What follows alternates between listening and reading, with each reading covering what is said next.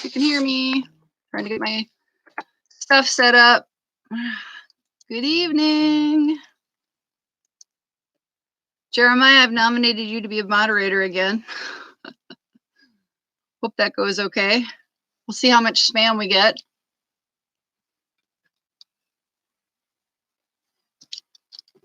Let me know if you can hear me. I hope you can. I'm just making sure. Okay. Woo! Look at that. You got a. You turned blue. You are moderator again, which is awesome. Just turning some stuff off on my computer, my other computer. Hey, Michael. Thank you so much for coming in. Appreciate it. I hope you guys are doing okay. Can everybody still hear me? You said you could hear. Hopefully you still can hear me.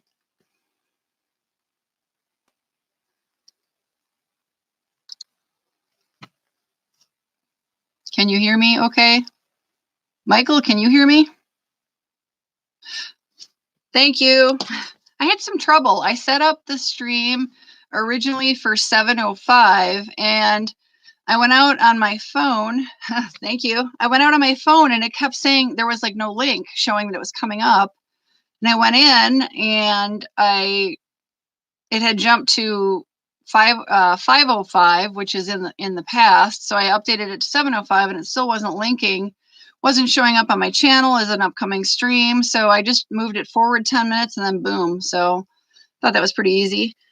So I'm sorry, you guys, I wasn't on last night. I have to tell you, I was just exhausted from the week. I took today off of work and I have tomorrow off of work to just kind of, let's see, what do they call it? Socially distance myself.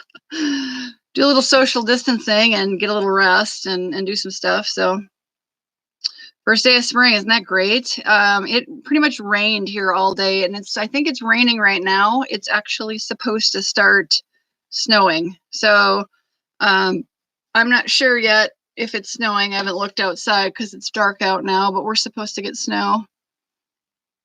You're doing podcasts. Okay, cool, Jeremiah. What are you going to talk about? Hey, Jess. Yay. Thank you so much for coming back.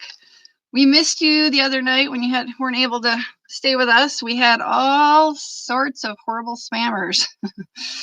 It was wild. Oh, that's cool. That's awesome, Jeremiah.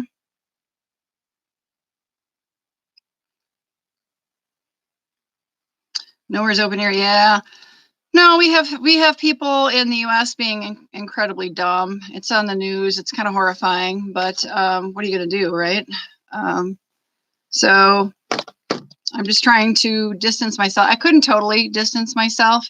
I actually had to get my tetanus shot. I was a little bit late in getting my tetanus shot, and I'm overdue. And because I live on a farm, that's not a good thing. So since I was off work, I went ahead and contacted the local pharmacy and I got my shot and my arm hurts, but it's all right. So Spotify, awesome, Jeremiah. Free Amigos, yes, they are. So Jess, are you gonna be able to hang out with us for a while tonight? That'd be great. We missed it, especially we got hit by the spam botters. But Jeremiah was all over it, which was great. So, well, good for you, Jeremiah. You're really getting on it. Awesome, awesome. So I do have some exciting news, and I finally yesterday morning, YouTube finally acknowledged my 4,000 hours of watch time, and so I was able to start the process towards monetization, and I've gotten all the way through to the point where YouTube now is just doing what they do. They kind of doing I think they call it like a full channel review. They just make sure that, sorry guys, I'm stuck on the carpeting down here, but they make sure that you've got good, your content is you know, sellable so that they can sell you to the advertisers. So I don't know how long it'll take. I've heard people say it takes over a month, and I've heard people say it takes 2 to 4 days. So I am hoping mine is in good shape. I know. Thank you, Jess. I'm so excited. I actually had the 4,000 hours like 2 weeks ago, but they weren't acknowledging it. So I'm in review right now, and I'm so excited. not expecting large quantities of money. I'll be lucky if I make $1 in my first month, but it's the next step in your channel. So I'm excited. That was a big relief. So I went through and I made my, you're sponsored, Jeremiah. Nice. Tell us more. Oh, wow, Michael, that's crazy.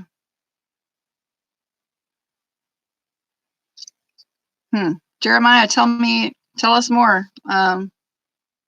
Yeah, Jess. And the thing is with the global health situation and a lot of people being working from home, and I know YouTube announced that most of their employees have been told to work from home. So everything's a little delayed. So it is what it is. But I'm just relieved that they finally acknowledged my hours and that I've gotten to where it's in their court finally. So that's exciting.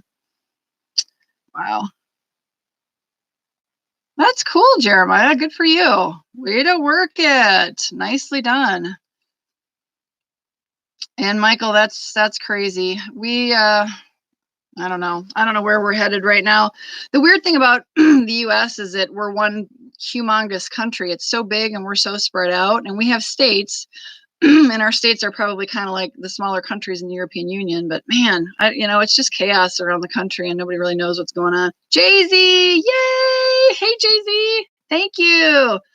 Yeah, pretty excited, Jay-Z. Oh, it's like a huge relief. And I know it can take a long time to get the review done because especially with what's going on, like I said, with the health in the world and people, YouTube said they sent all employees to work from home. So they've even said in the creator studios that they,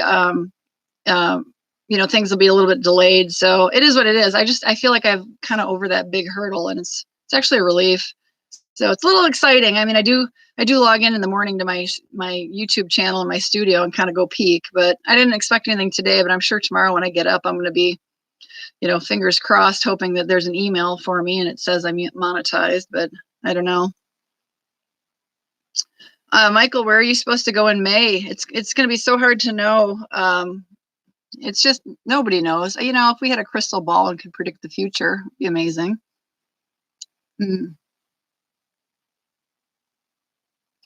Jay-Z's been monetized. Lucky lady. She did a good job. She cranked and got her channel going on. So I'm excited for you. Yeah, Jeremiah, it's the same thing as kind of creating, your YouTube channel, but that's awesome. What platform is your podcast going to be on? Oh, geez, Michael. Yeah, I doubt you'll be going to Italy. I don't know about Greece, but Spotify. Okay, cool. That's awesome.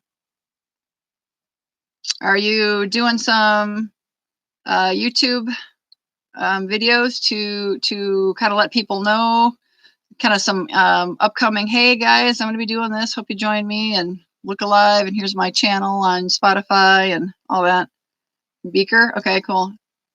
Nice. Congratulations. That's awesome. Well done. Well done. That's awesome, Jess.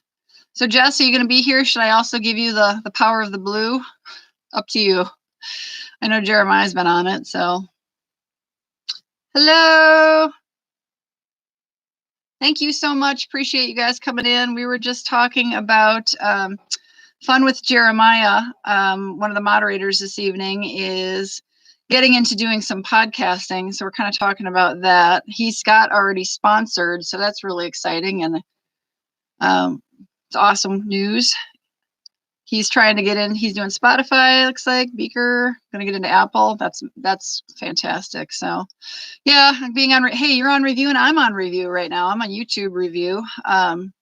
So yeah, it is what it is. It's kind of exciting, but all right. You know what? In case we get spam botted like crazy, and I'm gonna. The more blue, the merrier. I appreciate it. Yeah, if you're in blue, it's here to help you. I'm actually wearing blue today. You guys can't see it, but I've got my United States Air Force shirt on. The hubster is in the Air Force Reserve, Air National Guard. So I got a lot of Air Force stuff. You guys will probably see I didn't have a big hoodie that's camouflage. It's got a big old orange Air Force on it. So nice. I'll have to take a look at that. So did you Jeremiah do some videos then to kind of let your channel subscribers know? Oh, okay, cool. Good stuff. You're wearing a yellow top. Yeah, I got my Air Force on. I was feeling it. Especially, I think the military is going to become involved in some of the peacekeeping and whatever else needs to happen over the next however long. But usually it's like the Army and stuff that end up doing it. It's not really necessarily the Air Force, but we support them because the Hupsters is in the Air Force. So thank you, Brittany, AG and Brittany, and Jay-Z. It's great to see you. It's pretty awesome. Hope it's not too bright. I guess I didn't turn this light on. I don't really know if I want to get blasted by it. There we go. A little more light. That might be too much. Maybe I'll move it. Move the computer around a little bit. So anyway, it was really good having a day off today. We didn't get the rain started until like noon, the lunch hour. So I actually got some cleaning done. I know it's spring, so I had the spring fever, and I don't do very well at being like sequestered and locked up. So it's a good thing I am on a farm, because I went out into the garage and did all kinds of cleaning in there. Just it was nice enough out. I could open up, air out, do some sweeping and some cleaning, and then I headed out into the barn and got a good start on that. And then it started kind of storming, so I hung it up for the day, but it was good. You haven't used yours yet, Yeah, it is a lot of light. I was telling them, the first like 1 or 2 nights I had both my ring lights on, and it just ended up really, it just was too much. And now I've got the ones over my head. We've got can lights. You can see right there. We've got can lights in the ceiling down here. So I don't have that one on, obviously, but you can see the reflection of the one right here that's kind of bright. But I could try turning this one on, but it might be too much. I just don't want to end up with a headache. Ooh, that's bright. There we go. It's the beauty of these ring lights is you can adjust the tone and the brightness. So they're on, but they're not as bright. I know, right? You feel like you're in the I kind of feel like I am like on a theater stage with all the hot theater lighting, except for the LED lights aren't hot, so which is good. Yes, please. Most of these people, I believe, are in my puppy pack, my wolf pack. Thank you, Jeremiah. And don't forget, everybody, to send puppies to Jeremiah. He's an ambitious young man who has a goal. He's growing his YouTube channel. He's going to be a podcaster. He's been with us for this is my 4th live stream with Jeremiah hanging out, and I appreciate it. He's my mod. Jess has been my mod. I got a text message here. Just trying to make sure my ringer's off. Hopefully my neighbor won't message me and tell me my other neighbors something's on fire, but it's either pouring down rain right now or it's switched over to snow. So a little bit of snow. I'm trying to read. Michael, you said, lucky I have my car up. I would have been stuck in. Yeah, right. So anyway, today after it started raining, I just went and had lunch. And then I was mentioning I am past due on my tetanus shot. So I went in and got a tetanus shot. My arm hurts. It's pretty sore. It's got a kind of a hard knot right there. But got that done. And then because I am the care provider right now for my parents who are elderly and they are sequestered in their home, I actually picked up a few items for them and delivered it to them. Some more food items and a little bit of paper toweling and things. Nothing too much, but since I was out and about, I did call them up and ask them to text me a list of things they needed. So trying to make sure they stay in their home, stay away from everybody, basically, other than each other. And so I did that. I got a food delivery to them. Unfortunately, they had to come outside in the pouring rain to get it out of the car because I don't actually go into their house, their living area. So Yeah. Hey, Bane and Rain, fun time. Hey, Rob Greenman. Awesome. Thank you guys so much for joining me. So, hey, Generous. Thanks for coming in. Lots of new friends here. We call it Sharing Puppies, and we call our channels our Wolf Pack. So we were just, before I started going off on a tangent on what I was doing today, we were talking about sending one another puppies so that your YouTube channel Wolf Pack or Dog Pack can expand. And we have lots of YouTube friends and family. So we are referring to that red button, the S button, as sending puppies. Just not to, so make sure when you guys are typing in chat, don't use the SUB button. Don't talk about that. Don't talk about S for S. Don't talk about the global epidemic right now or pandemic, because that is a hot button with YouTube right now, and it can get our channels, all of our channels, either banned, deleted, or whatever. So we don't want to do that. So, and then if you need to put anything in it like numerically, type out the numbers, spell it out. Don't use the actual numbers. These are all little weird things on live stream that YouTube looks at as possibly flagging for spam. And then be careful how many emojis you use too, because if you just go in and you start using a ton of emojis, I think apparently you get kind of marked as spam. So we don't want to do any of that. But awesome to see everybody. This is fun. I was mentioning at the beginning of the stream, I'm sorry I wasn't on last night. I after 3 nights of being up so late at night for me and getting so little sleep, and working a 10-hour day the first 3 days of the week. Actually, it's 10.5 hours each day, and then coming in and doing a really late night, kind of not sleeping really well. I was pretty much totally exhausted last night and ended up kind of trying to crash. I took today off of work, and I took tomorrow off of work so that I have a long weekend to not only socially distance myself, because I am a caregiver for my parents, but I just needed to kind of get away from everybody and the stresses of having to go into work and being near people, kind of freaking me out.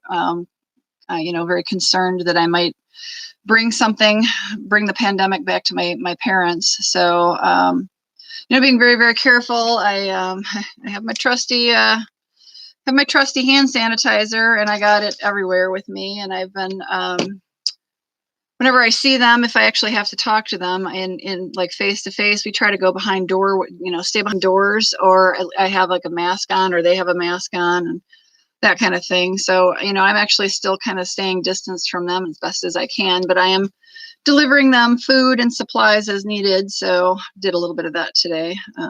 But hey, Generous. Anyway.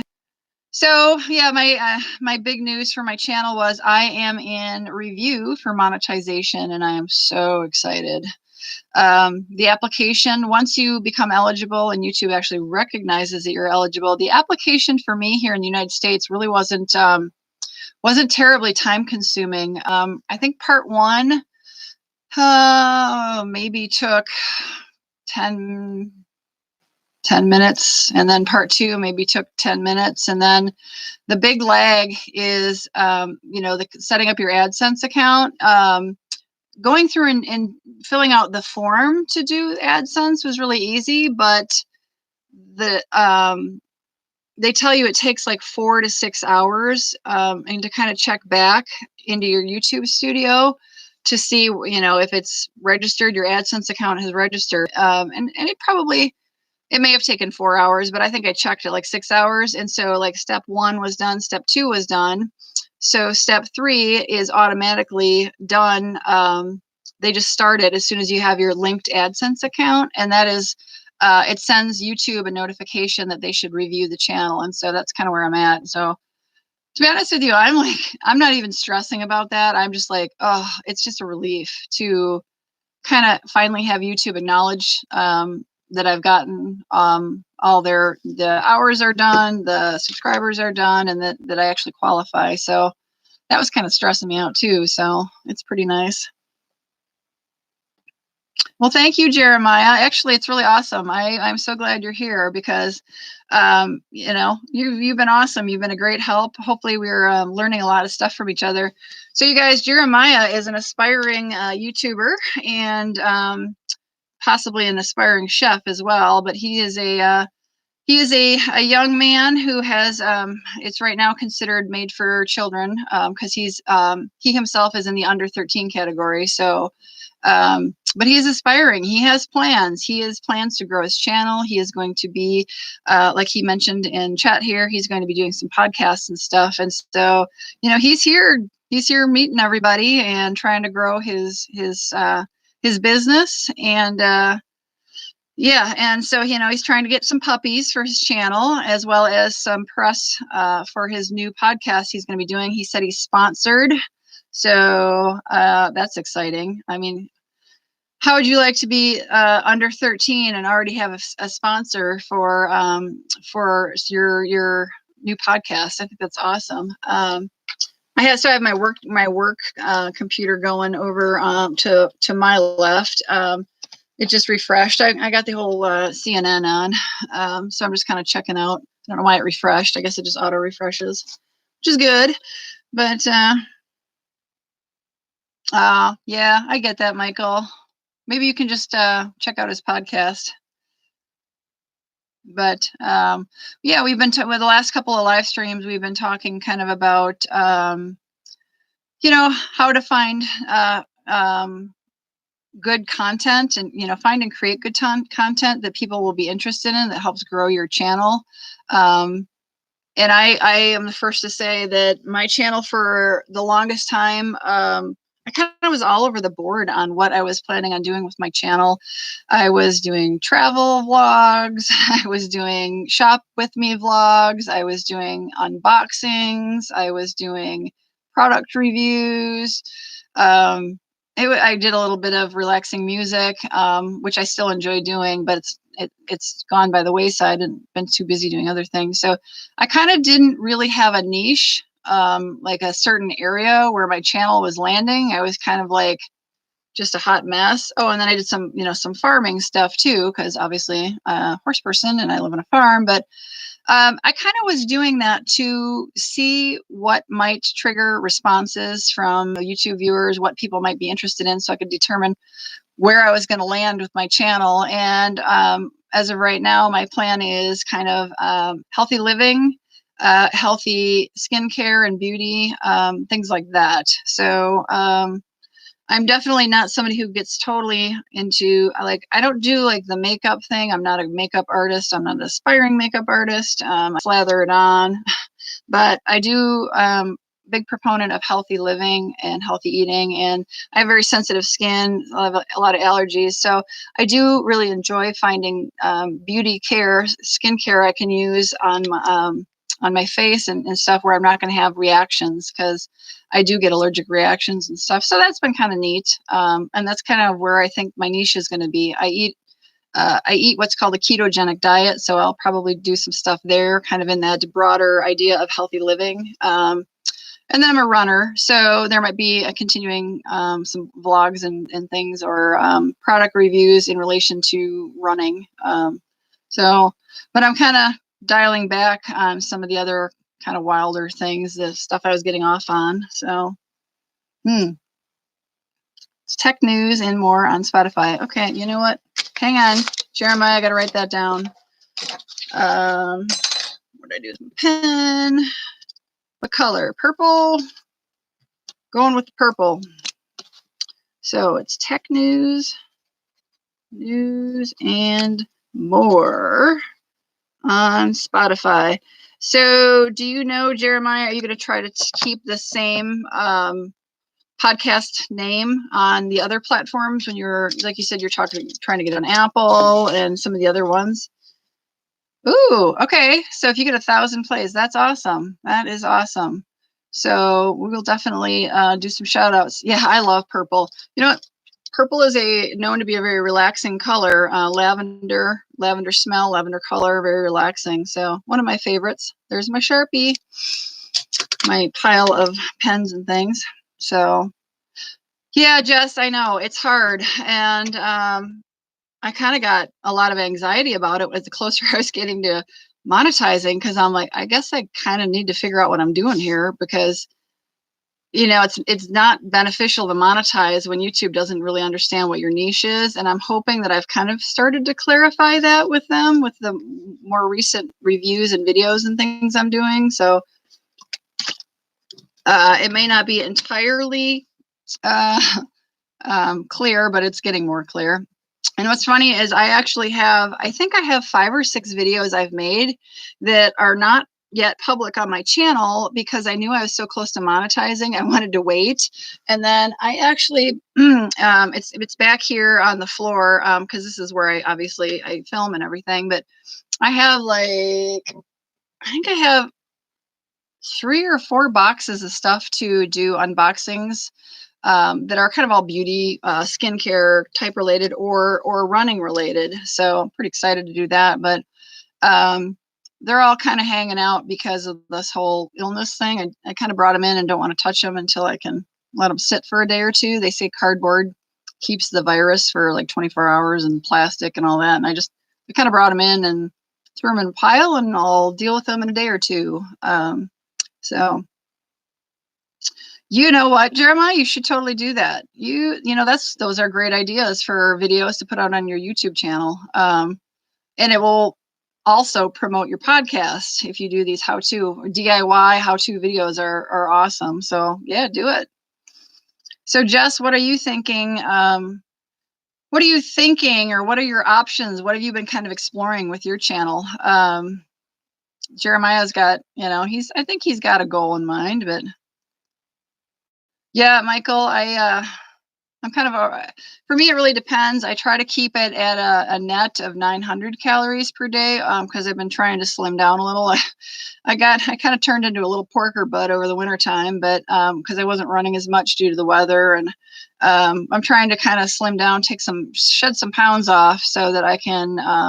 I really want to start training up for a half marathon again. I would have loved to do a couple of them this year, but with this whole pandemic thing, I'm kind of like, well, they're not going to be holding any if this doesn't clear itself out. So I'm not really, I don't have a race in mind at this point, because the future is so unknown. So, but I am out there trying to run. In fact, tomorrow morning, my farrier is coming, and we're going to get the horses trimmed. Farrier, most people don't know what a farrier is. It's, hey, Cyber Mustang, thank you for coming in. We call it a farrier. Most people know it as a blacksmith from like Western movies, but it's the guy who comes in and trims and shoes the horses. So I have him coming first thing in the morning tomorrow, and then I'm going running with a friend of mine. So I hope the weather is good. I'd rather have it snowing than raining, because we'll run in the snow, but it's not a lot of fun to run in the rain. So, hey, Cyber Mustang, did you see we got JZB here? JZB Gaming is in the house. So awesome, awesome. Thank you so much for coming back. Oh, so you still haven't slept. Wow. You are like a night owl, up all night, sleep all day. That's awesome. So, but anyway, sorry, Jess, I was just curious if you kind of have some ideas on what you're going to do with your channel. I mean, like I said, for the longest time kind of was all over the place with it, trying to find something I I really liked and I thought would work. And excuse me, yeah, nothing changes, right? Yep, same fun crew. But so Jay-Z, what time is it in the UK right now? Is it about 2 in the morning, 2:39 in the morning? Yeah, I get that. Mine was everywhere too, Jess. I was all over the place. I mean, I was like, oh, I'll do travel vlogs. And then I'm like, wait, I don't travel that much. I can't do travel vlogs. So I liked the idea, but then I was like, well, it's not going to work. And clearly right now, nobody's traveling. So I'm like, okay, can't do that. So I need a green screen too, but woo, we start getting into expensive.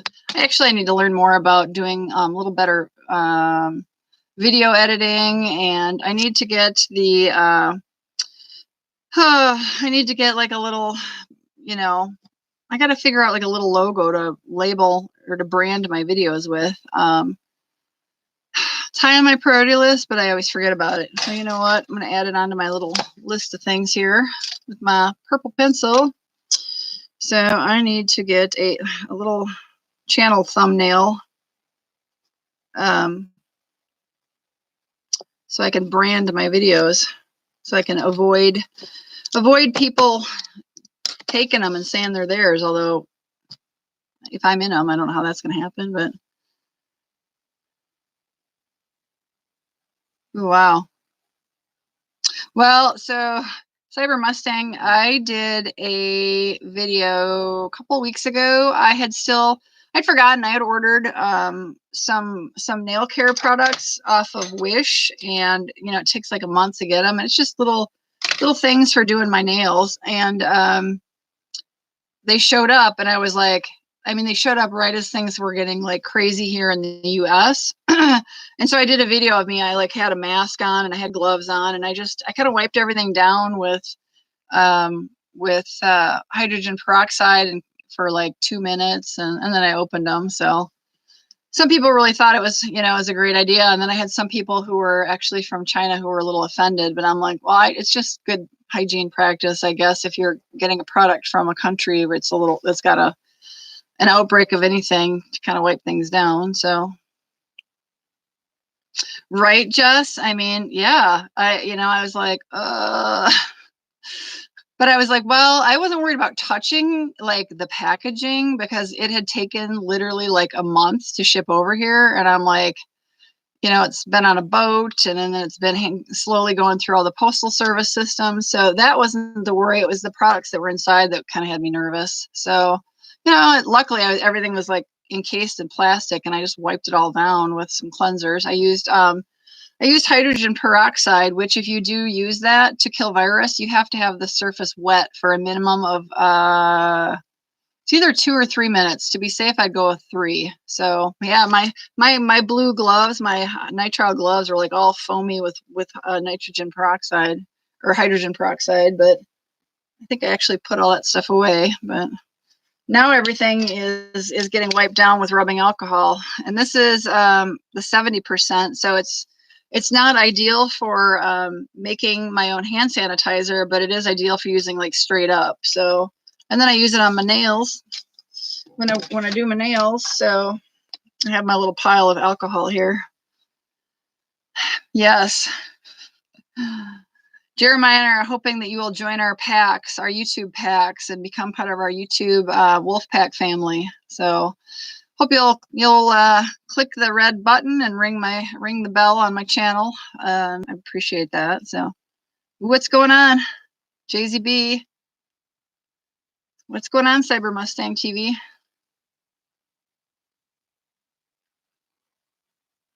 She probably, well, unless she fell asleep, or she's checking on her husband. I think she's still here. I don't think she said she was gone. Gotta look up. Now I'm scrolling up to see if she said our clock go forward. Oh, their clocks go forward. So they start daylight savings this Sunday in the UK. That's interesting. Jay-Z, are you still there? We'll see if she pops in here. If she's listening, hopefully she hears us say her name. JZB. Really? Whoa, that is so cool. Congratulations. That is freaking awesome. You and Jeremiah are like amazing. So I'm curious how you guys found your sponsorships. Did they find you, or did you go out and find them? Did you? Oh, the 29th of March, huh? Why? I could have sworn, Michael, that she said up in the chat here that she said clocks go forward. Oh, where did she say it? Oh, nope, you guys. So Cyber Mustang, she said, need my bedtime now. See you soon. I think Jay-Z's probably checked out and trying to sleep. So it could be free gaming headset, but I need to pay $20 for the shipping fee. Well, that's cheaper than buying the whole thing and paying the shipping, right? So that's cool. Anchor sponsors everyone. Okay, well that's nothing wrong with that, right? It's beneficial for them to try to get enough people promoting their content. Trash Talk Gaming, yeah. 29th of March. Okay. Well, we already had ours. Ours is always the first Saturday to Sunday morning. First Sunday morning now in March instead of it used to be towards the end of March, but they changed it a few years ago and I love it. They extended it. So we start earlier and we end much later, which is awesome. It really drags it out as long as we can, which is great. Trash gaming headset, that's 1,000 pesos. Ooh, that's expensive. That'd be nice. That is an awesome sponsorship. Nicely done. Trash gaming headset. That's freaking sweet. That must be I mean, why is it so much? Like what makes it so state of the art? Is it kind of like the like the Bose headsets and Beats by Dre that are so expensive? They're just very high end, obviously.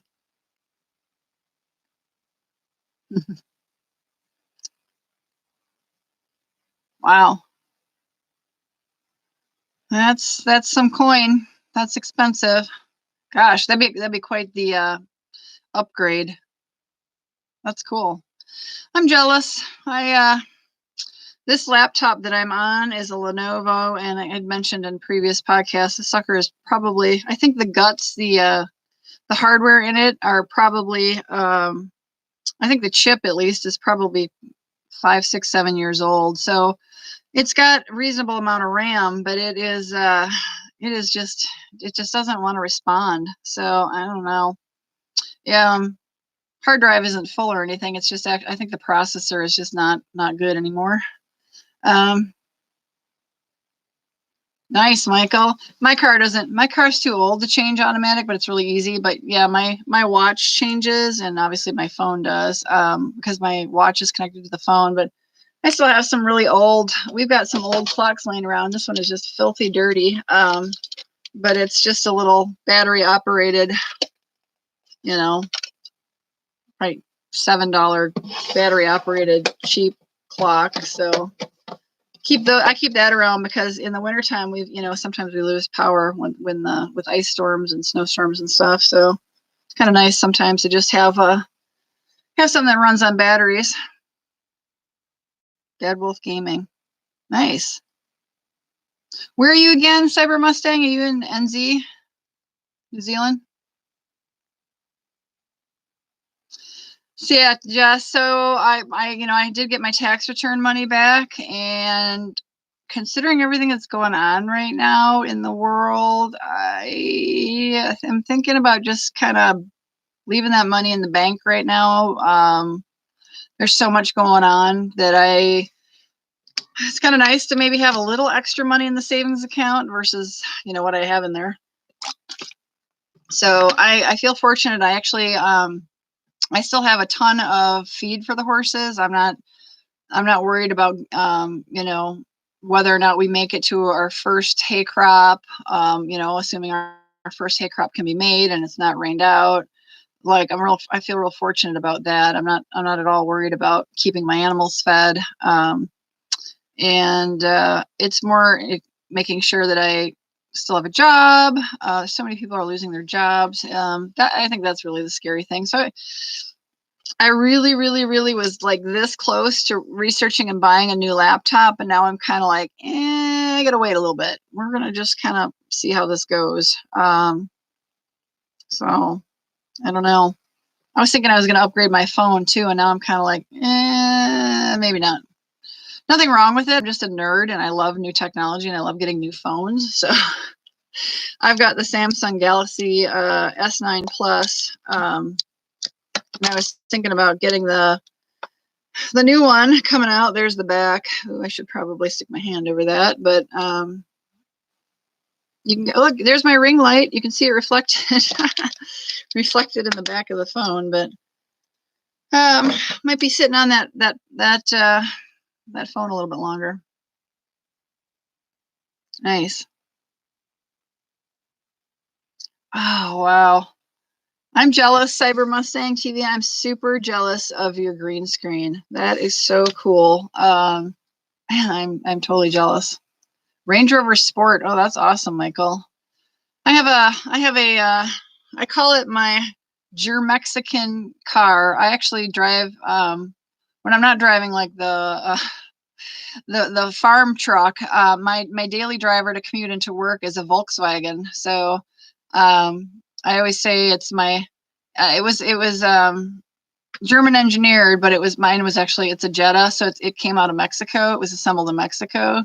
So I always say that it had a German father and a Mexican mother, and so she's a true American. She comes from all parts of the world. And I love that car. I've had that car since 2005. It's going on this end of August will be full 15 years I've had it, and the thing is it's been awesome. I love my car. So my chat thing just jumped a little. It was lagging again. Thank you, Jeremiah. I think most of these peeps are already in my pack, I do believe. Good job. Yay. Jeremiah got a new pack mate. That's awesome. Did it tell you who it is? Did you get an email, or did you just see your pack count go up? Sometimes you don't actually get a notification. It just kind of depends on whether their subscriptions are public or not. So just checking out the old CNN, seeing if anything interesting. Hard to say, but little Ford. Hey, nothing wrong with Ford. We had a Ford farm truck for a long time. So now actually we have two here. We have the old, what is truly the farm truck. It is a Chevy. It is so old. It is a dually. It's an extended dually with a full box, an 8-foot bed.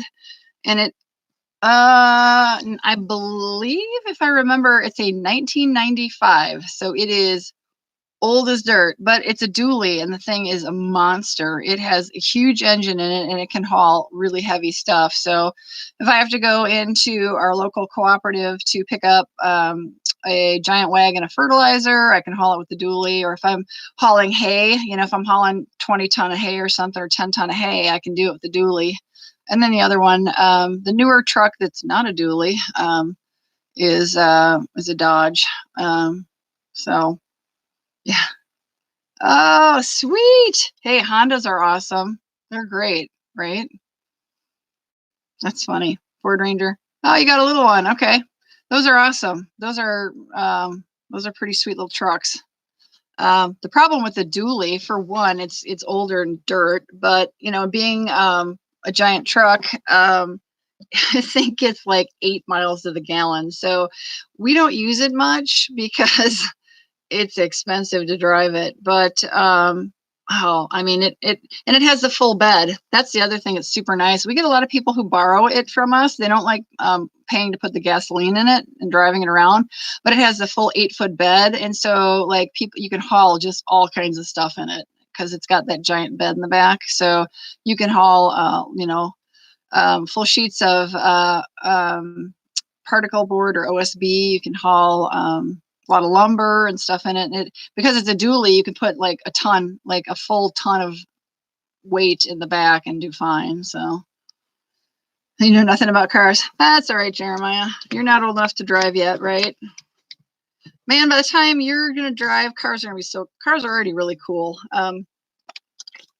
My car is actually a manual transmission, which I find hilarious because more and more people don't know how to drive a manual transmission.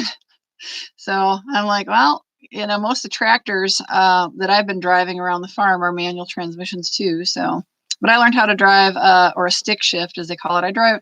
I learned it when I learned how to drive. We had an old, man, I gotta dust off the memory brain cells here. We had an old Nissan that was a stick shift. I think it was I think the first one was a Nissan Sentra, and I think that was the one that was a stick shift. We had a Stanza and a Sentra when I was a kid and learning how to drive. So we had a, I think the Sentra was a stick shift. And so that's what I learned how to drive a stick shift on. It was a 5-speed, and it was invincible. So it was pretty sweet. Not yet, Jeremiah. You'll get there. No worries. Right now you're putting all your time into creating your YouTube channel and your podcast. That's pretty good stuff. So I wouldn't worry about driving. It's not like we can go out anywhere anyway. They're telling us to kind of hunker down and stay inside. So, nice. Congratulations on the size of your wolf pack. 110 puppies. Good job. Good job. Keep it going, right? How can they drive a manual?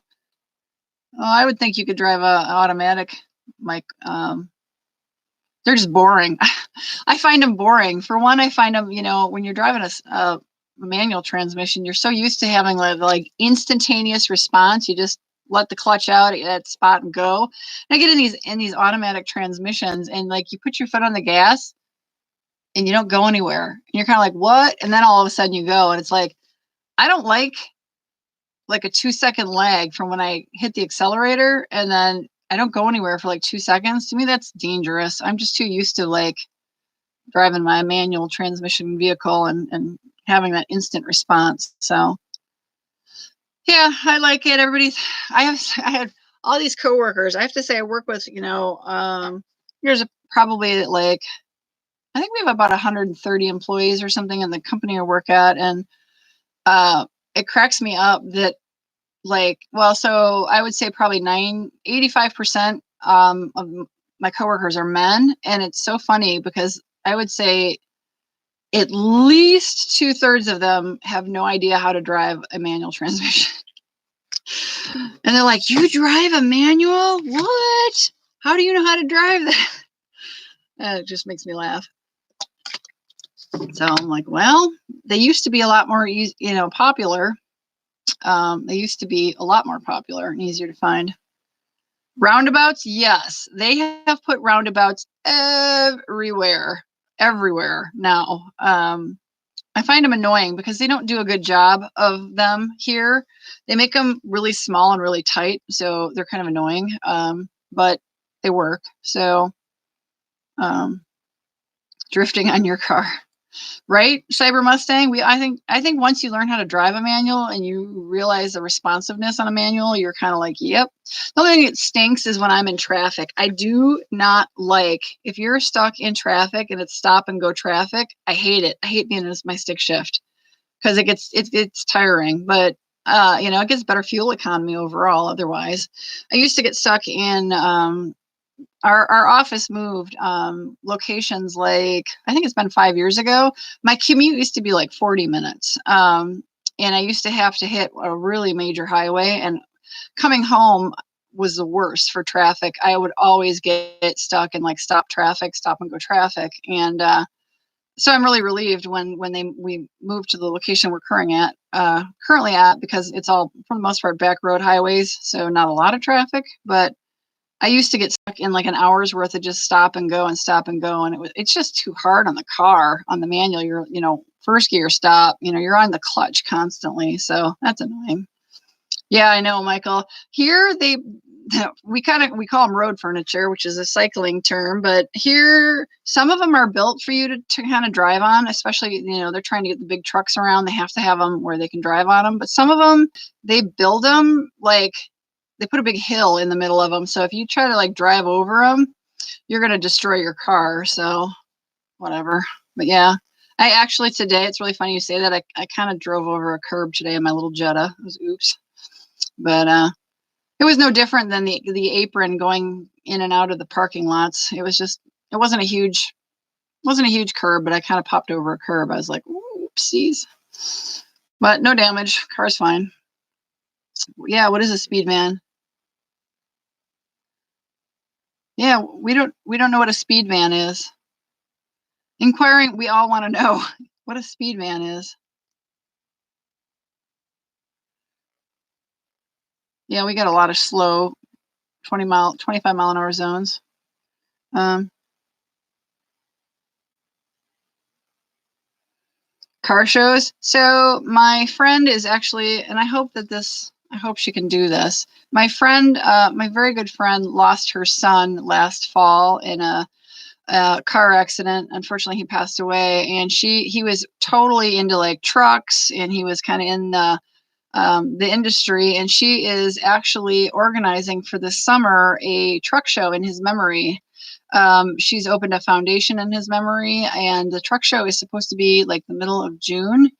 And now, of course, with this whole pandemic thing and the current laws that are being enacted as far as no gatherings, I just hope that she can still have it.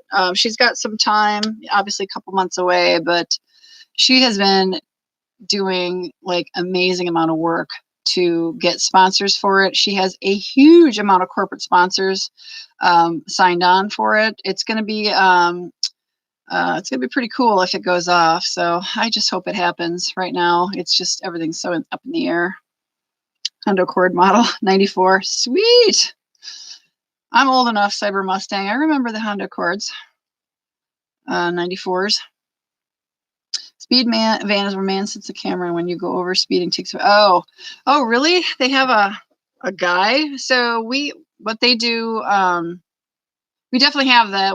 Our police officers will do that. They'll set up a group of officers where one will hold the radar gun, the radar machine, and then he radios the vehicle description and the speed, and then there's like 5-6 other officers, and they pull over huge groups of speeders doing that. And then we do have actually some cameras set up, I think, around North America. I don't know how prevalent it is in smaller cities, but I know in the larger cities they've got speed trap cameras, and we definitely have cameras for people who are running stoplights and stuff too. But that's interesting. I didn't know they were called speed vans. Interesting. Oh, Twitter. Hang on. I'm logging in.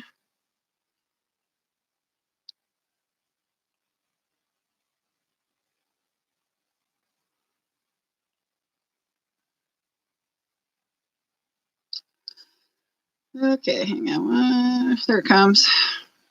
I'm still looking at I'm still looking at this one. Where'd it go? Oh, okay. So it's a speed van. You guys want to see the speed van? Let me see if I can blow the picture up there. That's better. It's a little bit bigger on the phone. So there is a speed van. So that makes sense now. It's truly a van. Well, you can't miss them. They're all brightly painted and everything. It's kind of obvious if something like that is up ahead. You don't go flying up on it, but cool. Thanks, Michael. That helps it. Let us know. Yeah, Jess, they do it here. They'll often do it on bridges, around bridges and stuff. They'll have like a officer up on the overpass, kind of down at having his radar thing down at the highway underneath, and then he's radioing to up ahead to, officers that are hidden. So yeah, I've been really lucky. I tend to have a lead foot because I'm always in a hurry, but I've been trying to be really good about that lately, and I haven't had any tickets. So you get your tickets in the mail.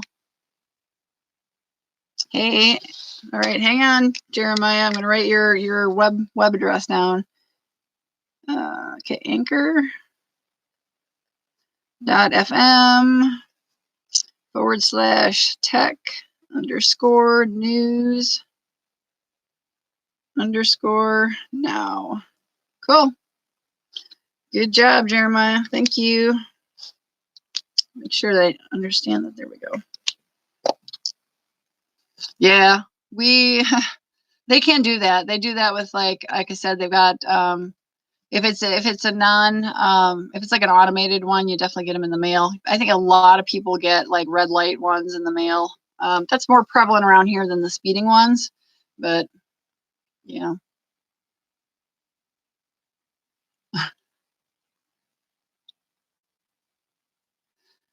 Jess, you saw his car?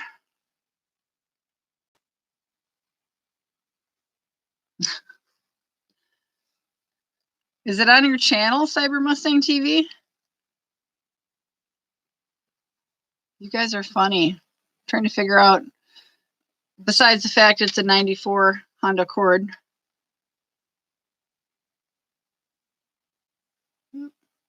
Sorry, I'm trying to read some of the chat because it's a little bit backed up here.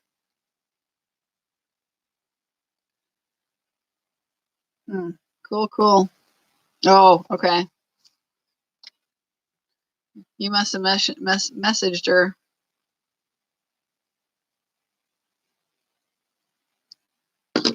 Checking things out, checking out what's going on in the world. So Jeremiah, I'm gonna go check out your channel on the YouTube.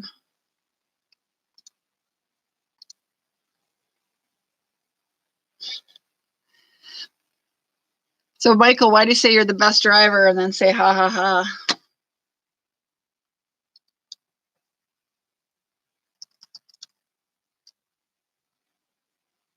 Oh yeah, I suppose everything would feel backwards here for you as it would feel backwards to go there for us.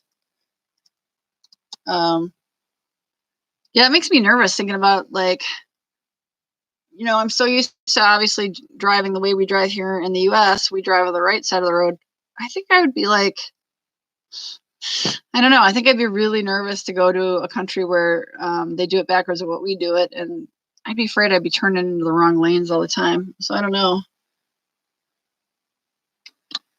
All right.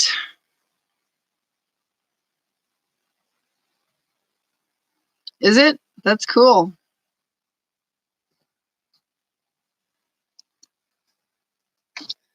Fun with Jeremiah. All right, Jeremiah, got your, yep, 110 subscribers. My connection is being kind of a pain. So Jeremiah, when are you going to pop a new video on your YouTube?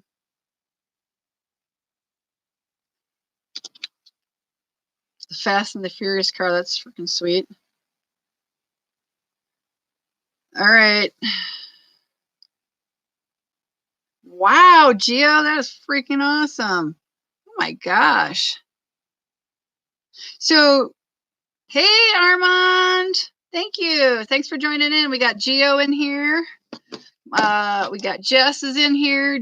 Jay-Z was in here, but she's exhausted because, you know, it's like the middle of the night over there, and she cashed in early and is off to get some shut-eye. So we've also got my new friend Jeremiah in here, and Jeremiah is a enterprising young man who is starting up his own YouTube channel, and he's starting up his own podcast. And Jeremiah has been helping me in my live stream, helping me out as a moderator, because we seem to attract these spam botters who come in and post, you know how that goes, post a bunch of gobbledygook. So Jess has also been helping me with moderating. So Jeremiah would love it if you could exchange puppies with him. We call the red button, we call that exchanging puppies, and we call all of the people that we give puppies to our pack mates. Wink, wink, nod, nod. So yeah, those people are not fun. They're pretty gross, especially when you've got someone like Jeremiah in here who doesn't need to see that stuff. So Jeremiah's been cool. His mom has I think probably watched over his shoulder a few times to make sure that he was on a safe live stream here. But he's been live streaming with us all my live streams, I think. Right, Jeremiah? Yeah. Sorry, I was Gio sent me a picture of his sweet car, and I was oogling over it when you showed up. I know. Yeah, we get a lot of trollers. But anyway, Jeremiah is looking to grow his channel, but he is an enterprising young 9-year-old who cooks. So, and he has, he's found himself his first sponsor for his podcast. So he has a podcast and he got himself a sponsor. He's set up on Spotify. He is attempting to get on 2 other podcast platforms. So Jeremiah is a bright young man with a very shining future, because he's figuring things out. He's doing his, he's stuck at home obviously, but he's doing his research. He's asked a lot of really good questions on how to grow his channel, and we've been trying to help him out. Right, Jess? And Gio's been on here a little bit. Gio's been pulling an all-nighter. And yeah, he hasn't slept through. I think, is it about like 11 in the morning or something, Gio? Yeah, Jeremiah, let Armand know. Armand knows a lot about this. Armand's got a really, really great channel, Jeremiah, so you should check out Armand's channel. And his son has a channel too, so you might check that one out too.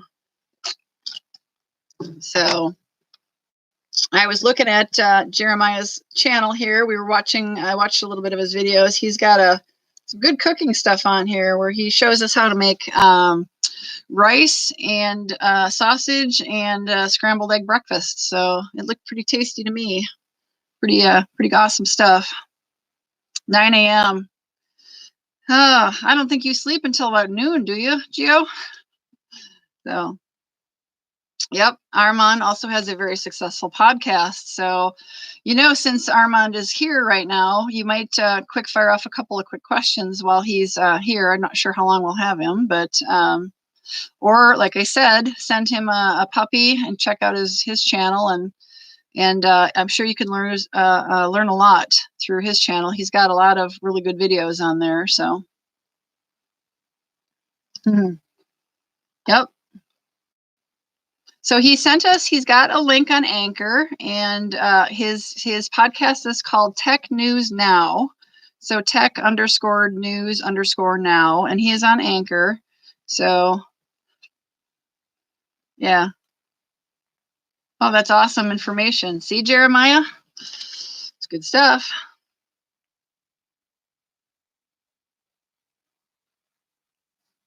That is awesome. I'm reading your information, Armand. Does that make sense for Jeremiah? Do you understand what Armand is saying? Oh, I'm sorry, Tech News and More. But the link was anchor.fm/Tech News Now, I believe, right? Post your podcast link again in the chat. Yeah, Tech News and More. Okay, that makes sense. Sorry, Jeremiah. I don't purposely mean to mess that up for you. There we go. Good job, my friend. You are doing it. So, Jeremiah, tell Armand how old you are for having a YouTube channel and your own podcast.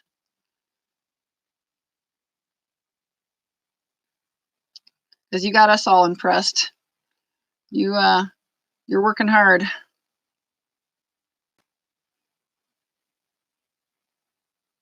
Still there, Jeremiah? Oh, you know what? I'm sure my chat is lagging. It does that. There we go. 4th grade, 9 years old. So he is quite the entrepreneur. Has a good YouTube channel going and already into the podcasting. So he's a smart young man. Pretty impressive. He's asking a lot of very, very good questions on our chat here. Learning a lot. So yeah, Armand, how old is your youngest son? I think he's a little bit younger than Jeremiah. All right, Michael, I'm gonna check it out on Twitter. Hang on. Okay, I'm laughing, Michael, because obviously I think the interior looks backwards because everything's flipped for us, but it looks really nice. Wow, that's awesome.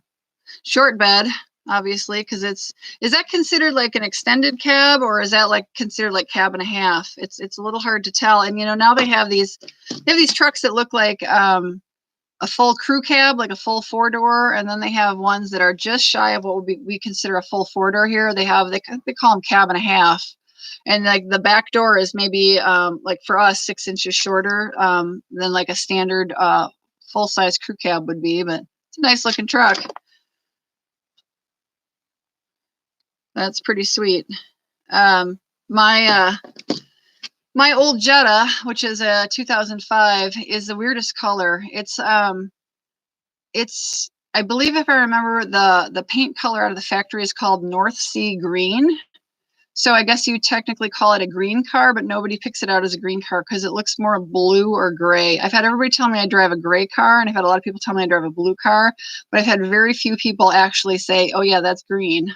So it's and it's got some old wheels on it, and I actually need to buy a set of new wheels, new rims for it, because they're pretty shot. They look terrible. And I was just looking at yours to see the all black. That wouldn't work for my vehicle. I think I need to stick with some more chrome, just due to the coloration, the weird coloring of my Jetta. But cab and a half. Okay, yep, that makes sense. Adrian is 3. Yep, so a little younger than you yet, Jeremiah, but yeah, some grip. AJ is 10. Oh, there you go. Perfect. So yeah. Sorry, I'm trying to keep up with the text. A couple of different conversations. So I am, as you know, I'm north of you, Armand, in the central part of the U.S. I actually have never revealed my actual detailed location on YouTube, so I'm kind of keeping that. I'm just calling it the northern part of the central U.S. Yep. Yep. Jeremiah. Yep. Jeremiah's West Coast. Jess, as you know, she's a Kentucky bluegrass gal. And then Michael, our topic, well, basically my topic has been kind of chatting about, I kind of revealed my exciting news for my channel that I am in review. Super excited that my channel is in review. We've kind of caught up on, you know, what's been going on in the week. These guys have been on the past. Yeah, I know. Well, I don't know that you know exactly where I am, Armand, but you know I'm north of you. Yeah, so anyway, my exciting news is definitely that I am, as you know, Armand, I am under review to be monetized soon. These guys joined in and previous reviews to kind of help me get over that hurdle, to get me to where I could go through the application. So I took last night off of live streaming, just because I was needing to catch up on some sleep. But so they've all been kind of waiting for me to say, hey, I got the email, and so that's, yeah, yeah, yep, near Scotland in the UK. So yep, Michael's over in the UK. Same view. It's pretty much a tight knit group of people who've been on my live stream. This is my 4th live stream ever, and obviously the fourth one of this week. And so we've kind of continuing on the discussions that we've had over the last 3 nights. We've been a lot of talking about channel growth. Obviously, my big announcement is my channel's grown enough that I've hit that next exciting step where I'm being reviewed for monetizing.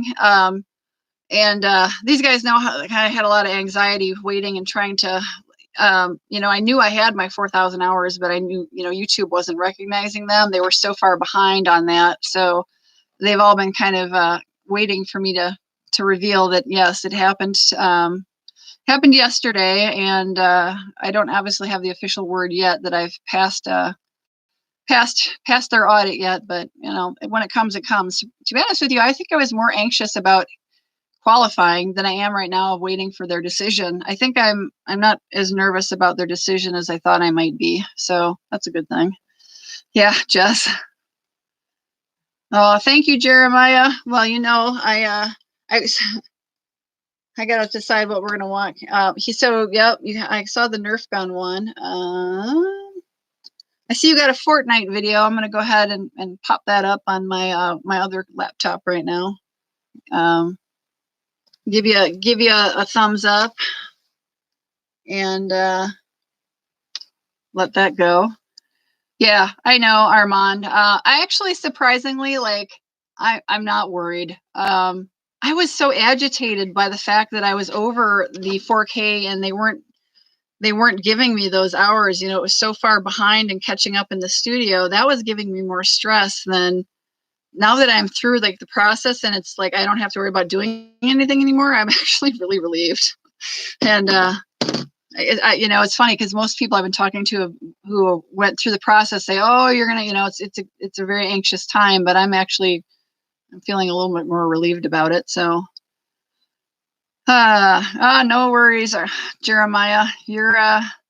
You're awesome. I appreciate you coming in here and being a moderator for me.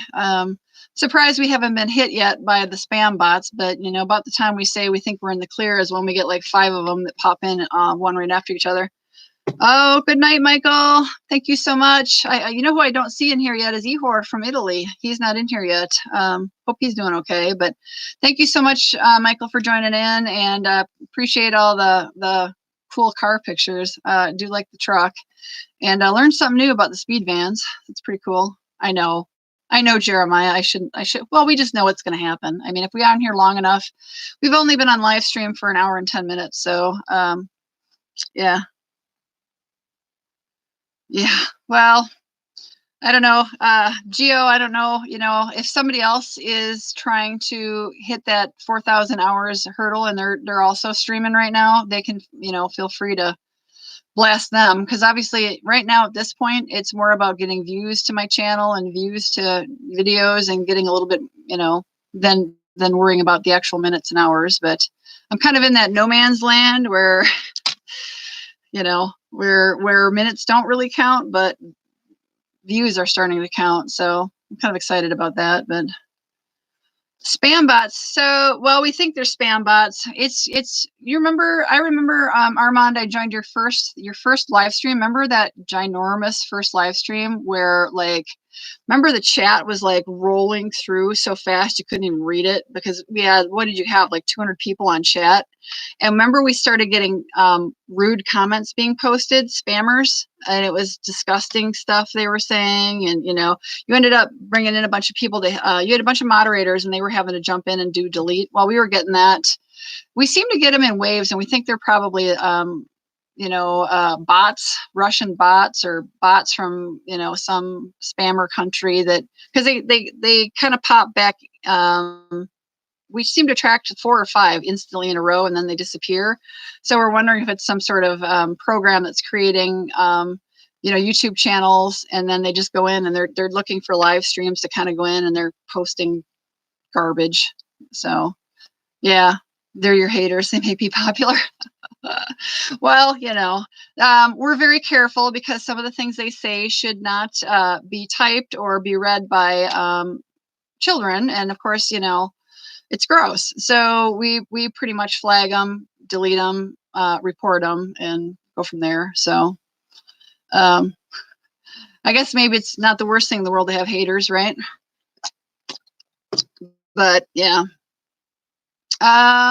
I'm not sure, Michael. I'm trying to decide if this is a good time to keep doing them and if I should keep going with it. I'm off of work. I took off today and I took off tomorrow, and then of course it's our weekend. So it's Thursday night here where I am. And I thought about doing one today, but I had a little bit going on. I may have to go into work, and I'm not real sure yet as far as when I would do that, but I'm not sure when to schedule stuff. This one seems pretty consistent that you guys are all kind of coming on at the same time. But I think if I do that, if you have the notifications clicked, you know, if you've clicked the bell notifications, you'll get an email. Because I don't, you know, it's not like I just jump in and do a live stream. I usually try to schedule it out 30 minutes to an hour at least ahead of time.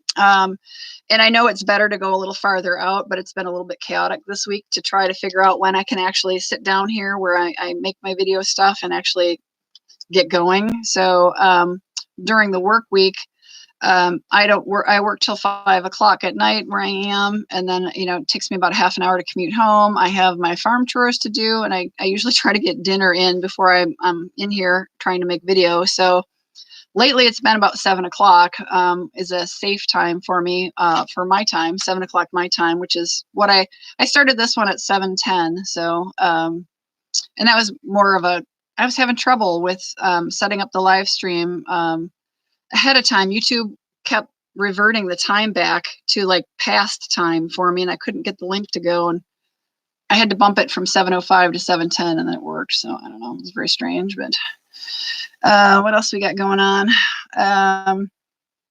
Oh, there are people kicked out from the team. Well, we're reporting them to YouTube, so for depending on what they're doing. They're either getting reported for spam. Some of them are reporting some really vulgar, perverted stuff. And so I report them for that, for being explicit, stuff like that. So they're getting various reports. So not only are we deleting them, but we are reporting the channel. And I don't know. Hopefully YouTube, when you do that, hopefully that grabs their IP address so that, if they keep jumping on and off and making different channels off the same IP address, hopefully they'll get tagged. I don't know. I mean, if they're using VPN, it is what it is, but we do what we can. So yeah, they want to know. They didn't unsub you, so they want to know what's going on. Oh, of course they do. They're copycats. Well, flattering, but annoying. They wish they could be as good as our group, right? As our team. Totally. So catching up on what you guys were typing here. Justice, I was also actually kind of talking about how the last few months going into, as I knew I was getting closer to monetization, I knew I had to pick a firm direction in my channel to go, so that when I do, finally get monetized, that I actually can attract quality, advertisers. So Jess said she's still kind of trying to sort out the direction that her channel is going, and obviously Jeremiah's growing his channel, and he's kind of trying to figure out what to do. He said his most popular video on his channel was his cooking video, and I said cooking is very popular, and I said that might be something he want to consider doing, but it sounds like he's got some tech stuff going on. So, he's exploring as well. But I did tell them in the when I kind of figured I was like 3 months out, 2 to 3 months out, I really kind of said, okay, I need to know what my channel is going to do, and I need to start making pretty dedicated content. So I've kind of given up on certain things, and I'm kind of doing what I call healthy living, because it's mostly like healthy skincare and healthy beauty, what I call it, with a little bit of makeup-y stuff in there. But I have I get a lot of allergic reactions. I don't wear like a ton of, I know, the whole YouTuber beauty thing is to cake on like 85 layers of makeup and do all this contouring. I can't do that because I'm highly allergic to all that stuff. So I've kind of gone down the beauty niche of being more towards healthy, hypoallergenic stuff versus how to contour and highlight. I'm not good at that. As you can see, I don't really wear a lot of makeup. So I found my niche, and that is where I have been trying to direct more of my videos is, and then I'm a runner. So that's more of the healthy living as well. I try to eat a ketogenic diet, so that'll be part of the healthy living. So it's kind of like healthy lifestyle / so I've been kind of trying to not do as many shopping vlogs, and the products that I'm doing unboxings and reviews for are now more relative to that direction I'm going with my channel. So it took a while. Jess says she's kind of trying to sort out her channel to figure out where her niche is going to be. So let's see. Better discuss. Let's see. Yep. Okay. I'm sorry, you guys. I'm catching up on what you're saying. I'm just rambling here. Oh yeah. Sorry, I'm reading Geo's. Oops, I went back too far. Yeah, not too many people from our group are here, but I understand that it was kind of late notification. Yeah, Jeremiah, you are quite the entrepreneur. That's impressive. Way to set goals, my friend. You're doing great.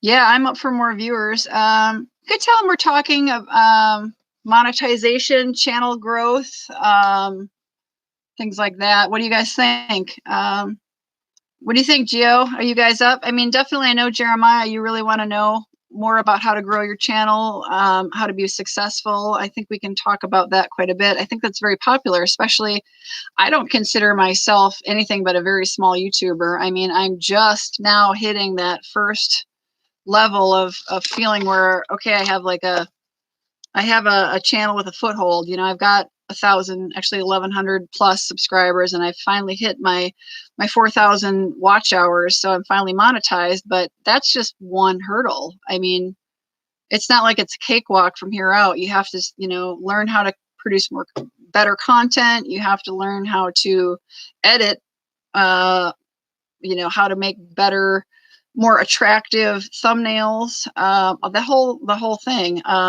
Jess and I were talking about getting, you know, slowly being able to afford and purchase better equipment to make videos. I have 2 ring lights that are, you know, I found on good deals on Amazon, but I was discussing earlier, the laptop that I'm on is quite old. It needs to be upgraded.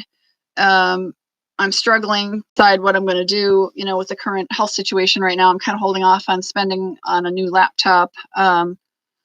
So, you know, and then it's, of course, what kind of laptop do I want to get? Because I want to be able to make good quality videos. It needs to be snappy. It needs to have, you know, good innards in it. So that's a stressor. And then, you know, I still am making all my videos, or I should say filming all my videos with my cell phone. So at some point I need to look into purchasing, you know, a more dedicated camera for making my videos. But that one's a struggle too, because technology, you know, the technology, and you know, I do all my editing of my videos on my phone. And if I start using just a regular kind of YouTube dedicated camera, then I'm going to have to be importing the video into the laptop and doing the editing on the laptop, which will require different software. It's a little,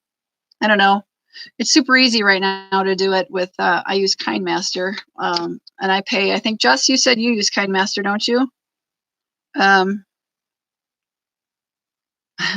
Jeremiah, you're sweet. Sorry. I know you guys, my chat keeps jumping. It's kind of weird. So, I think we just talk about channel growth and that kind of stuff. Thank you, Jeremiah. 10 million puppies. Oh, that would be astounding. Woo, that'd be a lot of work. I'd be excited. Yep, exactly. Geo, making your channel grow, how to get more views. Yep, exactly. See, Jeremiah, you are awesome. Right, I should. I don't know how I'd send it to you though. Probably have to upload it to like a Google account or something.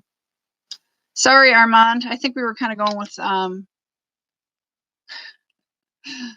I think we were kind of talking about channel growth. I think Geo had the right thing. Sorry. For some reason my comments are really lagging. I get nothing for 2 minutes, and then 15 of them pop in, and it's distracting to try to figure out. You want, okay, let me write that down, and then you need to delete that. So hang on.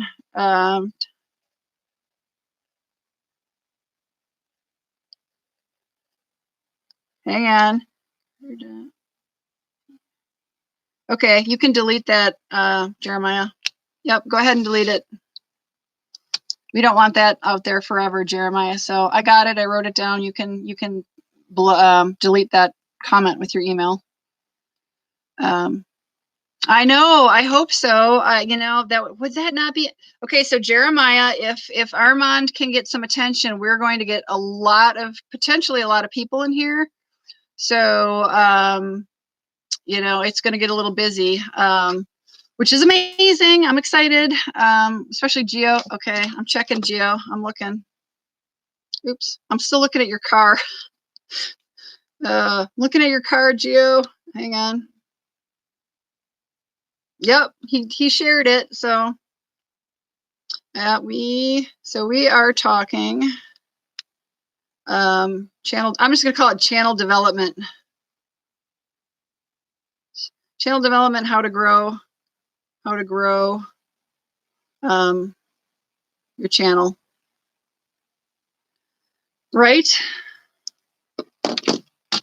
Well, hopefully we might pick up some spammers, but don't get too excited if we get a whole bunch of people in here. A lot of them won't be spammers. The spammers are always ones that have really suspicious thumbnails. That's what I'll call it, suspicious. But thank you, Armand, for seeing if we can get a few people in here.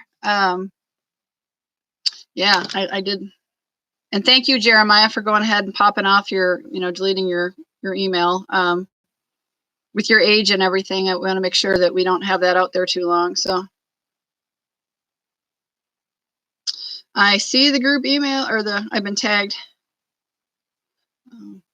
Join. See, I'm doing it on my phone.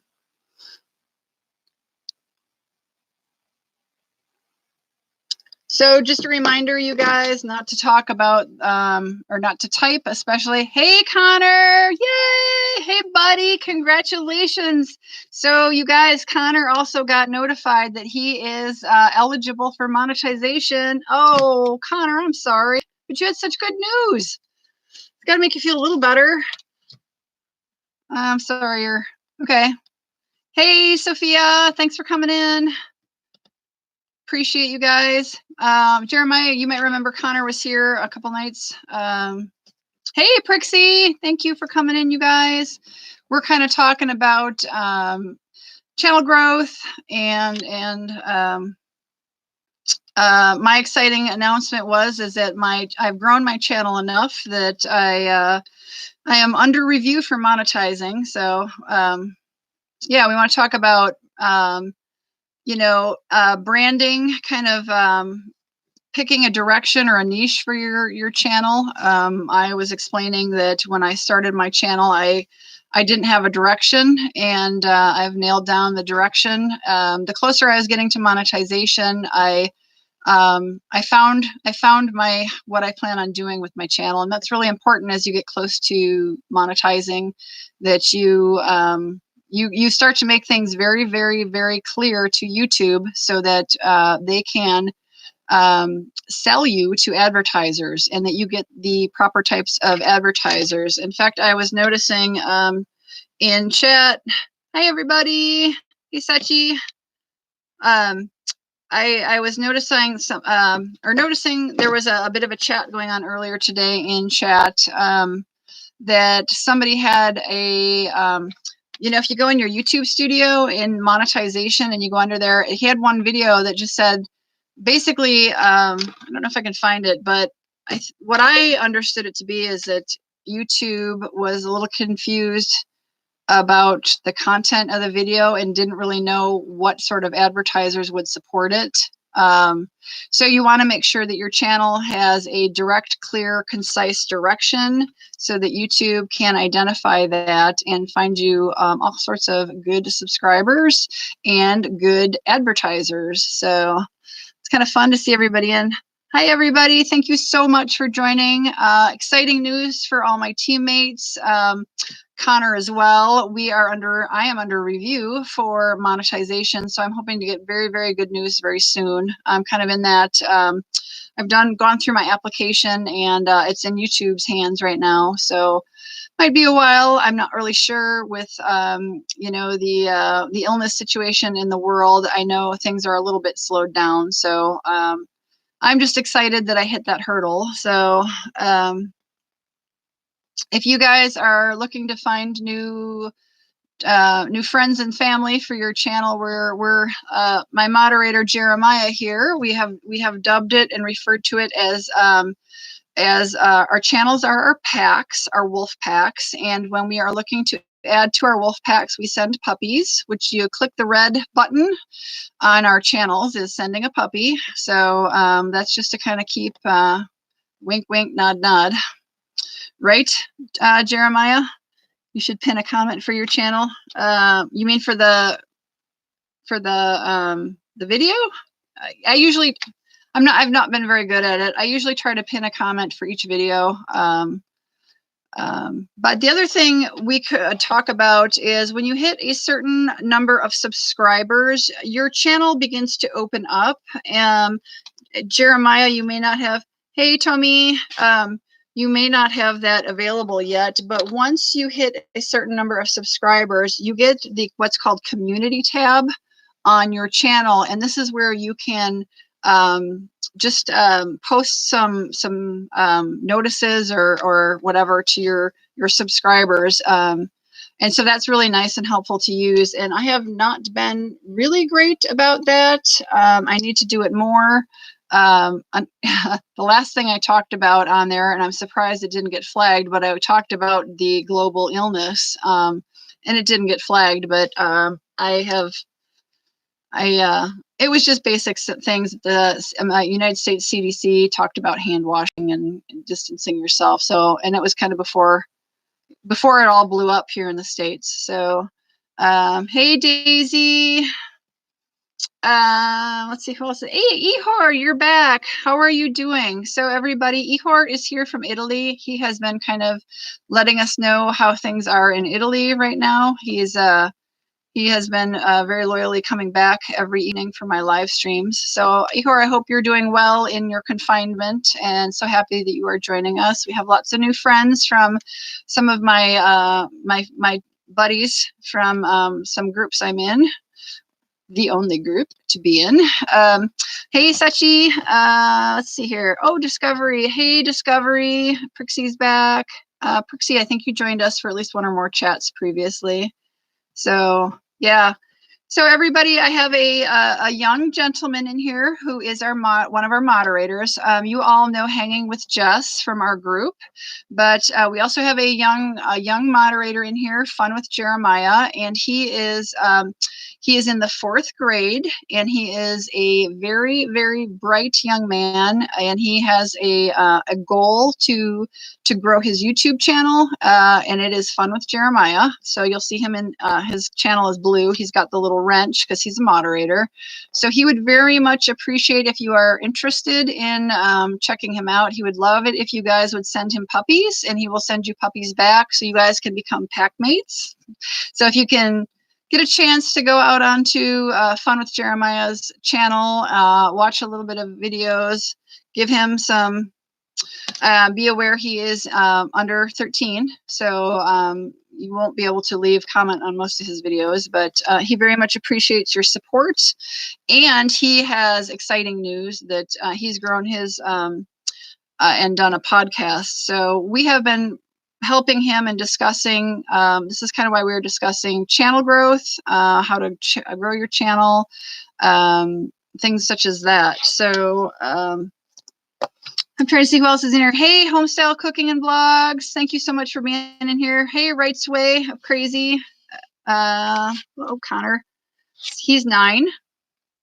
And he already has a sponsor, you guys. He is doing very well. So he actually got some really good, see, he's being a very, very diligent moderator. Sorry, Connor, he got you on something there. But yes, so he's being careful. He is. So he's sponsored. He got himself a sponsor for his podcast. And he is looking, this is a bright young man, you guys. He knows what he wants, and he's working hard. He's learning. He's asking some very good questions about channel growth, and we're having a really good discussion here. So, yeah, Jess is here. So Jess and I were both discussing how when we started our channels, we didn't really have a direction. As I have gone, obviously my exciting news is that I'm in consideration for monetization, but I was saying that in about the last 3 months before hitting that 4,000 watch hours, I realized I needed to dial in the direction of my channel and make sure that my channel is very clear, so that not only my subscribers know what to kind of expect, what kind of content to expect from me, but then YouTube can also identify that and provide quality advertisers, and obviously recommend me to other YouTubers, so that I gain more subscribers and more views and things. So just looking. Hey, Ensky, just seeing who else popped in. Hey, Daisy. So we are, but I just wanted you guys to know, so, you know, he is a bright young man, so he's got a great future ahead of him. And I hope you guys will send him some puppies. I know he would very much appreciate it. He's in here to learn as much as he can. So just curious if you guys have anything in particular. We were talking about channel growth, branding. Definitely want to talk about branding. I think I chose a pretty good name for my channel. I think a lot of people kind of chuckle and remember it because it's kind of it's an interesting name, Opinionated Horsewoman. But that is who I am. I'm a horsewoman, and my friends are always like, you've got very strong opinions. You are not afraid to, I don't necessarily overburden people with them, but when I am asked my opinion, I'm happy to share it. And I always try to be as fair as possible, but I hope that sticks in people's head. So I feel like in my branding now, and what we discussed 2 nights ago on my previous live stream, is I need to figure out like a logo so that I can watermark my videos through YouTube. And I think I have a good idea. We kind of talked about it, so I just need to do that. And I have been trying to be very consistent in the style of thumbnails that I'm using when I am publishing new content, because you start to get known for if your thumbnails start to kind of have a common look and feel to them, people kind of go, they see your thumbnail and they know it's you, that's your channel. So I'm definitely trying to stay very consistent in how I am creating my video thumbnails as well. Again, it's kind of what I would consider branding and consistency, so that I get a little more recognizable as I continue to slowly grow. So yes, Daisy, I am reading. I'm kind of reading through, not always being really great about stuff. Stay in school. Yes, Connor, definitely agree. Learning as much as you can in school is such a amazing. It just puts you a step ahead in life. I think overall literacy, really helped me. My mother was a book reader, and so I became a book reader, and that really helped me in school to be successful, and has helped me in life. So I'm just checking out. Hey, is it Maya? Sorry, it's jumping a little. Good morning. It is evening where I am, so good morning to you. It's good evening for me. Jeremiah, so we're having a discussion with, like I said, our young man in here, Jeremiah. He is definitely an amazing entrepreneur, and he has a bright future. So I'd be curious to see what you guys have other suggestions for branding.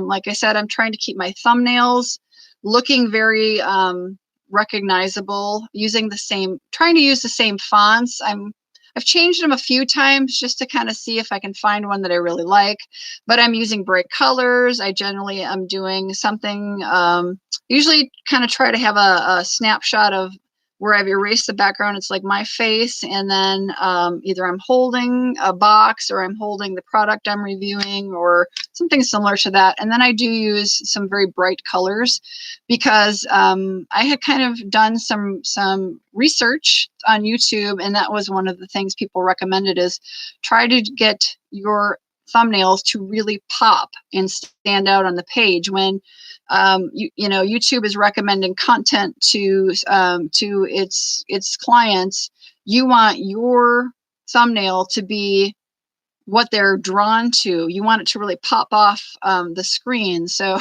one of the things is sometimes using some really noticeable colors, and so I often will use some very bright colors. I try not to make anything clash too bad, but if you guys go on my channel, you'll see they're quite vibrant. So I've been doing that. I need to do a watermark. My channel, my background, my banner in the back is still just a picture. That is a sunset from the Baltic Sea when we were cruising. And I probably need to get away from that and do something that's a little bit more focused on what my channel is going to be, topics that I'm planning on doing. So I have actually been looking at a lot of people that I follow, the videos I'm watching on YouTube, kind of seeing what people have for their banner on their channel. And the sky's the limit, but I haven't wrapped my head around a theme yet that I really am interested in. So I'm looking for inspiration on that. But I think that's quite important as well, is your banner tells a lot about your channel. And I think mine right now probably is not ideal. So I will be working on that as well. Hey, Heather, peekaboo. Octavian, hello, Octavian. Bane in Rain, fun time. Sorry, it jumped a little bit. Hey, Sugar. Appreciate it. Thank you, Prixie. I learn a lot from you guys as I'm also exploring. Hey, Eric. Thank you. Hey, the Bell Vlog. Welcome, welcome. Thank you so much. We have 2 moderators in here right now. You guys, hope you'll check out their YouTubes, their channels. We've got Hanging with Jess, and check out everybody. Hey, Sugar. Fun with Jeremiah is growing his channel. We've been kind of discussing with him ways for him to grow his channel. He has 100 and just over 100 subscribers. And hang on, I'm going to see how many you've gained, Jeremiah. He's at 113, so he is learning a lot and looking for ways to grow his channel. So we're kind of talking about that. I'd be curious to know.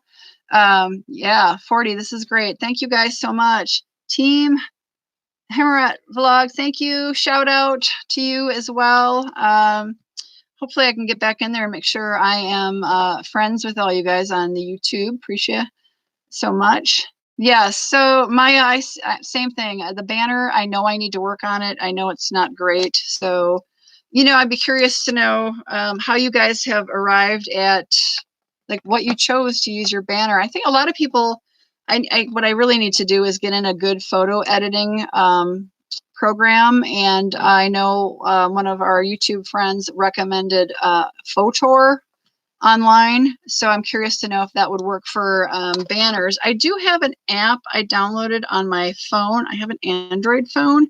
I've played around with it, but yeah, it's I'm trying to remember which one it is. It's Thumbnail Maker. So I have an Android phone. It's called Thumbnail Maker, and you can do channel art and cover stuff. So I need to probably look into that a little bit more, or I need to check out some of the online tools that you can use, websites and things. So if anybody's got some good ideas, Jeremiah, you're so sweet. Hey, let's see. Oops. Hey, Daisy. Oh, that was so nice of you, Daisy, to send a puppy to Jeremiah. Appreciate it. Hey, Miss Judy. Thank you so much for joining. We appreciate it. Yep, Photor. So Jeremiah was talking about, so Photor is one of the ones that was recommended. There was a couple and I don't remember them all. And so, obviously some simple Google searching will find some good websites, but I feel like, Geo, I feel like the fact that I figured out how to make a thumbnail is a big hurdle for me. So I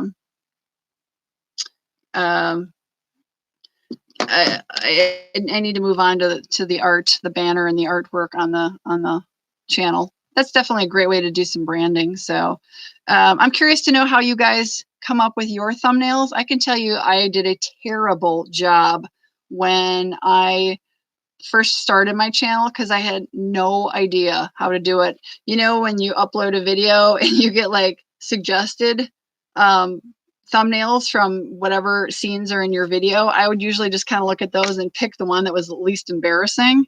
But I learned and I got better quicker. But it was a learning curve. And if you go back in my videos, they're still out there and they make me cringe now, but it's part of learning how to grow your channel and find your niche. Hey, JR Lifestyle, welcome. Thank you so much. Right. So how you doing, Jeremiah? Are you keeping up, my friend? You're doing a great job, young man. Hey, Sally-chan. So I'm trying to think of other things as far as branding. you know, definitely I know I need to work on getting myself a watermark. I think I'm more worried about getting that done right now than the banner on the back of on my channel. You know, the other thing that a lot of people don't talk about is organizing your YouTube channel. You need to go in and kind of organize in your layout on your channel, so that when people find your channel, they click on it. It's interesting. It looks quite organized. There are on your, like what I call your home page, which is your intro page. I'm going to just jump on my other computer onto mine, but it's when you go onto YouTube and you click on your link to your channel, and it's the first screen. It's called Home. It's the first tab on your channel. You have to go in and organize that. And there are many, many, many different ways you can organize it, but I can always tell when a channel is new and doesn't know a whole lot about YouTube. Their channels look very disorganized. So one of the things I have not done, and Armand is a perfect example, and a number of you guys, even Cyber Mustang, Geo, you do too. I do not have a welcome to my channel video uploaded for new YouTubers who are not subscribed. I need to do that. I've been meaning to do that, and that's a fail on my part. So that's definitely something that's recommended, and that was, you can set up your homes on your channel to show different content depending on whether the person who's visiting your channel is either a subscriber already or who is not yet subscribed to your channel. So it is really important to kind of go in there. If you go onto your home and you're logged in on yours, you're going to see there's a big blue button there that says customize your channel. And you really need to do that and organize it so that it looks, basically what you're doing is, for people who aren't subscribed to you, you're making it very easy for them to find your content. So one of the things, and you can set up different home screens for those who are subscribed and those who are not. Like I said, I need to do a welcome to my channel video for people who are not yet subscribed. But so for instance, I have like a the very top of my home, I have basically my most recent video. So right now, if you were to go to my channel, you would see this stream, the link to this stream with a description, and then underneath that I have a section, a card basically for all my uploads. It shows you all my uploads in their order of upload or release. Really, it's order of publishing. And then I have underneath that, I have a card for popular uploads, and that lets like new subscribers know this is like my most popular content videos, and it organizes them as basically it's videos that have the most views. Right now, my most popular upload, thank you Armand, is my Visby Sweden video. It has over 2,800 views. So, and then I have a DIY beauty video that is next. So I have that. And then my third card is actually a playlist that I created. And that is, I have one that's called Beauty. And so all my beauty videos are going into that. And that is a playlist that I am promoting on the front page of my channel. So, that actually brings us into a really good discussion about playlists. Hey, Zest Diary. Hey, Octavian. I'm just checking in. I haven't, obviously, I've been looking into the camera, and I haven't really been. Hey, Ben. Haven't been able to keep up too much with the chat, but I'm just curious how many of you young YouTube developers have gotten into organizing your videos through playlists. This is a really great way to promote your content and help new channel goers find particular content in your channel. So for gamers, if you are playing several different games and publishing those videos, you might want playlists that are specific to each game, so that when people come in, they can pop on one playlist and find all your content that's dedicated to that game. For me, I kind of have a lot, and I've kind of changed some of my playlists, but I had some travel videos, so I got a travel playlist. I do clearly have a beauty playlist. And then I've done some unboxings, so I've got an unboxings playlist. But this is kind of a nice way to organize your videos. And then like I am doing, YouTube has given you a lot of tools to customize your studio. So I would encourage you, if you've not done that, to go in and do that. And I do periodically go in and change things up a little to find kind of find a style and the way I want my channel to look to new people. So Mr. James G, that's good to know you organize it. And I have to say, hey, Appleberry, hey, V. I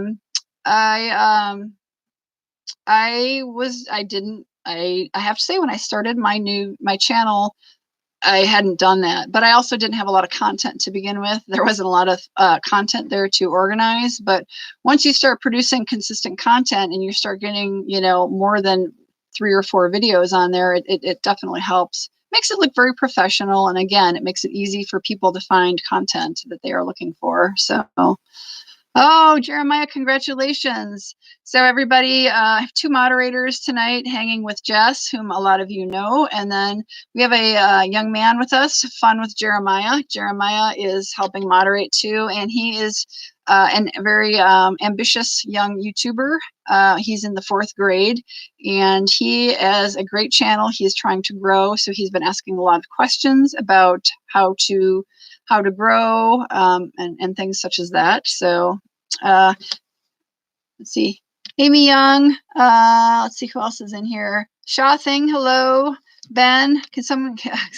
Okay. So Jeremiah. Ben is looking for coffee or puppies.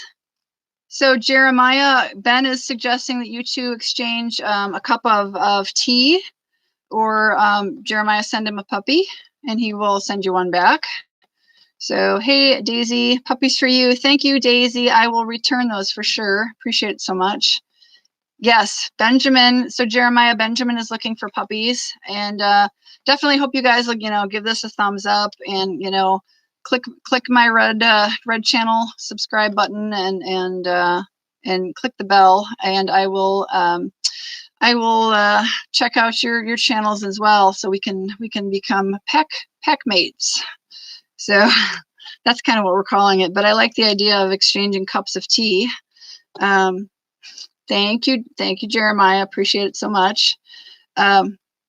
Yeah, Armand, I think he was typing something and I distracted him because I started talking to him on the screen. Octavian. So I have actually spent some time looking at other like channels on YouTube. I'm just going to call my channel Beauty. It's sort of beauty, but I was talking about my beauty playlist, so we're going to go with that. I have done some, looking at other creators on YouTube who have very similar type channels and content, and very often they are more than willing and very excited to do what are called collaborations. And so I am really eager to set up some collaborations in the near future. Jeremiah and I were actually talking about doing a collaboration where he will create a particular dish that he is going to show me and everybody on YouTube how to prepare in the kitchen, how to cook it. And then as part of the collaboration, I would prepare the same dish using his video to show me how to do it. So that's a great example of a collaboration. In the beauty industry, or the beauty YouTube channel industry, a lot of people are doing collabs where, let's see, I'm going to use the ladies that do manicures. They will often take a certain theme, like a holiday theme, where everybody will pick what's coming up here. Let's use spring, right? First day of spring, right? So they would, everybody would do videos, manicures with a spring as their theme. So some would use festive spring colors and their manicure colors. Some would do nail art surrounding spring. They might use like spring flowers or birds or that kind of thing. And then they all kind of, they have a deadline to create their video, upload it, and then they all promote each other in their collaboration videos. They'll do cards you know, they'll tag each other in the cards in the video, as well as list each other's video links down in the description box. So that's kind of a fun way to do stuff like that, because you get some cross viewing from each other's subscribers, and everybody kind of picks up more friends. So Prixie, leaf footsteps, fine. Okay, that's awesome. Oh, I'm reading. Sorry, Ben, I'm reading your. I'm kind of trying to catch up with you guys. Hey, Miss Judy. So Jeremiah, Miss Judy could use a cup of coffee or a puppy. A Shaw thing, that would be great. Wouldn't that be amazing? I thank you guys so much. I'm excited that there's 30 to 40 people in here. So let's see who else is in here. I'm catching up, you guys, on all the chat, because it's kind of flying by now, and every now and then it gets hung up, and then it flips on me, and I miss out. Yes, Daisy, definitely everybody needs a cup of tea or coffee. I agree. Coffee for everyone. So hi Manang. Let's see here. Let's see. Thank you. JNK Family Squad puppies, thank you so much. Hopefully you can tag some of the other, share some puppy love with the other people here. Right's Way of Crazy, let's become pack mates. I agree. Let's become pack mates, everybody. We need to have a larger, stronger pack, right? Most powerful wolf pack is the one with the most members, correct? So that's kind of weird. Hey, Mr. James G. Sugar, Sugar, I can definitely see for a channel named Sugar that we would exchange a little coffee or tea with some sugar. That's a great idea. See, you guys, isn't Jeremiah doing a great job? He is a bright young man. So thank you, Jeremiah.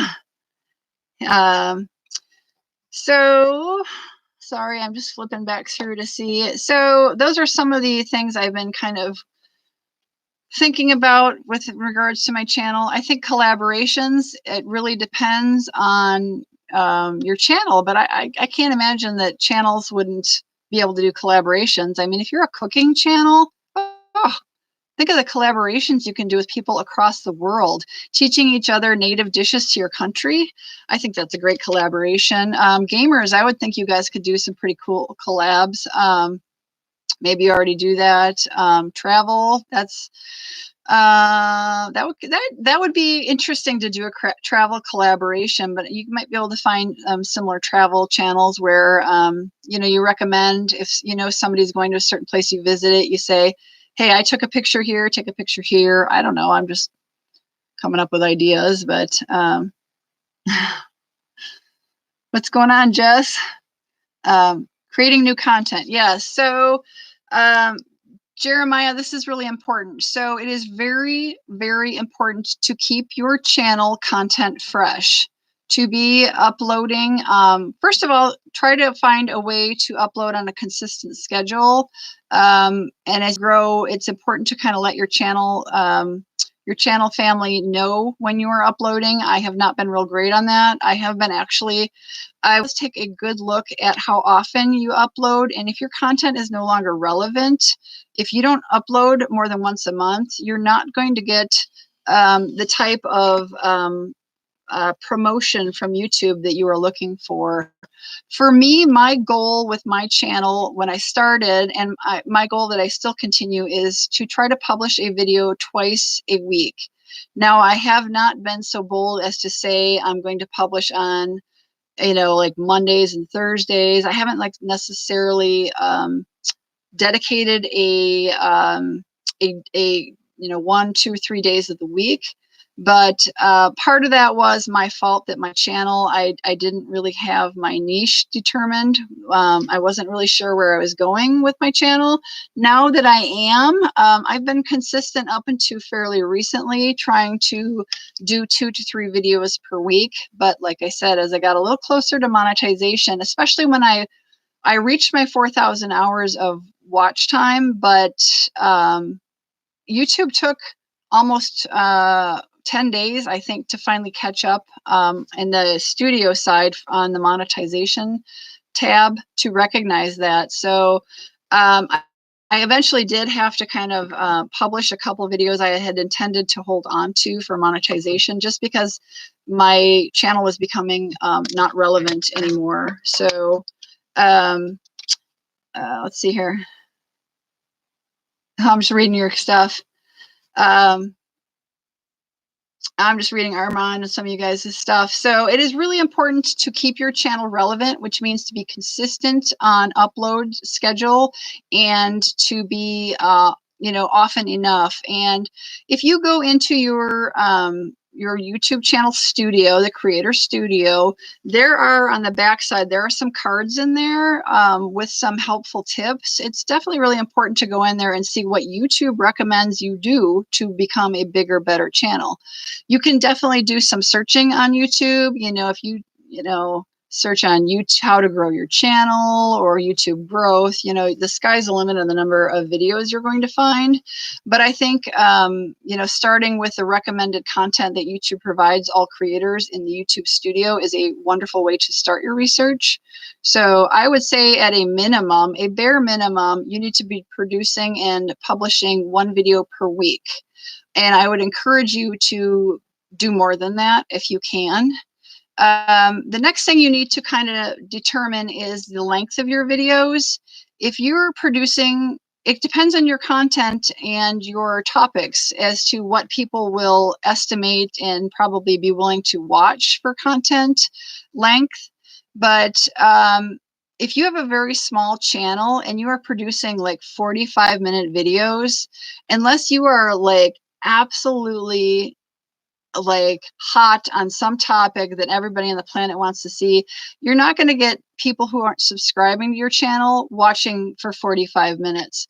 So you need to produce really good videos that are maybe not quite that long. I also don't recommend that you produce like a 60-second or really, really short videos.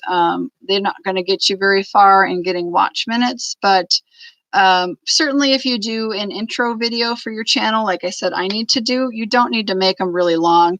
You need to catch the attention of the your new subscribers very quickly. So you need to, engage with them very quickly and get your sales message across as to why they should continue watching on your channel or continue watching the video. And like I said, YouTube has some really excellent tools and some recommended videos and things to watch on. Now, one thing I have not done when growing my channel and branded, and I have been trying to figure out what I'm going to do, is a lot of people have really awesome intros. You come in, you introduce yourself, you talk about the topic you're going to talk about, and then you have your channel's intro that loops in, be it 15-second video of, how you're presenting your channel to the world. I have not actually done intro. Hey, James, thanks for the bananas.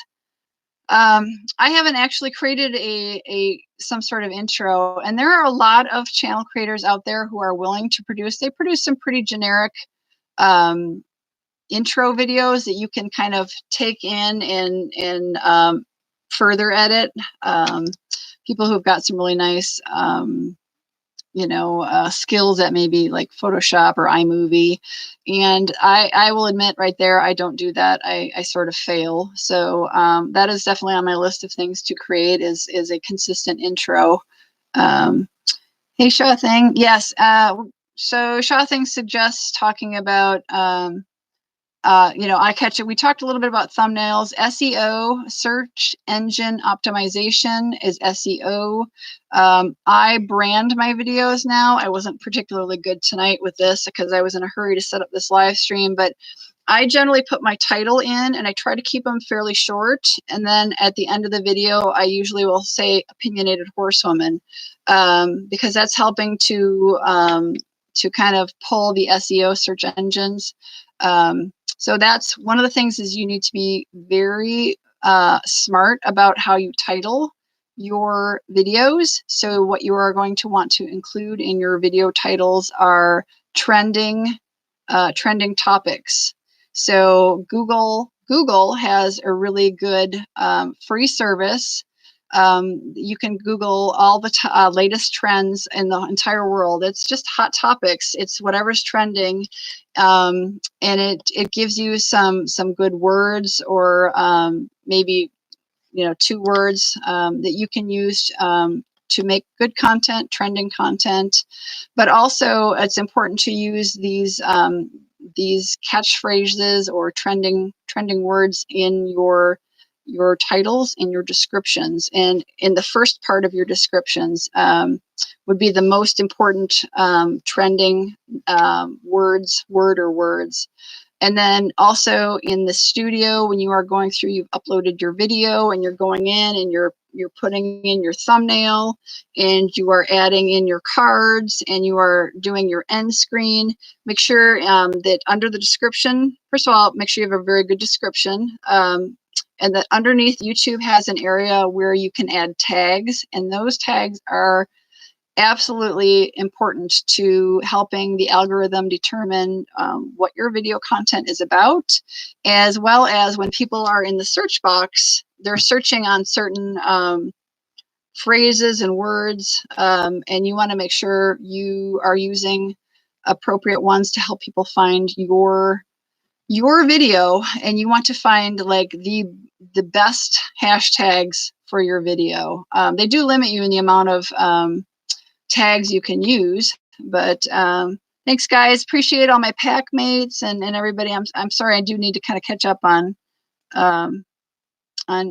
all the chat here. I've been kind of jibber jabbering to you all and not reading, but appreciate anybody that can send me a puppy or a cup of tea. Appreciate that so much. I will be certain to check you out and return the sending you a puppy for your pack, or a cup of coffee or tea.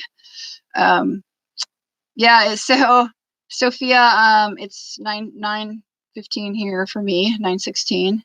But there's so much to, and I was terrible at this when I started my channel. I had no idea what tags were.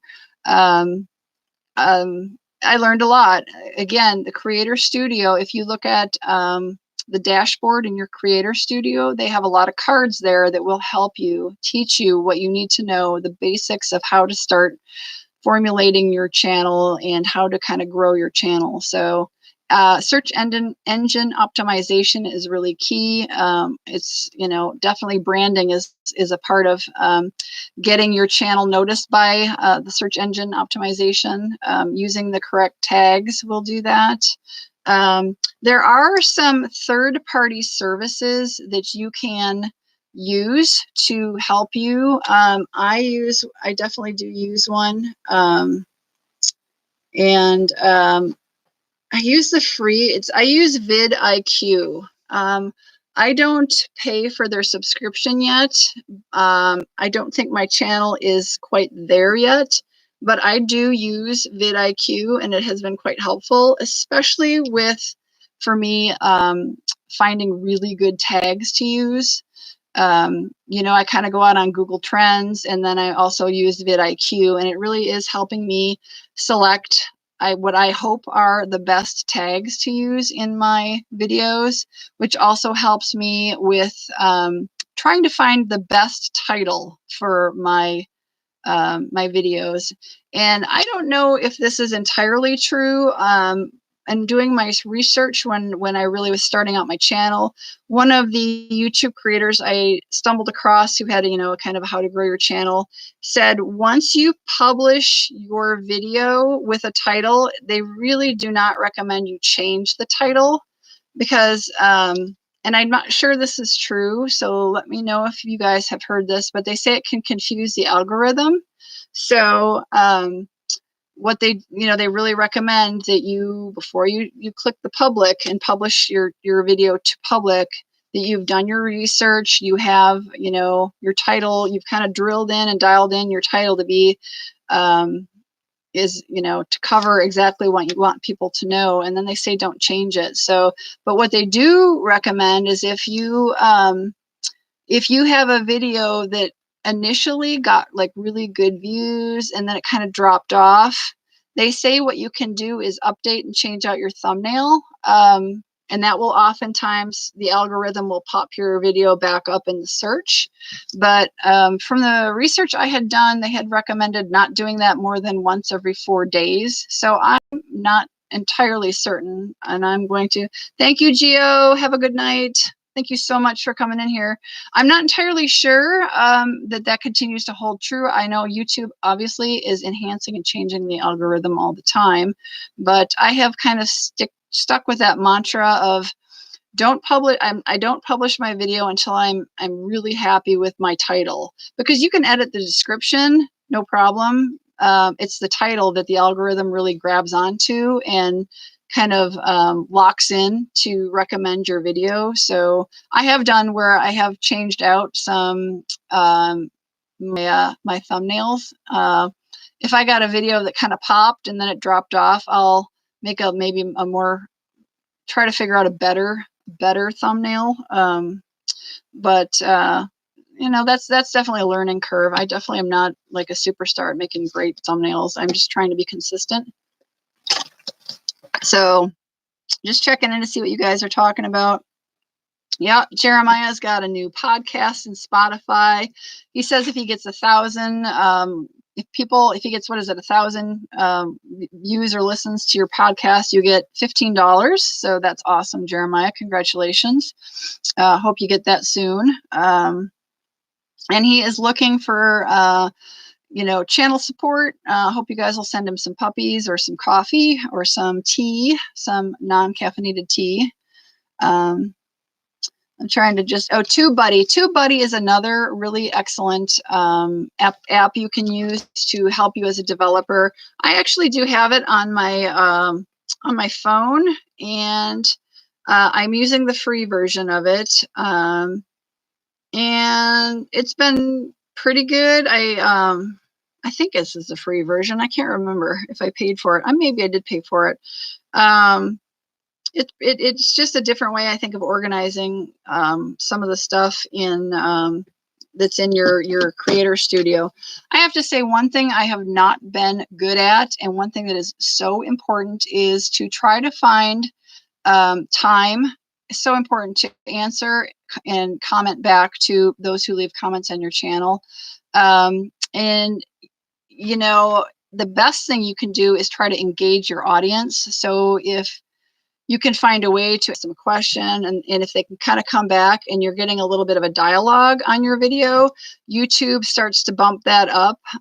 First of all, you're getting more views, but YouTube also takes that into account in the algorithm, and you start getting a little bit better ranking. So I try very hard. I will be the first to admit I'm not doing a great job of that, and I know in order to grow my channel, I need to do that. And part of that comes with kind of streamlining and finding my niche, so that some of the content I'm creating actually begs questions. People can ask questions. I can ask them questions. When I was doing like travel videos, the type of videos I was doing, there wasn't really a whole lot of ways to ask questions other than, have you traveled to that place or that area or that country? And it didn't leave me a lot of room to create a lot of dialogue. So I need to be better about responding to comments and trying to drive more comment dialogue. That also leads to what somebody, Jeremiah, I think you, yes, I saw that, Jeremiah. We're up to 43 now. That's great. One of the things Jeremiah had brought up, and we kind of glossed over since we're talking about comments, is one of the things the YouTube Creator Studio, some of their information they provided says is, if you can go in when you publish your, when you publish a new video, go in and pin a comment at the top. So kind of a, you've got your description box, but you should also put something down in the comments.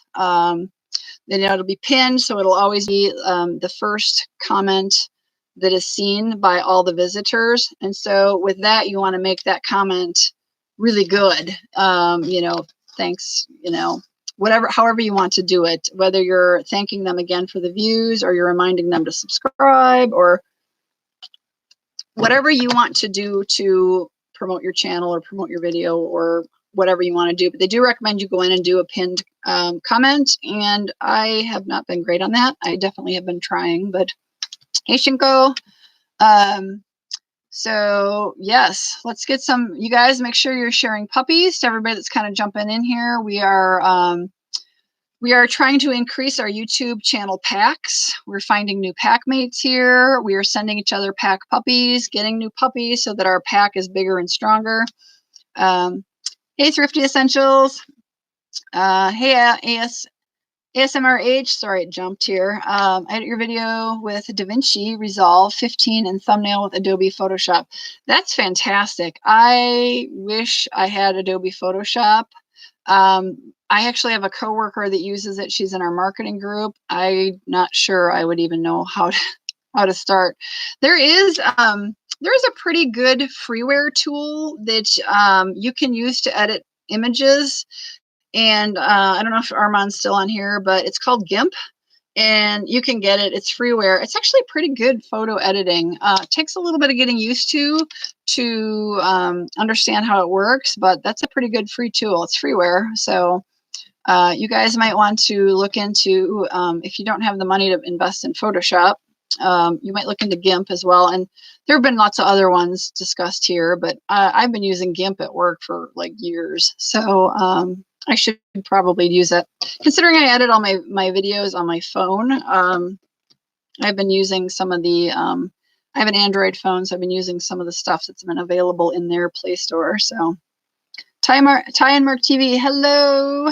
Hey, Zato Gaming. I'm just trying to see. Okay, Armand. So we were talking about, I had forgotten I downloaded some freeware at work years ago, and I use it a lot. It's called GIMP, and it's great. It's almost like a little type of freeware Photoshop. It took me a little while to learn how to use it, but it works pretty slick. So that's one you could try, but there's so much freeware out there now. Photor is out there and some of the others. So, hey, Sylvan's Train Your Brain. Hey, thank you. Hey, Judy Della Rosa. Hello. Thank you for coming in here. Just checking you guys out. Yeah, I know, Armand, you don't edit. You just shoot and post. I get that. That's kind of a shoot from the hip. I do a little bit of editing. I will often kind of start filming and then kind of do a 3, 2, 1. I'll wait 2 seconds and then I'll start talking just to give me a chance to be able to do a little trimming. If something, just isn't quite right. I'm afraid, like, especially because I will sometimes use in Kinemaster, they have transitions. You can kind of, if you have to cut in and edit a little bit of video, you can transition in. Sometimes what I'll do is I will make a couple thumbnails. I will make the thumbnail that I'm going to publish as the thumbnail on my YouTube video, but then I will introduce the video with a slightly modified version of that. Maybe the first 3 seconds are that thumbnail, that slightly different thumbnail, just as kind of like a title, and then I will transition into whatever my video is. And so I find that when I do that and I use a transition so that it's not so abrupt, I need to give myself just that little bit of room in the beginning to be able to cut in my video so that I don't transition over the top of me saying, hi, everybody, Opinionated Horsewoman here.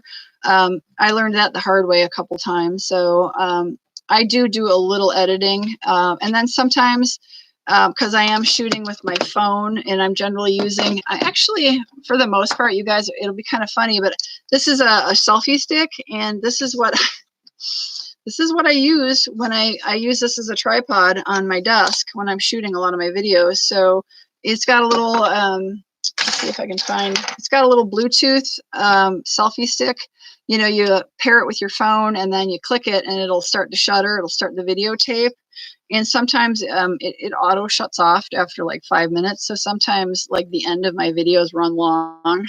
So I have to cut those off. But yeah, just things I've learned. And I definitely am still learning. Definitely want to learn from you guys. Puppies are good. Kinemaster. So I use Kinemaster. I started for 1 or 2 videos with the free version, and then I actually pay to subscribe now. For me, it's been worth it. There are some, it kind of opens you up to, Kinemaster has they have some some cool transitions and some effects. The effects, I know that this is definitely regional throughout the world. There's a lot of audio effects you can download, and if you're a subscriber, there's tons of them. There's definitely little on-screen effects you can do. I don't really get into that, but I do see with it depends on what you're doing with your channel. I don't necessarily do a ton of, every now and then I'll do something goofy, but I like the transitions and some of that stuff. And the text, you get definitely a lot of different fonts and things. So, but I have found that subscribing to Kinemaster has been pretty much for me for worth it.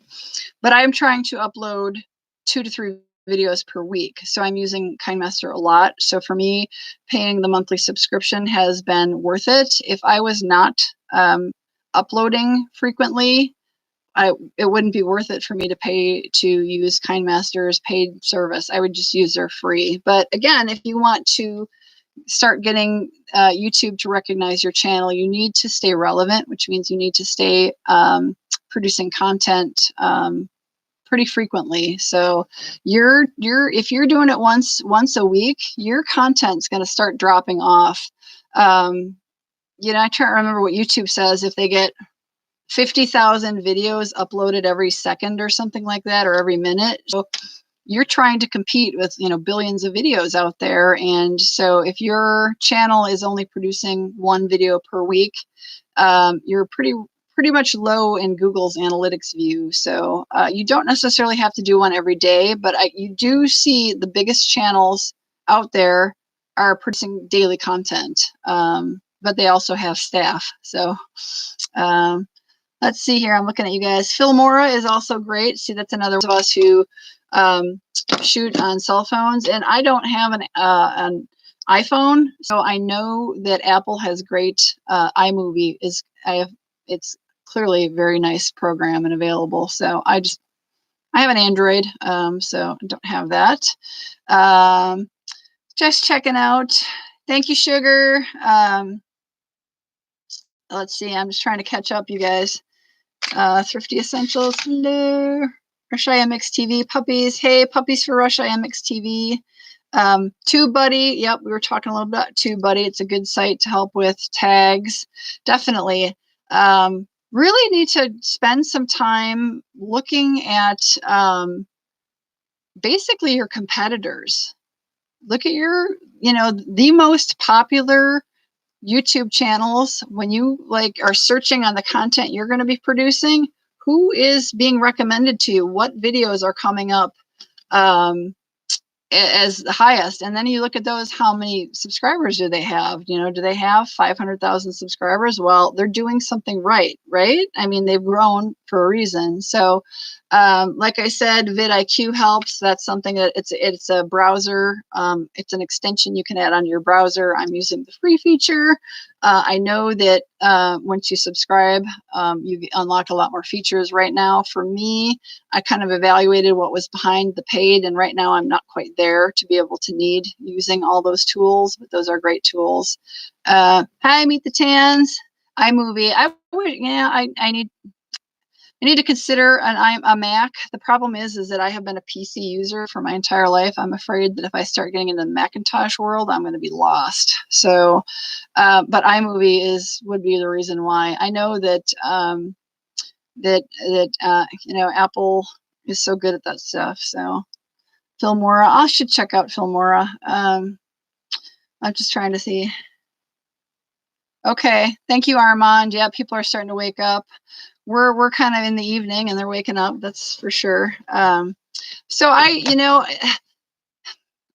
this is hard. Like for me, I work a full-time job. I'm a bean counter. I work in accounting, and then I also have a farm. I don't know if any of you know, I'm the president of a nonprofit in my state, and so I have to run my nonprofit as the president, so I'm quite busy anyway. And then trying to make content and grow my channel has been challenging.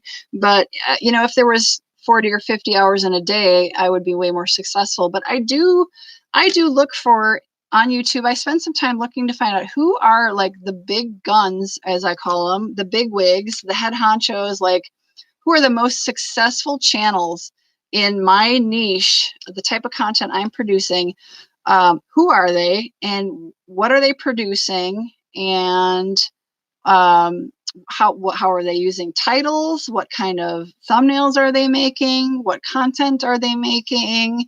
What do their descriptions look like? What are the tags they're using? All of that, because they're doing it right.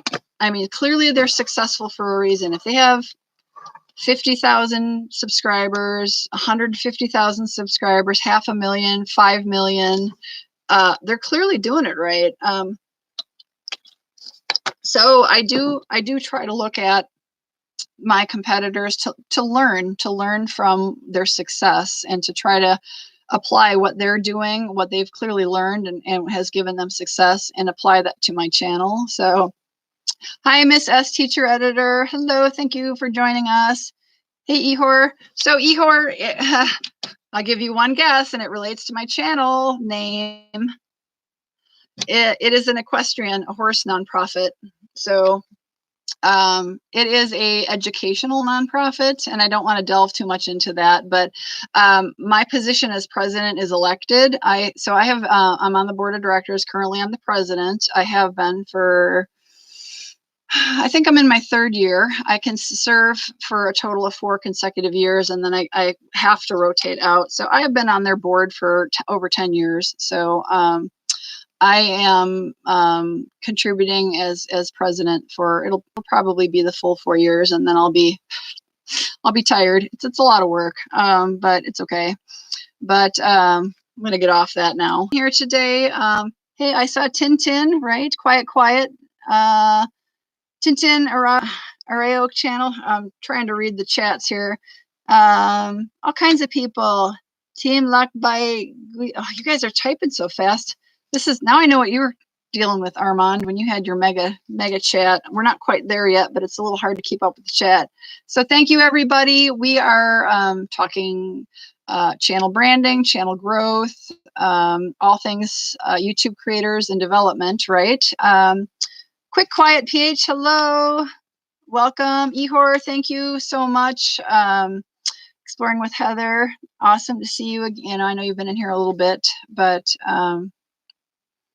yeah, there's so much to learn on YouTube. The neat thing is that you can learn how to grow your channel just by watching stuff on YouTube and doing a little research. Definitely the YouTube Creator Studio is pretty cool. I was actually going to pop on the other computer here into my studio and see what they're called. So it's a bunch of YouTube employees kind of creating their own channel, that all dedicated to what's going on with YouTube. You've got that channel information that's provided when you go into your dashboard in YouTube Studio, and you look at the cards that are in there. You know, you've got the first card is gonna be like your latest uploaded video, and it's gonna give you a snapshot of your analytics in there. And then there's always a news one.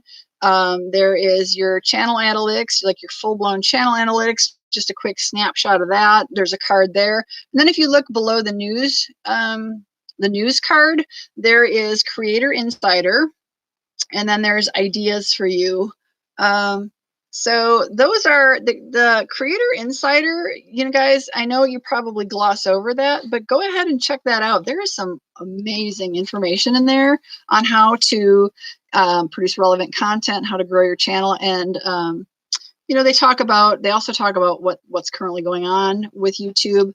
Obviously, last year, the big change with YouTube was made for kids, made for children. That was really big, and that was you know, there was a lot about that. But also, they talk about they're shuttering or shutting down the Classic Studio, and they have the new Creator Studio or your channel studio.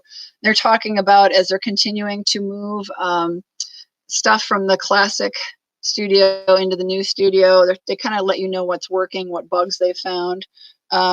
The other card that's right there in your channel dashboard that is really important, and I use it a lot, is looking at your recent subscribers. And they have actually, if you've been paying attention to the Creator Insider and have been watching the YouTube news, they had some bugs they iron out in that card, that recent subscribers card. It is now functioning fully, where you can kind of like in your channel analytics, you can kind of narrow down and search your subscribers based on, last 7 days, last 28 days. You can kind of narrow the time frame down to see who's subscribed to your channel most recently, who's been a long-term subscriber.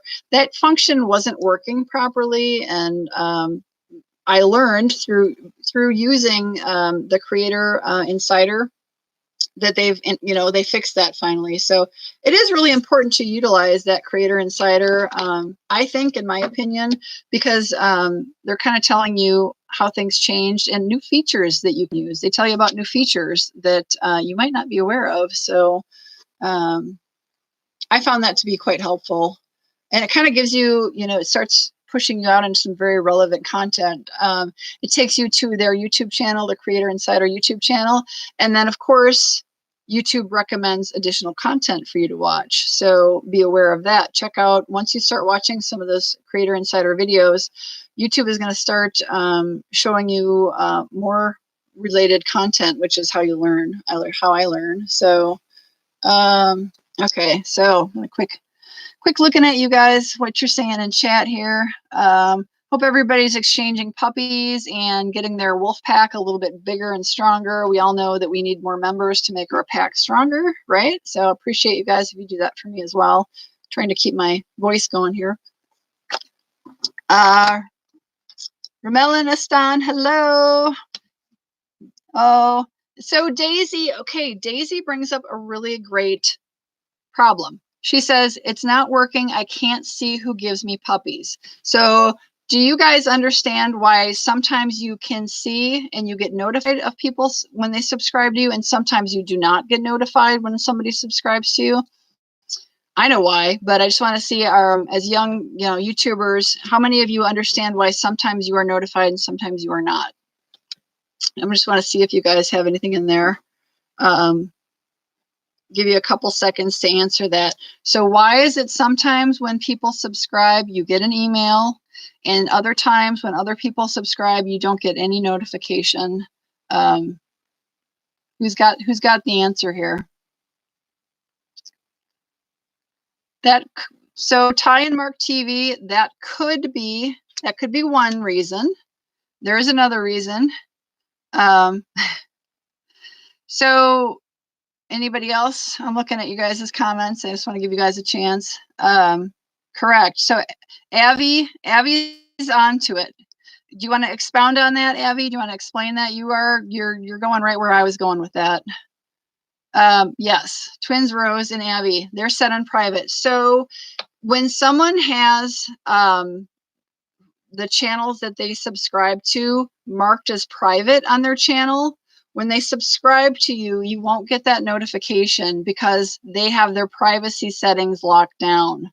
So the other way this is that when you go into like their channel or your channels, your home on your channel, your main part, and you look at your tabs. I'm trying to go there on my computer.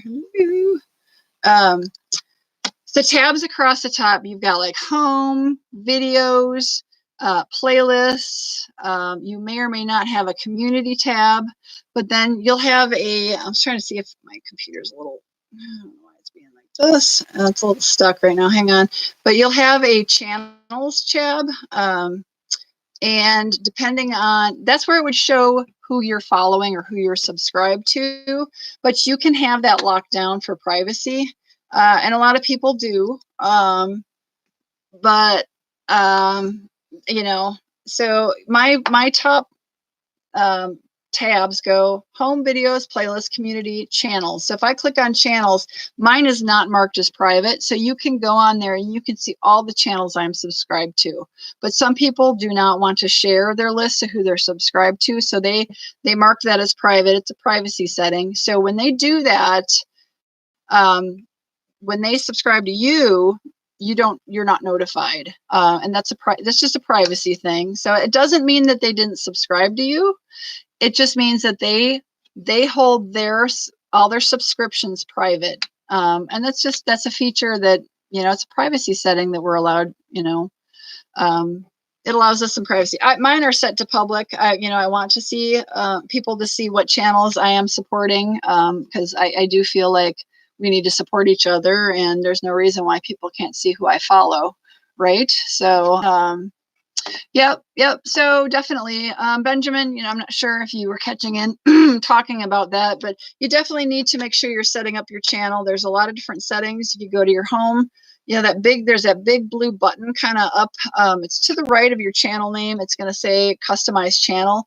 You can set a lot of stuff up in there, and that's kind of the front end. And then make sure you explore some of the settings when you go into create your studio, your channel studio. There's a lot more settings in there, and some of that is in there as well. And there are some minor settings. There are some settings that are actually directly in your Google account. So there's a little bit in there as well. So hey V, thank you so much. So that is definitely. The other reason could be YouTube has, somebody mentioned this before, either their comment or their subscription, either they're not doing, I just say they're not doing it right. If they just jump on your channel, they don't watch any content, they hit subscribe, you're kind of, it's real 50-50 or maybe not even that good odds as to whether YouTube is going to actually leave that subscription with you. A lot of people, if they're not watching your content and they just hit subscribe, YouTube actually marks that as spam and removes that subscription. So you can see that they subscribe.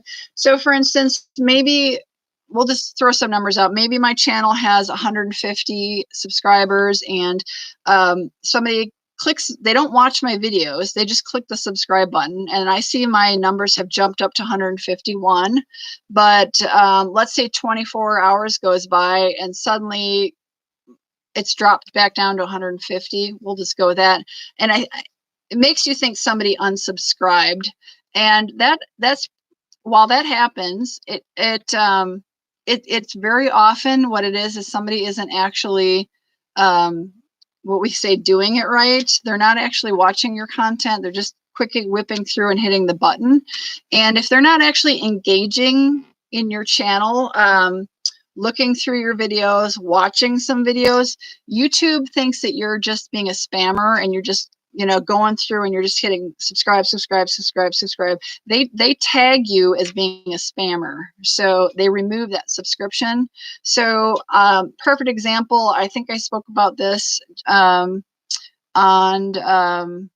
I think it was on the last stream I did 2 days ago. We talked about when I was nearing my 1,000 subscribers, I got really focused in on that for a while because a number of people were getting pulled back off my subscriber numbers for not quite watching the videos long enough. They were maybe only watching 30 seconds of my video. And if that's all you're going to do, you're not doing anybody any favors by hitting subscribe, because YouTube's going to remove it. And you can actually, if you do that a lot, YouTube will actually mark your channel as a spammer, and you can end up losing your channel.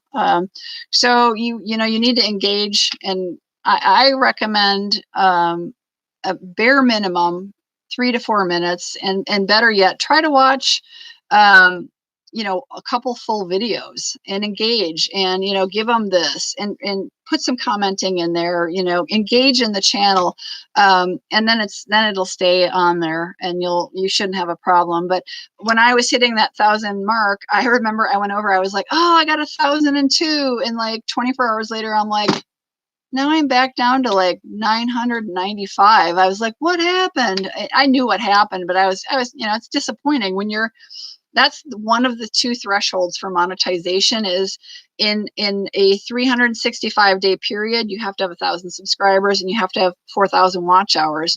So, hitting that 1,000 subscribers, for some people, that's the hard part. And for some people, that's the first thing that they hit before they hit the 4,000 watch hours. For me, I hit 1,000 subscribers way sooner than I even gotten even remotely close to the 4,000 watch hours. So yeah, it it was kind of like that nice checkbox you could check off, but mine was kind of like going up and down over that 1,000 mark.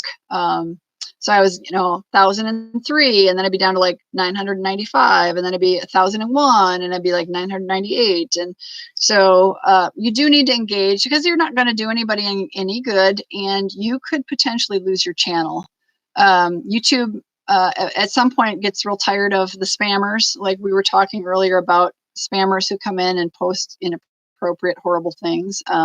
So yeah, if they skip through the videos. The other thing is when you're you don't want to start watching like 10 seconds and then drag the viewer to the very end and then be like, I watched the whole video. YouTube knows that you didn't watch the whole video. So either you're going to be sincere about it and do it right, or you're not. I mean, if you're not going to do it right and you're not going to engage them, I'm not really sure what the point is of doing it. Because if you're not doing it right and you're not being honest to the people you're subscribing, why would you expect them to be honest when they're subscribing back to you? If you're going to be dishonest with them, why would they want to be honest with you? They will be just as dishonest back to you. So, that's why I don't engage in the YouTube sub for sub garbage. I think it doesn't work generally. It doesn't help you, in the long run. It doesn't. You need to find quality subscribers, people who are willing to engage your content. You guys are amazing. You're all in here. You're helping me. You're getting some views on my channel. I'm getting some watch time, although at this point the watch time is, I've hit my 4,000. I'm really excited for those of you who are just popping in. I am under review for monetization. So I'm hoping very soon I will get the official go-ahead to start the monetization process a little over a day ago. So yeah, be organic. Daisy says be organic, puppies. It's either you want to subscribe to something or you don't, but do it right. We always say that. Yeah, and you're going to get people who are just not interested. Maybe they subscribed to you for a while and they realize that, they're never going to watch your videos and they unsubscribe. That happens. You have to, that's one of the things when I was doing research, one of the things that some of these well-known channels, people who have, million channel subscribers say, you have to be prepared for people doing this to your video. You have to be prepared for people disagreeing with you, or people being somewhat unpleasant in comments. And you have to be prepared for people who unsubscribe you. So it happens. Life isn't always roses. So I try to be very genuine and organic, as Daisy used the word organic. Another shout out, Daisy, respect. Yeah, I can't quite see. Everything's jumping, but loyal, like as Avi says, loyal subscribers. And that's part of building your channel. You can go out on those like Facebook pages and you can trade up changing puppies with people, but those people aren't going to help you. They're not going to actually watch your videos.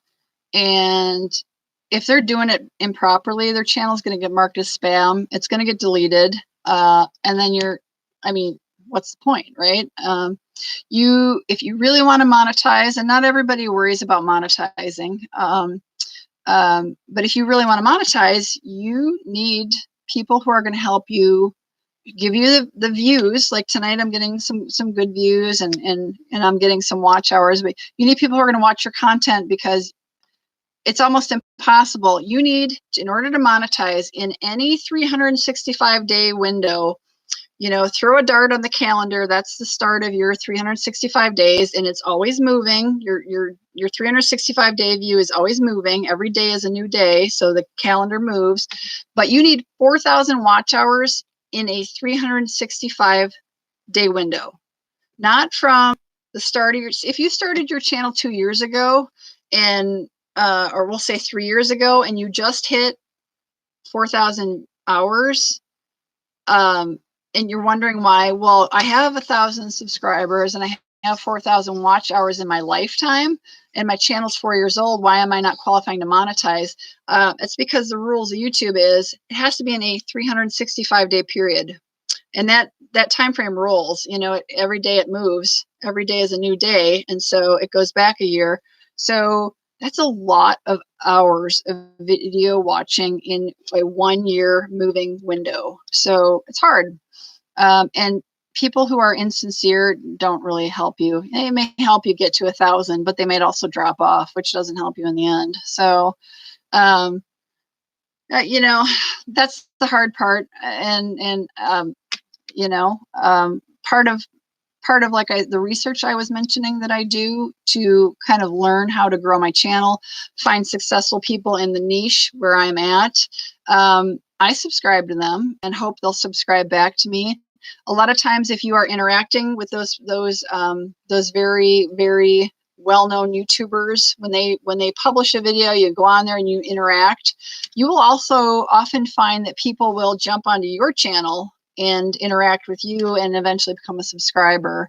A lot of people, young YouTubers or small YouTubers, will use that as well to find other people, because it's a great way to find people to potentially collaborate with to help each other grow channels. So I'm going to kind of check out what you guys are talking about. Good job. You guys are sending puppies, packed puppies and cups of tea and things. Oh, I love that. Daisy, I love it. I love the paws. Definitely, that was cute. Send each other puppies. Jeremiah, you're doing a great job. Thanks, bud. Hey, Jeremiah, what's your pack number up to? How many wolves are in your pack now? Thanks, Mr. James G. Thank you so much. Appreciate you joining us. Have a good night, Mr. James G. A couple people bombing them. Tintin RO channel. Need puppies, anyone? Hello. Hi, Ivan. Wow, Jeremiah, you're doing really well. So for those of you kind of just new popping in on the chat, one of our moderators tonight is Fun with Jeremiah. He has his channel is in blue, and he has a little there's a little wrench after his channel name. That's because he has moderator status in this chat. Jess, she hasn't posted recently, but there she is, hanging with Jess. I just scroll up a little to find her. She's also one of our moderators. But Fun with Jeremiah is looking to grow.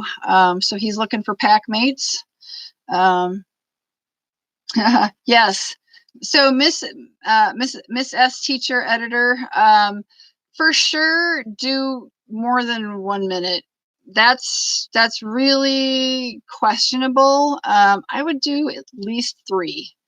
And not everybody has videos that are over 3 minutes. So if I am finding a new pack mate and they've got some like 2-minute videos, I might like watch 3 of them, and I'll, give them a thumbs on each video. I'll drop a quick comment, and then I know YouTube is like, no problem. She wants that person as a pack mate. She sent him a puppy, and it's never a problem. So, if they've got short video content, watch a couple of them. It's just a couple minutes and it's done. But if you kind of tip under, 1 minute of watch, maybe 2, you're really kind of teetering on the edge of YouTube going, I don't think she really wants to actually do this, and they'll pop that off. And I've actually had where I have watched 5 or 6 minutes of it, and YouTube goes, I still don't think that you wanted, and they'll drop me off, and I'll have to go back onto the channel, watch a little bit more, and then it sticks. So it's weird. It's really random. I don't know. Lately I've been trying to watch at least 5 minutes, if not full longer videos. So yeah, Mrs. S teacher, give it a couple minutes for sure. Definitely leave a comment, give it a thumbs up. That's always good. So, hey, Thrifty Essentials, looks like you got some puppies. Appreciate everybody doing that. I will be, like I said, so in your when you go to your channel and you click on go into your YouTube studio, like I said, YouTube has and finally gotten rid of the bugs. In that first dashboard, there's a card in there that shows recent subscribers. You can it shows you, for me, it's showing me 3.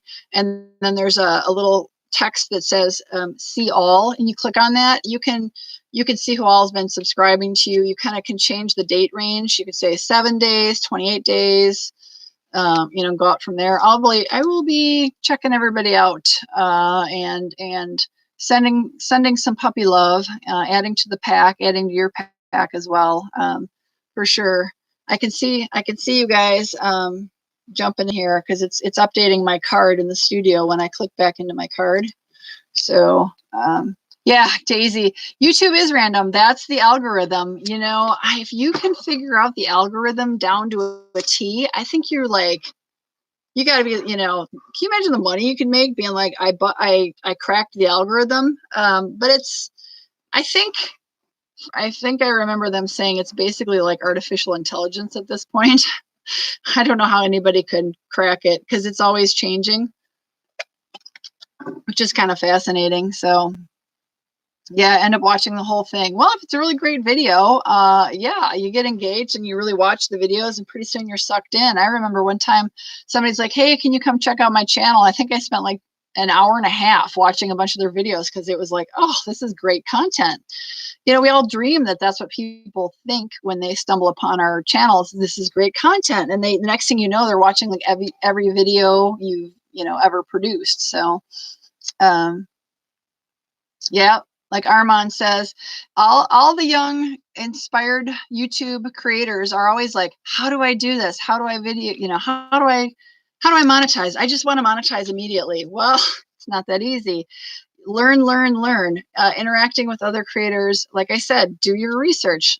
Go into your YouTube studio.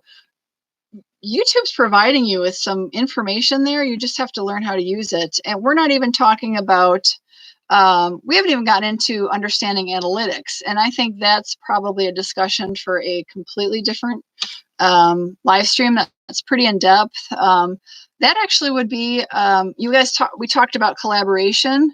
I think analytics, that would be a great way to collaborate with somebody, is to either a live stream collaboration talking about analytics, I think would be outstanding. Or you can, maybe you've got another YouTube creator, you two can make videos about reading and understanding your analytics. Because if you're going to be a YouTube creator, you have to understand the data that is being given to you by YouTube. And there's a ton, and it's not, I guess if you're a statistics person, it's pretty quick to catch. I had to take a lot of statistics in college. Didn't really enjoy it, but I picked it up pretty quickly. And when, you got to kind of look at it and see what exactly it is that you're being given, and understand how you're reading it. It's a little confusing at first, but if you don't understand your analytics, you're going to have a problem with growing your channel. So maybe we can talk about, we can get some channels like Armand he's fantastic in understanding analytics. He's done some really good live streams. If you go check out his channel, if he still has his live streams saved. The other thing is he's done some podcasting, I believe, on it. So would recommend checking out Armand's. Yeah, Armand, we did talk a little bit about SEO, search engine optimizing, or optimizer, and that's kind of got tied in with branding.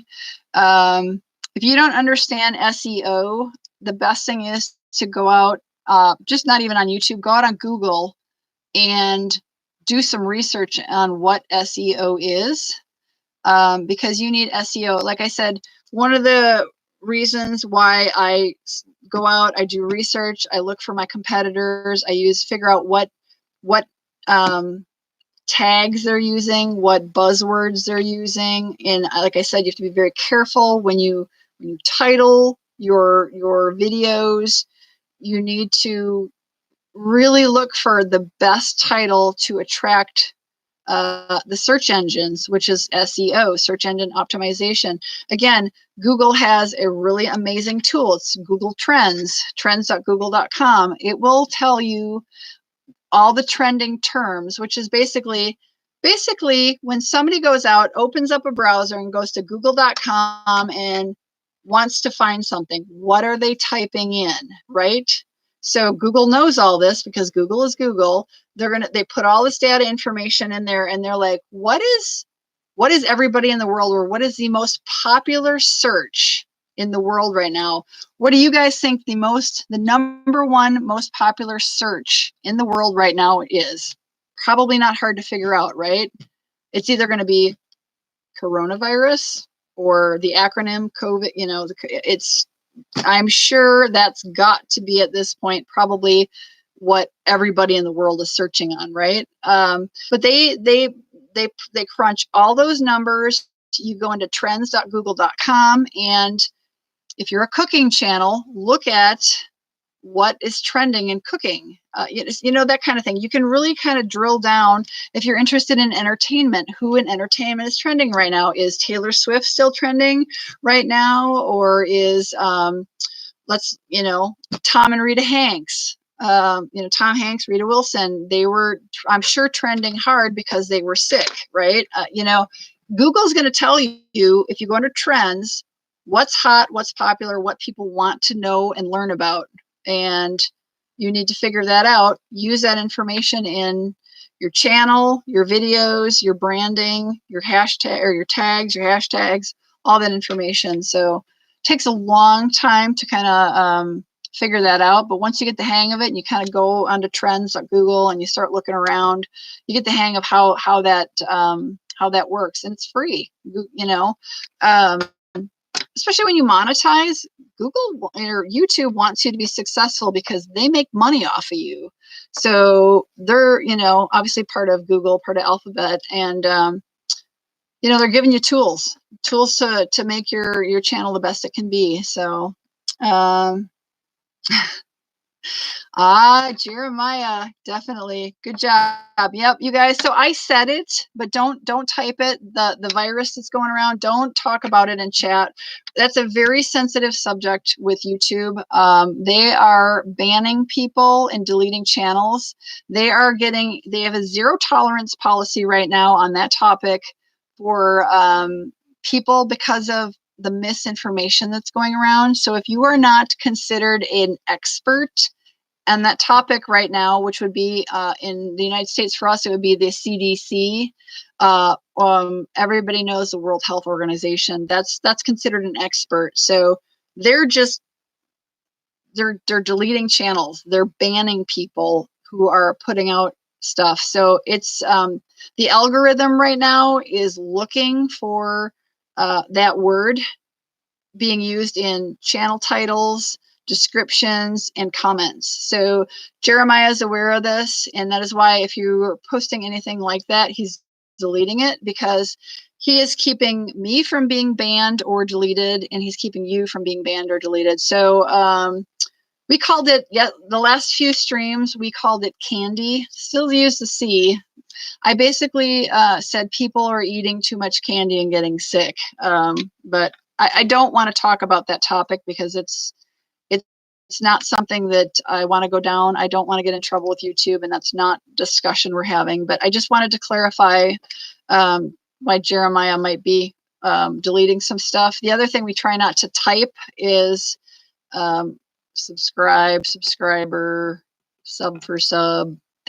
Don't type that stuff. That YouTube looks for that, and they don't like that. So that's why we're saying we're giving each other puppies, we're sharing banana, we're giving each other some fruit, we're giving you a cup of tea or a cup of coffee. We're just trying to get around those words, those trigger words. So I don't mean to digress off the topic, but just to be aware of what's going on.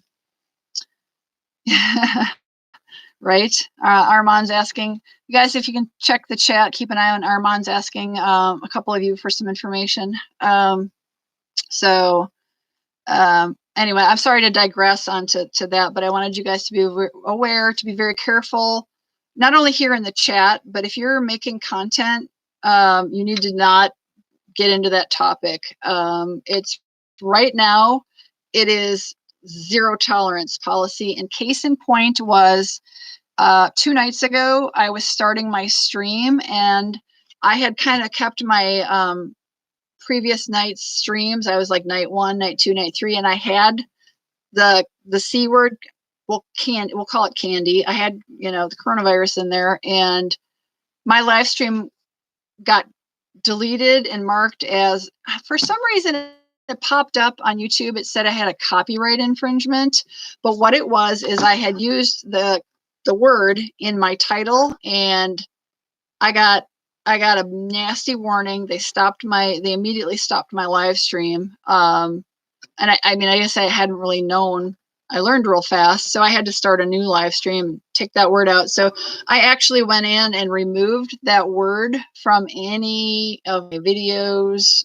I did a video, where is it? I did a how to make hand sanitizer video, and I did have that C word in there. I went and took that out. That was one of the times where I broke my own rule of editing titles. I edited out that word in any title a video I had. So yeah, just so you guys know, just don't go down that road. And I don't want to talk about that particular topic anymore, because I don't want to get in trouble with YouTube, but it is a good warning to be very careful. So Team Lakbay Gulay, it is the artificial intelligence. It is the algorithm. It is always crawling through and looking for that. It's listening, which is why I'm trying not to say it too much. It's for sure looking in titles and in comments. And however they program it, they've told the algorithm to hunt it down, #1, hunt it down and make it go away. And it caught me in 4 minutes. I didn't know. I hadn't done enough research to know. I just figured everybody's talking about it. Why not talk about it? Well, I feel very fortunate. All they did is they actually stuck like a copyright warning, on the live stream. So I just deleted it. I mean, it was 4 minutes. It was a 4-minute live stream. I deleted it. It's going off my channel. Obviously, I'm trying to monetize. I don't need that on my channel. I restarted a new stream, and we said the new word is candy, and we're just going with that. So we're not going to talk about it. So I got lucky.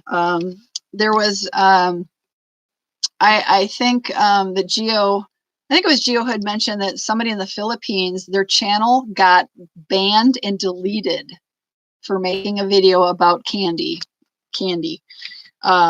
I don't know. I mean, it's hearsay. It's just something he mentioned 2 nights ago in the live stream. So anyway. So let's see. Yep, we'll review the live stream. Yeah. Thank you, Jeremiah. Definitely awesome of you to post and help me out here. And you guys, if you guys get a chance, Jeremiah's got his podcast. He is a young entrepreneur. He is in the 4th grade, and he has he's very driven, very motivated, and he's a hard worker, and he's been doing a great job. He's absolutely been a class act. So if you guys can toss him some wolf puppies, or give him a cup of tea, or however you want to do that. He is under 13. He is going to be in the Made for Kids category. So I know some of you guys don't subscribe to that, but he would appreciate it if you would check out his channel. So yes, Miss S teacher, don't trust me. I learned, don't talk about it right now. They are trying to prevent. It's kind of like if you guys were on YouTube last fall into going into winter, when the Made for Kids designation was coming out, and they were drawing the hard line in the sand that, if you're 13 or under, you're going to be labeled as Made for Kids. And then, we all had to decide whether either our videos were or were not. The hard line is that was made to protect our children from predators. So I had a little trouble with wrapping my mind around it when it happened, but in the end, I agree. We do not want predators chasing our children, right? So I agreed with it in the end. Right now, with the candy situation, they're taking a hard line. There's too much misinformation out there. People are saying, well, if you're from this country, you won't get it, or blah blah blah. It's misinformation, and they have a zero tolerance policy on that. So it's better off right now to just not talk about candy right now. So it is crazy, but it's under the circumstances. This is what they're doing. So hey, Zato Gaming. Hey, OFW Vlog. Hello, Hisha. So anyway, we're gonna get back on channels. I mean, that's part of talking about channels, is understanding. You need to understand the YouTube, your requirements, which can and can't do. So don't whip through that. It's important. That was kind of I think they must have had a little bit of detail about it on there, and I probably just didn't catch it. I didn't realize that talking about it was a problem, but I learned. So does anybody in here remember how many, is it when you pass 500 subscribers, or is it when you pass 1,000 subscribers? You have to go to a certain amount of subscribers and you get the community tab on your channel. You don't have access to it right away, but that's it's kind of a fun when you hit that number of subscribers. It's kind of like a great way to do a blog. It's like a blog versus a vlog. You can upload a little bit of video, and you can talk a little bit, or you can just put a post out there, kind of like on if you have a Facebook page for your channel. So it's kind of a neat thing to do. They don't give it to you right away, but it's kind of something that you earn as your channel grows. So I have been sort of utilizing that. Sometimes I will utilize that and say, hey, good, happy start to the week. Here's what I plan on publishing. Be prepared that, my channel or my video on this topic is going to drop this week. So, I'm really excited about that video on this blah, blah topic. And, it kind of gives your subscribers a heads up of, and get a little excitement for the video you're going to drop. You can do all kinds of things with it, but make sure you take a look at that when you earn it. It's kind of a fun little step as you grow. It's one of the things that you are allowed to do before you monetize. So yeah, it's 1,000. So it's when you click that first, when you're halfway there to monetization, we've got one of the two things covered. So yeah, Daisy, I saw I agree. It's the whole candy thing is to prevent improper information. And to prevent panicking. Good night, Armand. Thank you so much for helping me, to promoting this, to having everybody come in, all the good information you're providing. Appreciate it so much. Thank you, Armand. Have a good night. See you in the chat rooms. Hey, Thin TV, The Real with Rel, hello. Yannick's TV, hello. Hey, Yannick's TV. We're been talking quite a lot this evening about the journey of starting a YouTube channel and understanding all sorts of things, how to grow, how to properly grow, where to find tools and information. So thanks for coming in. Let's see. Ehor, you're awesome. Are you checking out? So Ehor, you got coming in each evening and attending the stream, and appreciate you so much, Ehor. Hope you are doing well. You are staying healthy. So good to see you're still hanging in there. I'm sure you're pretty tired. Jeremiah, you're awesome. So Jeremiah is a very hardworking young man, and very much appreciate him. Jeremiah, did you notice? I mean, we really haven't had the bots come in, right? I know you've deleted some comments, but I'm not sure that I've seen you have to kick out too many people. Have you, Jeremiah? Take care, Ehor.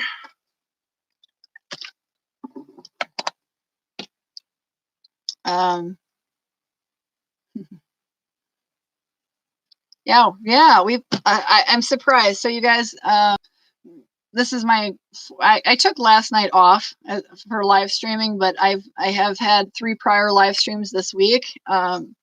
Jess and Jeremiah have been on most of them and have kind of been moderating with me, and we always seem to pick up some spammers, some people who are, you know, terrible. So we surprisingly haven't caught any of that yet. So it's good stuff.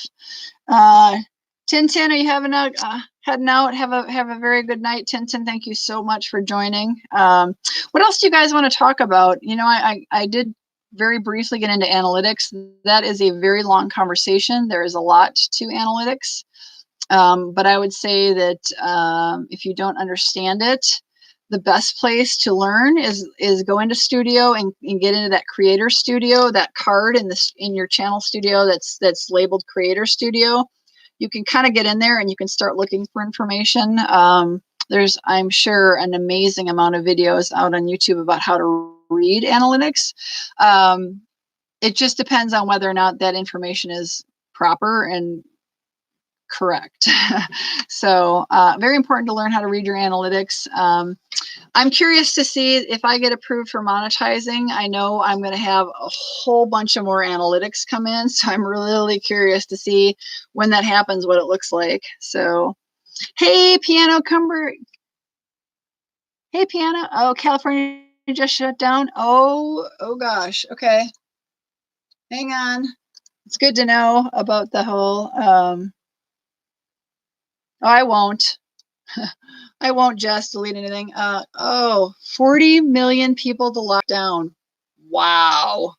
You know, I've been actually anticipating this for a while. I just wasn't sure which state was going to start. Holy cow. Because, you know, Washington started. Oh my gosh. We can't say the word. Talk about it only as don't talk about the disease or anything.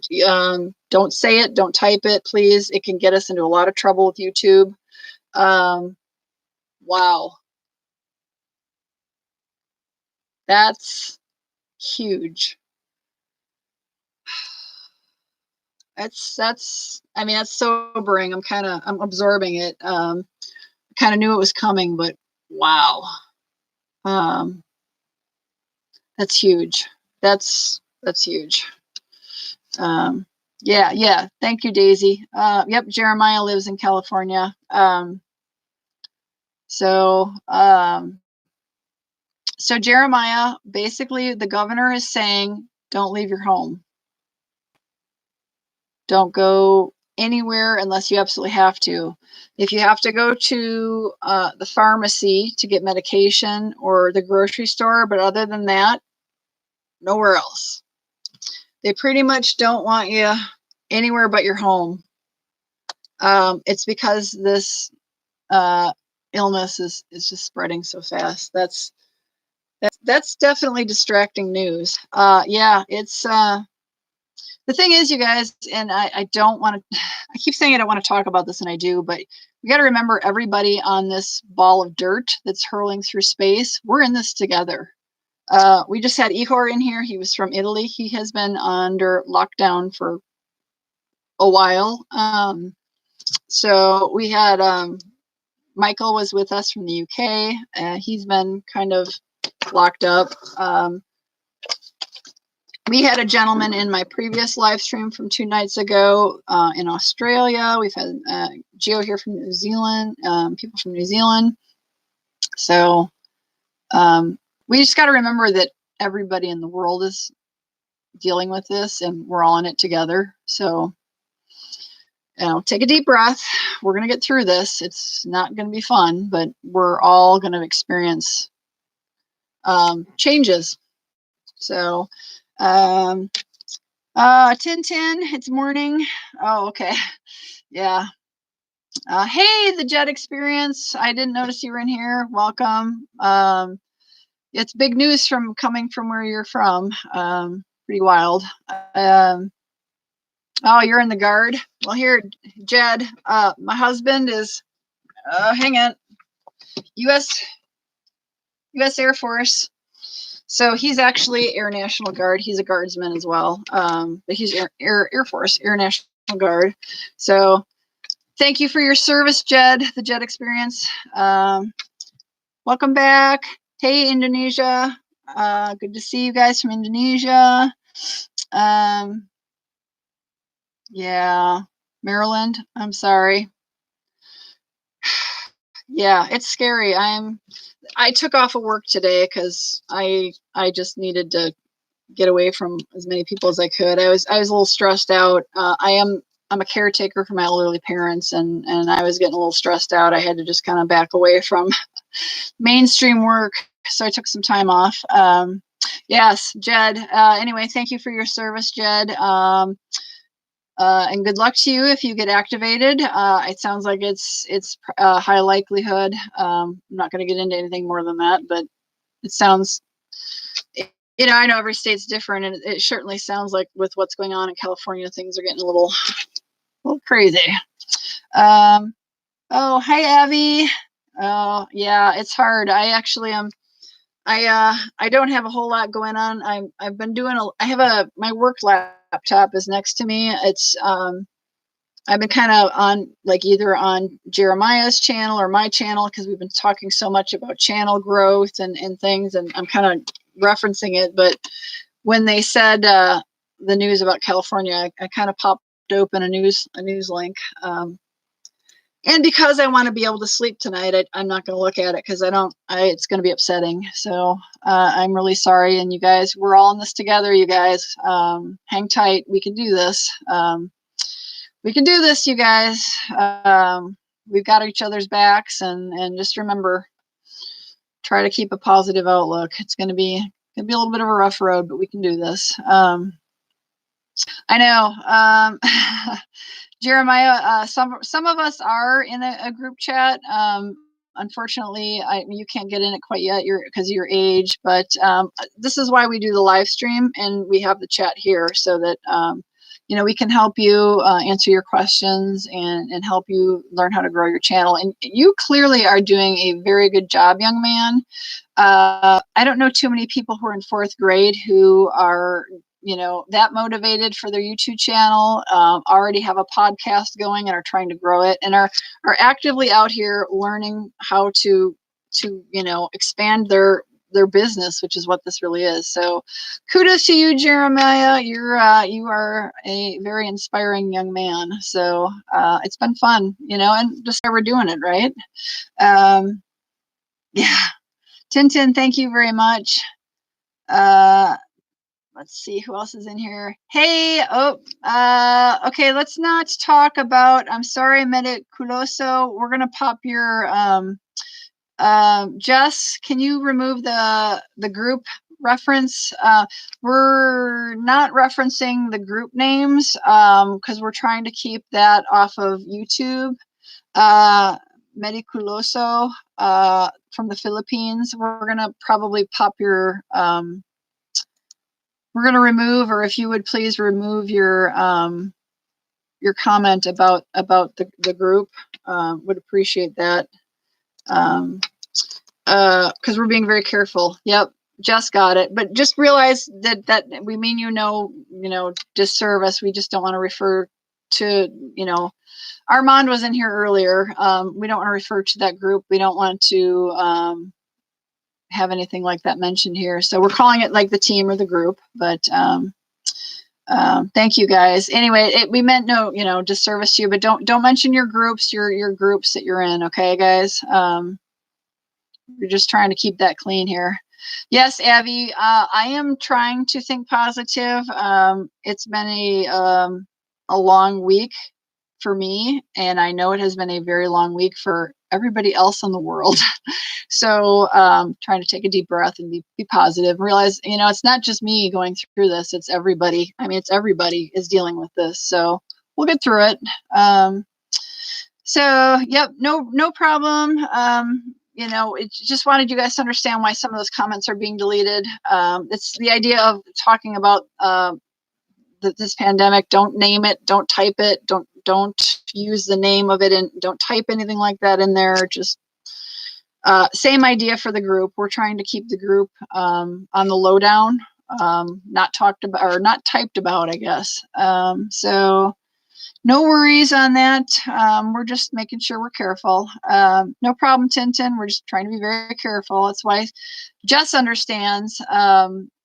Jeremiah is not, he's so young, he's not really in that group, but that's why we're here teaching him on the live stream. So, and everybody else we're sharing. So I'd be curious, you know, to get you guys to kind of talk a little bit about your YouTube growing experience. And I mean, like, this is probably a difficult question to answer, but what is one thing that you learned in creating and growing your channel that you are so thankful that you learned and you feel other people should know about? I think, you know, Armand has recently been saying SEO, search engine optimization. I agree. It's so important. I'm not an expert at it. I'm still learning. I'm still trying to get my head focused around how to really utilize SEO rankings and to get my channel known through SEO. So, you know, that's my example, but what is like your top thing that you're like, I am so glad I learned this. It has helped me expand my channel.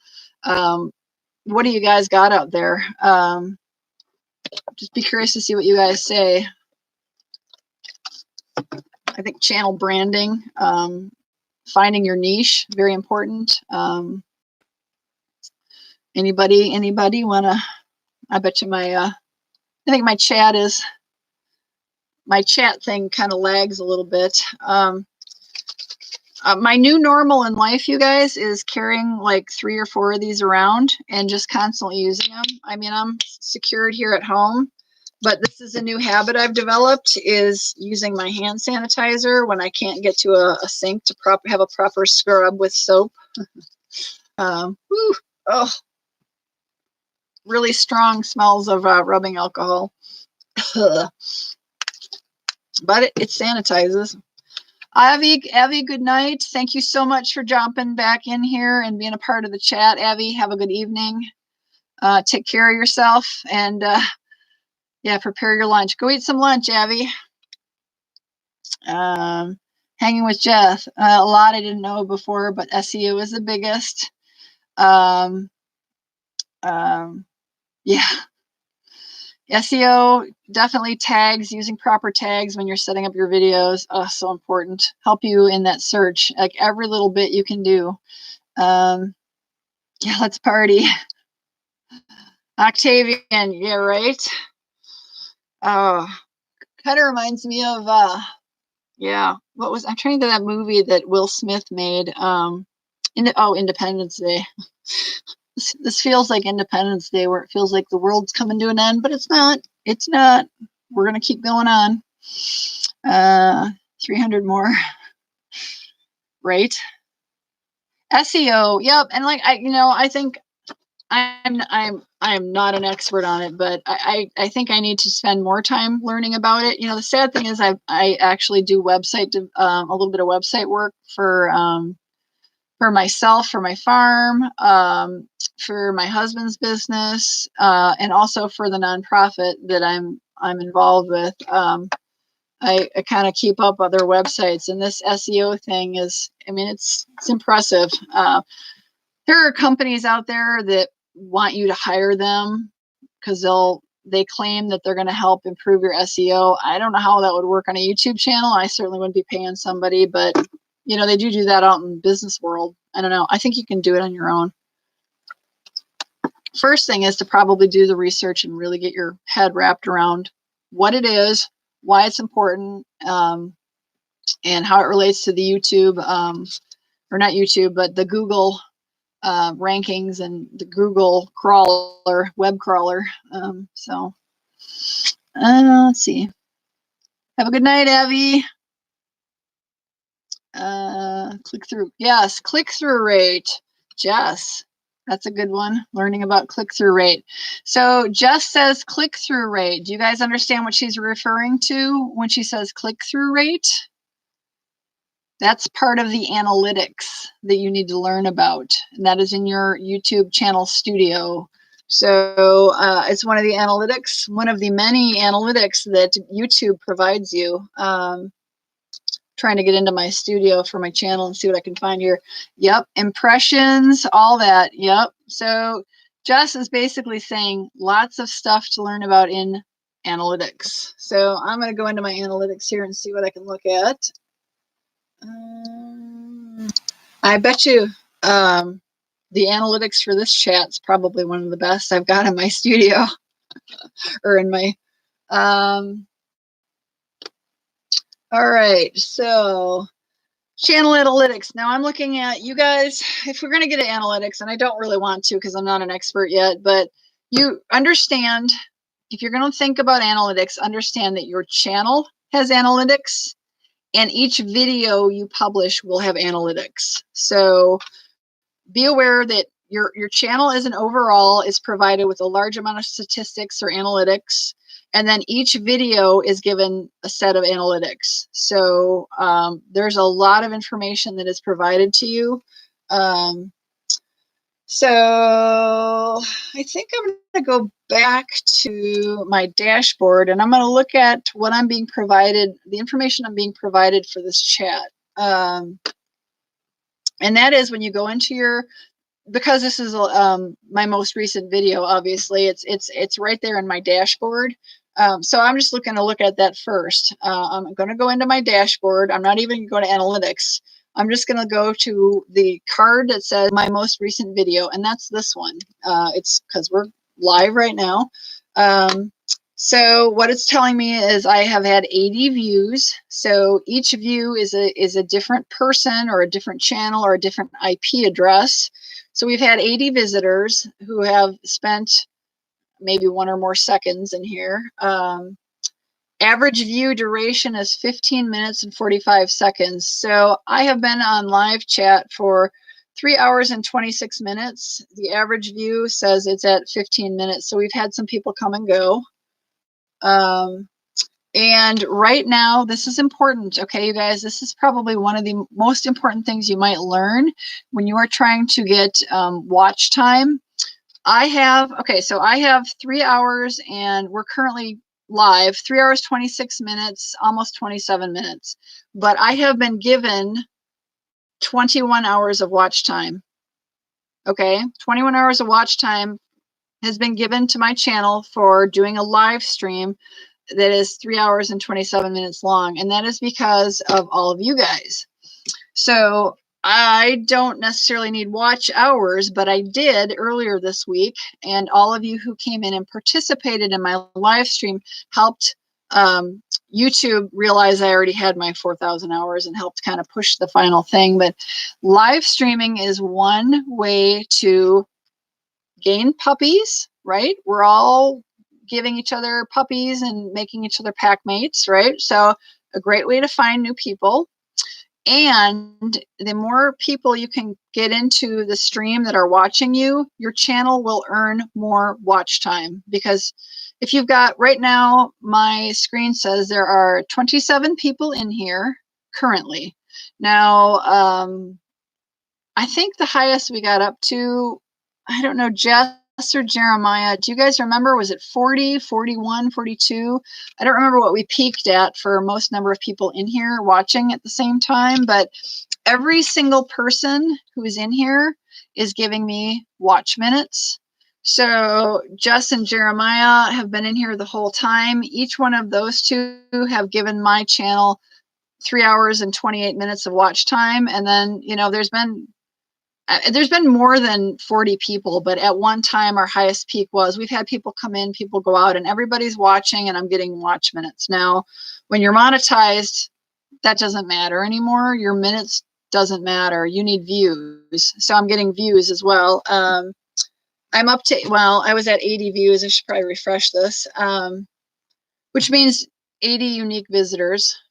Which is really great. That's the best I've ever had for, I've done 4 live chats. But so if you guys are really trying to do, to get your 4,000 hours of watch time in that 365-day sliding scale, this is a good way to do it.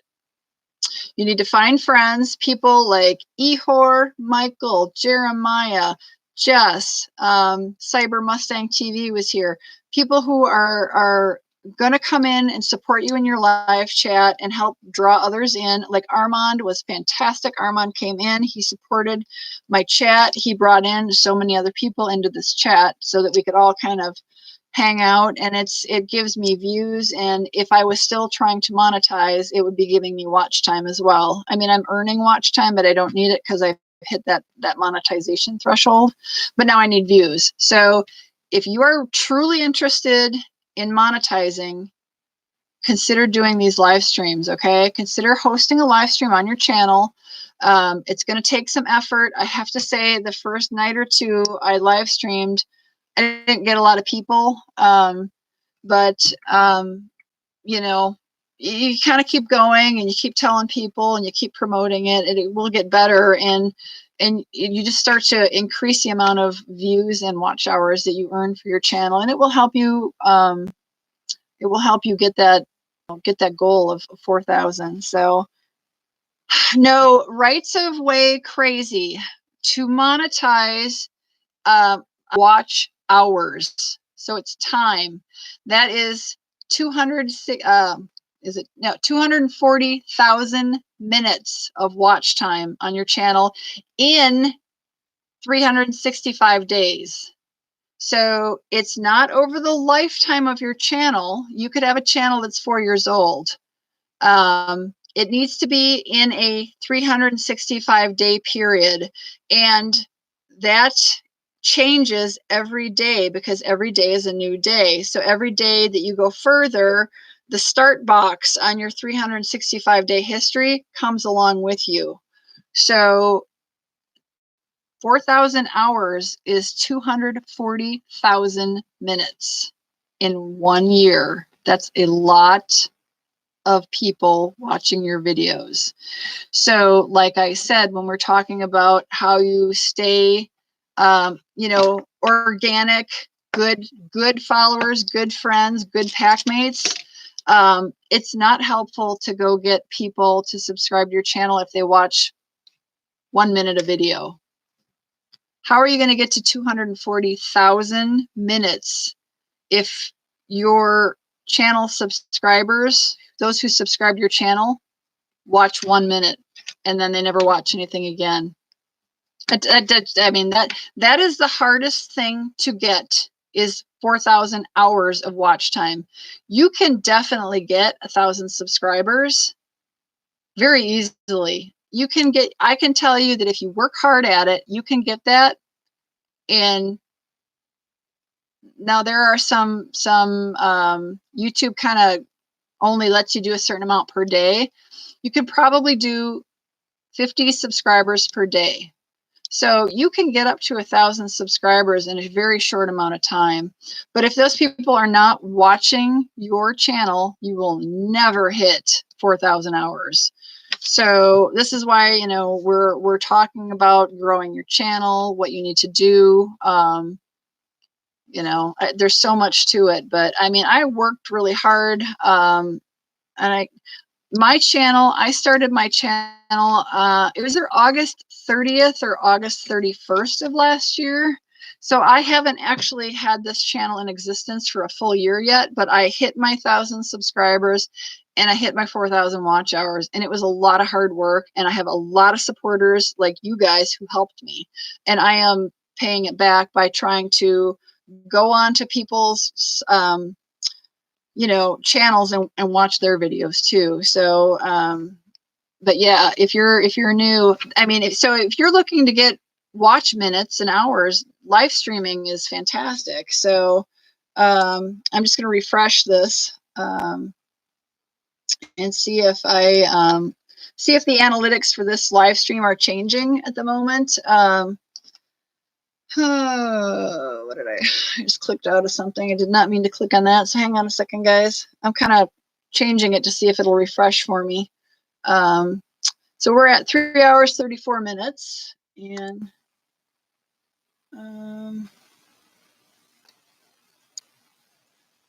it's not refreshing. So hang on, guys. I gotta bump out of. I'm gonna go look at my comments. Just make sure I don't have anything is held for review or held as spam. And now I'm going back into my dashboard. So again, it still says 80 views. I've been given 21 hours. I'm going to click on, you can click on, it says go to video analytics. So again, your channel has analytics and all kinds of information you can pull on it. It's pretty cool. You can change the time frame that you're looking at. You know, it gives you all sorts of audience. Tells me I picked up a couple subscribers. A lot of you guys are already my subscribers. You know, it tells you engagement, average view duration, blah, blah, blah. So I don't really want to delve too far into channel and video analytics. It is a very long conversation. There are people who are better versed at it who probably could do a much better job explaining it. I think Gio is a good one. Cyber Mustang TV is very good with it. Armand is very good with it as well. Yeah, the 4,000 hours is so hard to get. Just looking to see, I know I missed a few things. How do you make money before monetized? Well, Jeremiah, you are already figuring this out. You already have found yourself somebody to sponsor your podcast, right? There are other ways. It kind of depends on what you're up to. You can do referrals. You know, if you're, you can do referral links where you might earn a little bit of money for referring somebody to purchasing something. There are a lot of ways to kind of sort that out. Clearly, advertising is a great way. So there are people who, you know, they're YouTubers, but they have an actual like a blogger website. So if I was like a super well-known blogger and I had my own like blog webpage, you could set up Google AdSense on that, and you could have ads. You could be pushing people to go read your blogs, and you're generating ad revenue from the ads that are running on that. That's a great way to do it. You know, it kind of depends on your niche and what your channel is. You know, if your channel has some sort of website it's affiliated with, you know, and you're pushing people to go to that website, definitely get some Google ads on there and start paying yourself. So I'm curious, do any of you have like a dedicated website that your channel is interacting with your channel or is for your channel? I'm trying to think of good example. Well, okay, here's an easy example. You guys think about all the television, right? All the different TV channels, they all have websites, especially the news ones. So let's use NBC as an example. They clearly have their own website and they have a YouTube channel, or a couple of YouTube channels. So they're clearly making a lot of money, not only on their television advertisement, but their website is definitely going to have ads on it, right? So, you know, you kind of take that idea and, you know, bring it down to our small YouTuber. It's the same idea. You have a website, it's generating ad revenue. So I don't have anything. I'm curious for those of you who are on Facebook, how many of you have a Facebook page for your YouTube channel? I haven't done that yet. I'm part of it is it's one more thing that I have to monitor and produce content for. And obviously the idea is that when you produce a video on your channel, you're gonna share that onto your YouTube page. But you know, that's just one more thing. So the rights of Way Crazy do. That's good. Octavian, you do. Okay, so I mean, it's a good idea. I'm just wasn't really sure. I think one of the reasons why I didn't do a page and I haven't done one was I hadn't dialed in what exactly I wanted to do with my channel. Now that I kind of know where I'm going with my channel and what I plan, kind of content I plan on having, I probably could or will be doing one. It's just, you know, I was kind of trying to figure out, okay, what is my channel going to focus on? And then I'm like, I don't need to add in like a YouTube or a Facebook page because I can't really explain it in a Facebook page if I don't really know what I'm doing on my channel. So I've kind of cured that problem, but hey, we are not done yet. We are, you know what? Cyber Mustang TV, you guys. Hey, Gio, would you like to explain analytics to everyone in the chat? We are, I said that's like its own chat. That's like a 5-hour chat all on its own, because analytics, there's so much to talk about. And I thought, you're pretty good at it. I know he's not asleep, right, Jess? Like, he's back. I would have thought he'd been sleeping right now. What do you sleep for, like an hour? And then, so yeah. Welcome back, Cyber Mustang TV. Welcome back, Gio. It's awesome. Isn't that awesome? I'm still sleeping. I just woke up. So, oh, yeah, you need to pee. Well, I almost finished off my bottle of water, so I'm going to need to do that too. But that's funny. You guys are funny. Well, welcome. So Gio's been awesome. He's probably has it running in the background while he's sleeping, because he's giving me views and hours and things, and I appreciate that. Hey, Appleberry TV. Woo-hoo. Yes, we are. We are crazy. We are talking about all things YouTube channels, how to grow it, where to learn. We've talked about all kinds of stuff. Good night.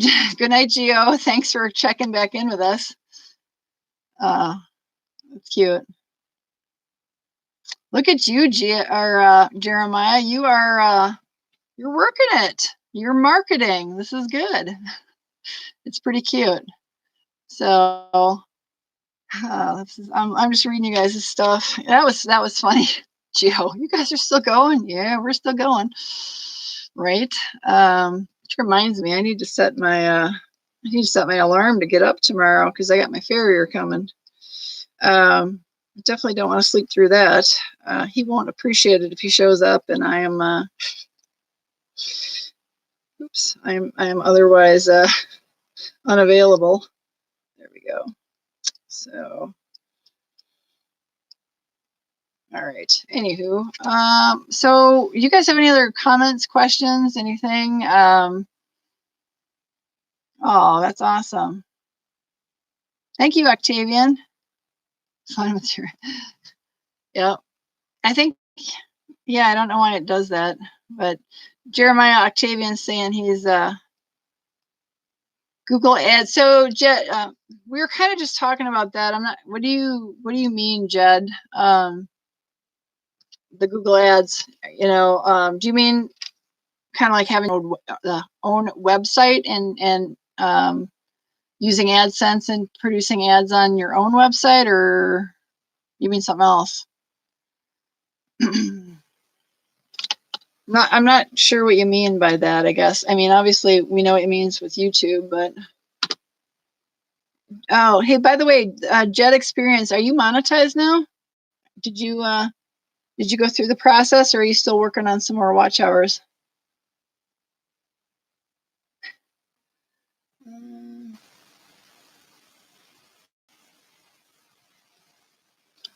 Okay. Just looking and see if there's anything else that I want to look in. I'm looking at my studio to see if there's anything else. I know one thing we can talk about. Have you guys noticed that there is an audio library? I think it's pretty interesting. Oh, good night, Jeremiah. Thank you so much. Good job. We're going to check out your channel and your podcast. Thank you, Jeremiah. Have a good night. Say hi to your family, and take care of yourself.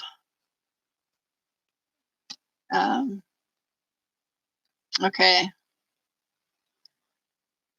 Oh, well, okay. Jed needs more puppies. How many more puppies do you need, Jed? Where are you at? See them. Thank you, Jeremiah. We'll see you. Have a good night. Take care of yourself, young man. How many do you need?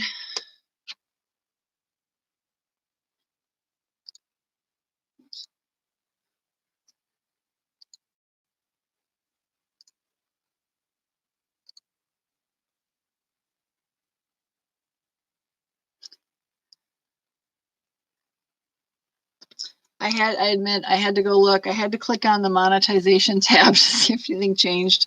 It hasn't. It hasn't changed anything yet. Maybe tomorrow if I get lucky. I was just being mildly obsessive with seeing if I had gotten any upgrade from being in review to actually being monetized. So okay, so yep, Jed, you need another 500. And have you hit up the group? I keep an eye on Discord and have definitely been picking up. I just let people know, you know, hey, I was close to monetizing. I need to make sure we're supporting each other. I've been doing that. So yeah, can you guys, if you guys are not pack mates with Jed, the Jed Experience, if you guys can make sure you visit his channel, and now make sure you do it right, okay? You know, don't hit that button. You need to watch some of his videos. Give it 3, 4, 5 minutes before you click that button. Make sure you give him some of these and leave him some nice detailed comments back, for sure. How, Jess, you're saying how long? I'm not sure what you mean. And then you said, you know, the Discord. I'm not sure what you're getting at. Yep, good.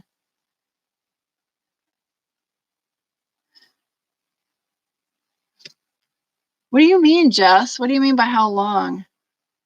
How long has he had his hours? Or how long? Anyways, not sure. Oh, since October. Wow. That's crazy. So yeah, you guys gotta help. So the Jed Experience, he has like the impossible thing to get. He has his 4,000 hours of watch time, but he needs his 1,000 followers, packmates. So he got all the hard stuff done first, in my opinion. He's going to be able to get his packmates. So that's awesome, you guys. All right, Octavian, take a breath. You know, appreciated having you in here, and hopefully see you on another live stream, right? Okay, you're coming back. Perfect. Yep. Yeah, you guys take a moment to make sure you visit the Jed Experience on YouTube, and take your time, watch some videos, leave some comments. Make sure you click his red packmate button. He definitely will return. He will return with puppies in your direction as well. So that's awesome. Checking out my little comments and things, my notifications. Yeah. So I'm looking at Daisy. You watched my my opening of that random box that I got. So you put it down, and you can, you know, if you're putting together a jigsaw puzzle, you put it on that mat. I like had no idea what it was, and I didn't know who it came from at first. It was, you know, it was a holiday gift from my mother-in-law. But it was like, it just caught me off guard, and I was like, what is this? So I appreciate Daisy watching that. And it's actually a mat that you assemble jigsaw puzzles on. But it had me kind of scratching my head when I opened it. So just checking out some comments in YouTube. I'm gonna go back into my studio. So I know it looks like a yoga mat, but it was like not big enough to be a yoga mat. I was like, what is that? Yeah, it was crazy. Wow, thank you guys. I've definitely gained some subscribers tonight, so I really appreciate that, you guys. Oh, I'm so hoping that tomorrow I get that email from YouTube where they've approved me for monetization.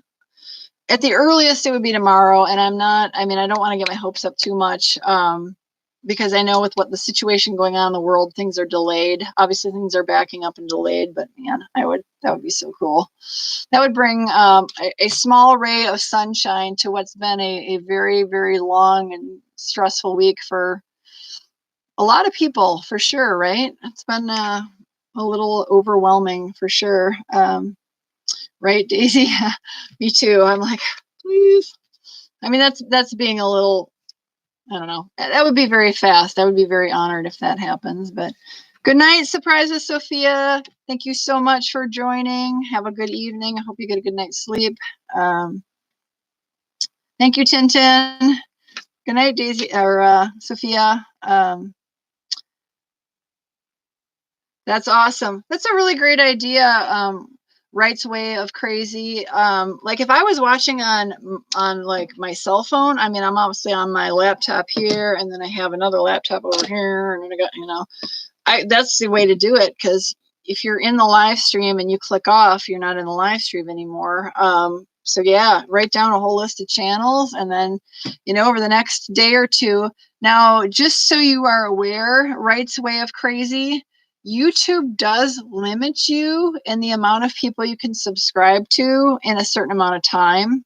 So you can actually get, I call it getting a sit down, like it's, which is kind of a parenting term or whatever, but YouTube kind of makes you go sit in a corner and is like, you've been naughty. They basically are saying you are subscribing way too many channels too fast. So you gotta be careful about that, because they'll hit you for spamming. So, you know, take your time. You know, you've written down a big list. And like I said, you know, give people some time, watch some videos. If you can watch, you know, as many minutes as you can to stay at permanent subscriber, and it helps them out, you know, definitely helps, gives them some watch minutes and keeps you as a permanent subscriber. So I'm on PC. Do we know how many? Right. So oh, how many? Gosh, Armand, I remember he talked about this a few months ago. Well, you know, if you're doing 50 people in an hour, you're not even watching more than like a minute per channel. So, you know, I would say try to stay in and give yourself 5 to 10 minutes per channel.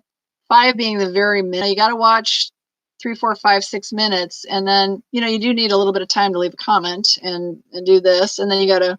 So, you know, if you're averaging 10 minutes per channel, that's you won't have any problems. But if you try to subscribe to like 50, 60, 70 channels in like 1 hour, you're gonna get. You get a nasty gram from YouTube. You get a cease and desist, or you will be deleted order. So don't do that. It doesn't help anybody, including yourself. You can get your channel deleted. So just, you know, be patient. And Benjamin, welcome back. Yep. Yes. JR Lifestyle. Yeah, they're really, they don't find it funny at all. They have a zero tolerance policy right now on that candy situation. So no, Daisy, it really is not. It shows YouTube that you're really not interested. You know, if you think about it, like if I went to your, you know, let me go up to your channel here. So hang on a second. I go back onto you. I'm in my studio, so I got to go back into actual YouTube here. We're gonna find you. I'm gonna find you. If I can type. I'm kind of reaching for my keyboard here. So there you are. So Daisy, how many subscribers do you have?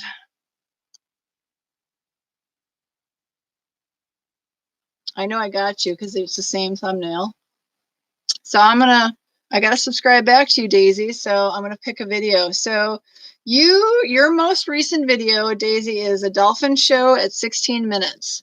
So if I click on that video, but I only watch 60 seconds of it, and then I leave your channel, do you really think YouTube is going to take me seriously as a subscriber? Like, I found your channel, I clicked on one video, I watched 1 minute, I hit subscribe, and then I left. YouTube's going to go, They're going to go, no, she's not interested. Delete, and they'll remove my subscribership. So I've got your video playing. I'm not in a rush. I'm just going to let your video play. So I'm gonna let all 16 minutes, I think it's 16 minutes and 18 seconds. That's all. I'm gonna let that play before I hit, I'll I'll hit subscribe around 8 or 10 minutes. And then YouTube's going to go, wow, she was really interested. She's really interested in that channel. I'm going to give you thumbs up on your channel or on your video. And then I'm going to leave you a little comment as well. So that's kind of going here. But, you know, if you're just doing like 30 seconds, 60 seconds, 90 seconds, that's not really showing YouTube that you're really interested. That's a great way to get your channel marked as spam. So take some time to do it. I'd say 3, 4, 5 minutes as a bare minimum. You know, and obviously we're talking about hours. So the more minutes of watch time you can do to support your friends, the better it is for them. It's very hard to hit 4,000 hours. It's just really hard. There are millions of YouTube channels out there. YouTube, I think, does anybody know? Yep, Daisy, 4 to 5 minutes for sure. I think YouTube says 50,000 new videos are uploaded every minute. That's a lot of competition out there for watch time. So everything you do can help for sure. Hey, Octavian, welcome back. Yeah, Tintin, you know, you said 2 to 3 minutes. In my opinion, that's becoming like, you know, you remember the YouTube algorithm is always learning and always changing. And I am somewhat suspicious that the algorithm learns your habits. So, you know, it's got its like low end cutoff to mark you as a spammer, but I think it has, I feel like it's that artificial intelligence learns what you normally do when you normally subscribe a channel. So if you normally only watch 3 minutes, or something, it might be okay with that. I wouldn't do the 1 minute or 2 minutes. But I feel like I generally watch 3 to 5 minutes, and I feel like there have been times where I've watched like 3.5 or 4 minutes, and for some reason got interrupted, and like I had to go back and resubscribe. So I don't know. You know, if I could figure out the algorithm, that'd be amazing. All right, Daisy, I am almost 3 minutes into your video, so a long way to go here. But I am going to give you my thumb. So I started with a thumbs up, Daisy. I haven't subscribed yet. I'm still watching. I just gave it a thumbs up, and I haven't commented yet. But I don't do those all boom, boom, boom at the same time either. You know, I definitely, sometimes I'll comment before I give a thumbs up. Sometimes I give a thumbs up, and then I wait a couple minutes and comment. Sometimes it all happens at once, and then I subscribe at the end. Sometimes I wait 3 minutes, subscribe, and then just let the video play. I kind of change it up, you know, because I don't really want the algorithm thinking that it knows what I'm doing. So, right? I mean, I don't know. Maybe I'm just being crazy, but I also don't want the algorithm going, every single new subscriber, she watches, 3 minutes, 3 seconds, then she thumbs up, and then she watches 15 more seconds, and she types a comment, and then she watches 25 more seconds, and then this happens. I kind of change it up, but I kind of keep it consistent on the time that I'm doing it. So I gave you a thumbs up at the 3 minute mark. We're at the 4 minute mark. I'm hitting the subscribe. I just subscribed you. Your video is still playing. So Daisy, I just sent you some puppies, Daisy. And it's still going, and I still need to leave you a comment. So I'm kind of it looks really nice. It looks warm. The water looks really warm. It's snowing here, so I'm getting some snow. So the fact that this looks warm and tropical, you're welcome. Oh, I would love to be somewhere warm right now. And it's not like you have to like watch the video. I mean, if you're somewhat distracted and it's kind of, I am watching Daisy, but I'm also, you guys are all here. I can't just like sit and watch your video while you guys watch me. So I'm, you know what I mean? No snow in Japan, Daisy. Yeah. How are you guys doing? We can't really talk about the candy situation, but hope you guys are doing well. And that, your friends and family are healthy. Yeah, in your city.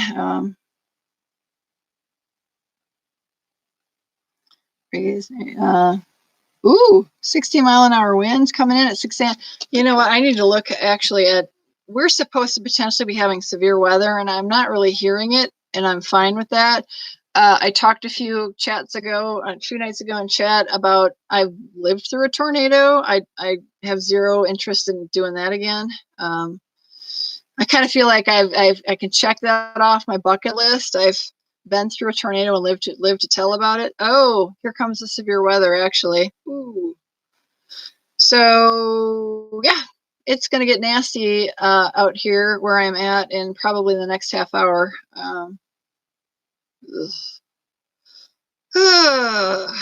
Big old thunderstorms coming through. So yeah, great. I just got to look and see if there's any watches or warnings, and I'm going to just check that. So in case there's, I'm turning back on my severe thunderstorm and tornado warning. I turn that off in the wintertime because we don't have that generally in winter, but we do now. Anywho, sorry guys, just a little mildly distracted by the weather. Octavian, Romania, you are fine. Good, good.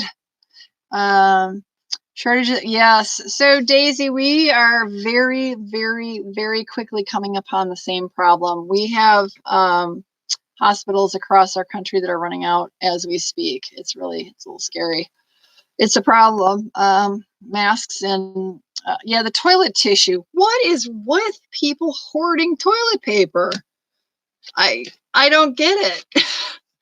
Do they think that it'll never be produced again and that I mean, how many rolls of TP do you need? That's one I don't get. I just don't get it now. It's crazy. Yeah. Okay, right. So Ray, you're in New York. Ooh, New York's been hit pretty hard. You guys doing okay? You're in Buffalo. Oh, you get some snow in Buffalo, don't you? Yikes.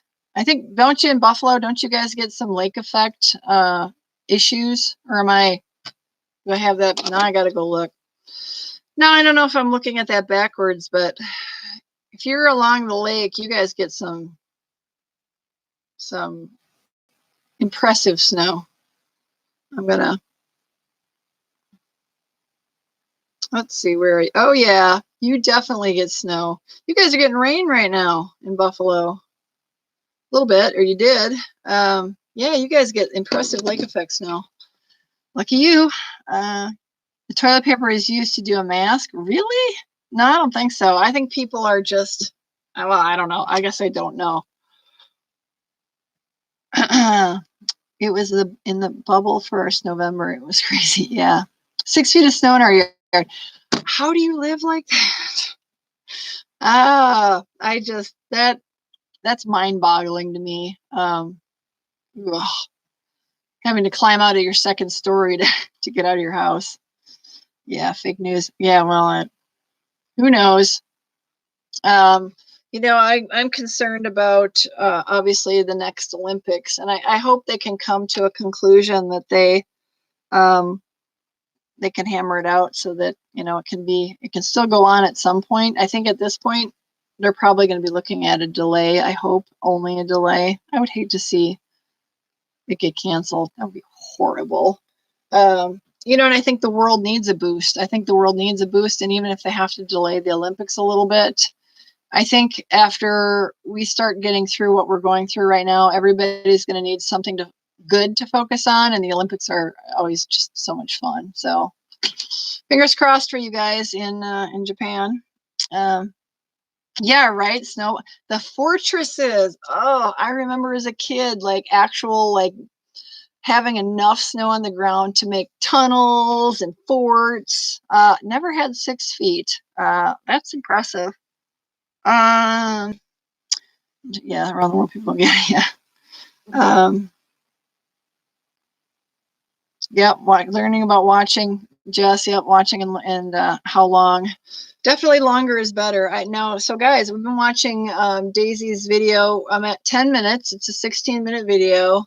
I have liked her video. I waited another couple minutes. I hit the subscribe, but I still need to leave a comment. So it's always, you know, you got to kind of do all that, you guys.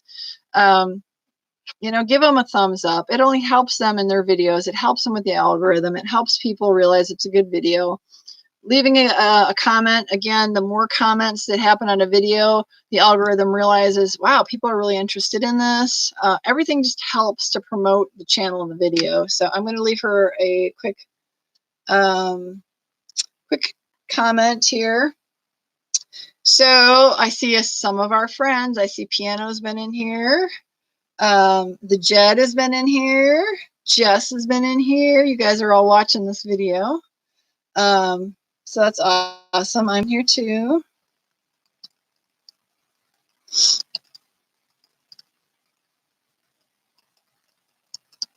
Oh, hang on, I'm typing my comment here. And I'm giving you somewhat of a longer comment. Nothing outrageous, but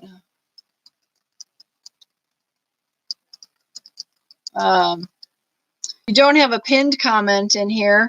You guys understand you can pin comments, and it doesn't always have to be your comment. I've seen channels that'll, if you get like somebody in there who like, oh, I have a great example. Okay, I had a video that I did a review of a hair coloring product I use. It's an organic hair color. Yes, I color my hair.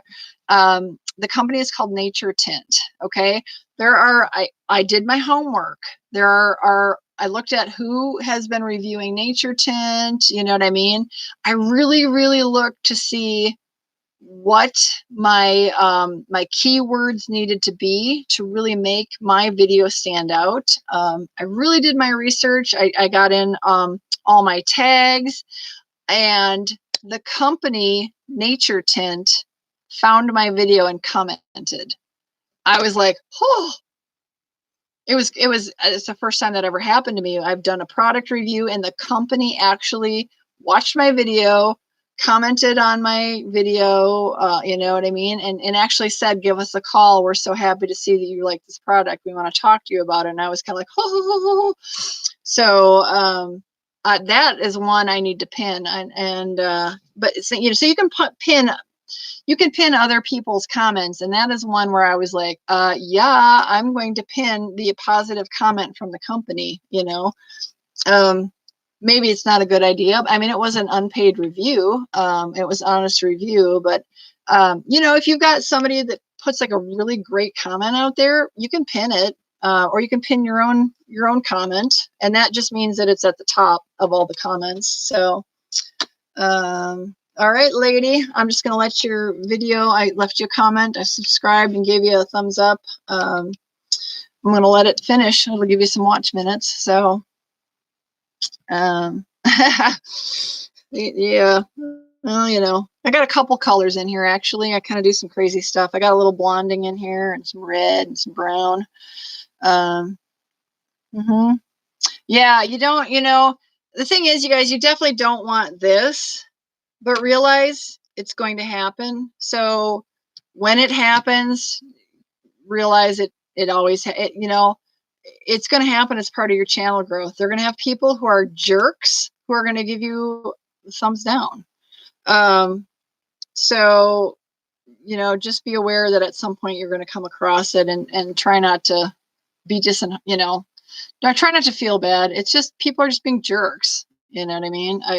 That's all I can say. You know, I have actually stumbled across video that I've given thumbs down because they were terrible videos. The content was nasty. And so, yeah, usually if I do that, they probably also get reported. But some people's idea of good content, I'm surprised that they don't get filtered and deleted. Some of it's just nasty stuff, but I have very rarely done it, but sometimes there's just, you know, bad, borderline illegal, if not illegal content. So, so anyway, let's see here. I'm going to see, looks like we still got 13 people. Oh my God. So this live stream has been 4 hours, 9 minutes and 37 seconds. We are cruising. just keep going and keep up. Yep, keep learning. Haters gonna hate, Daisy, as you said. Haters gonna hate. Hey, you know, isn't that what Taylor said? Haters gonna hate. They are learning. Put a little. See, now if I put Taylor Swift on, I'd get a copyright chat. You know, I'm not gonna do that, but I do like her song. So yeah, so almost to the end of your video. So I gave you some watch hours. Pretty sweet. So I should stick. We should stick now. I mean, I should be a permanent subscriber for you. I'll have to see if I can go watch some other videos at some point. So what else do you guys want to chat about? There's still 13 of you in here, and I know a couple of you are like, Gio's in here. He's in here, but he's sleeping. I know he is because he's popped in and out when he wakes up. But all right, your video, Daisy, got through it. Good job. So let's see how Daisy has channel. See, Daisy organized her channel. Your homepage is very well organized. You've got, you know, at least your uploads are out there. You know, you can change that front page if you want. Go guys, ask a question. Yeah.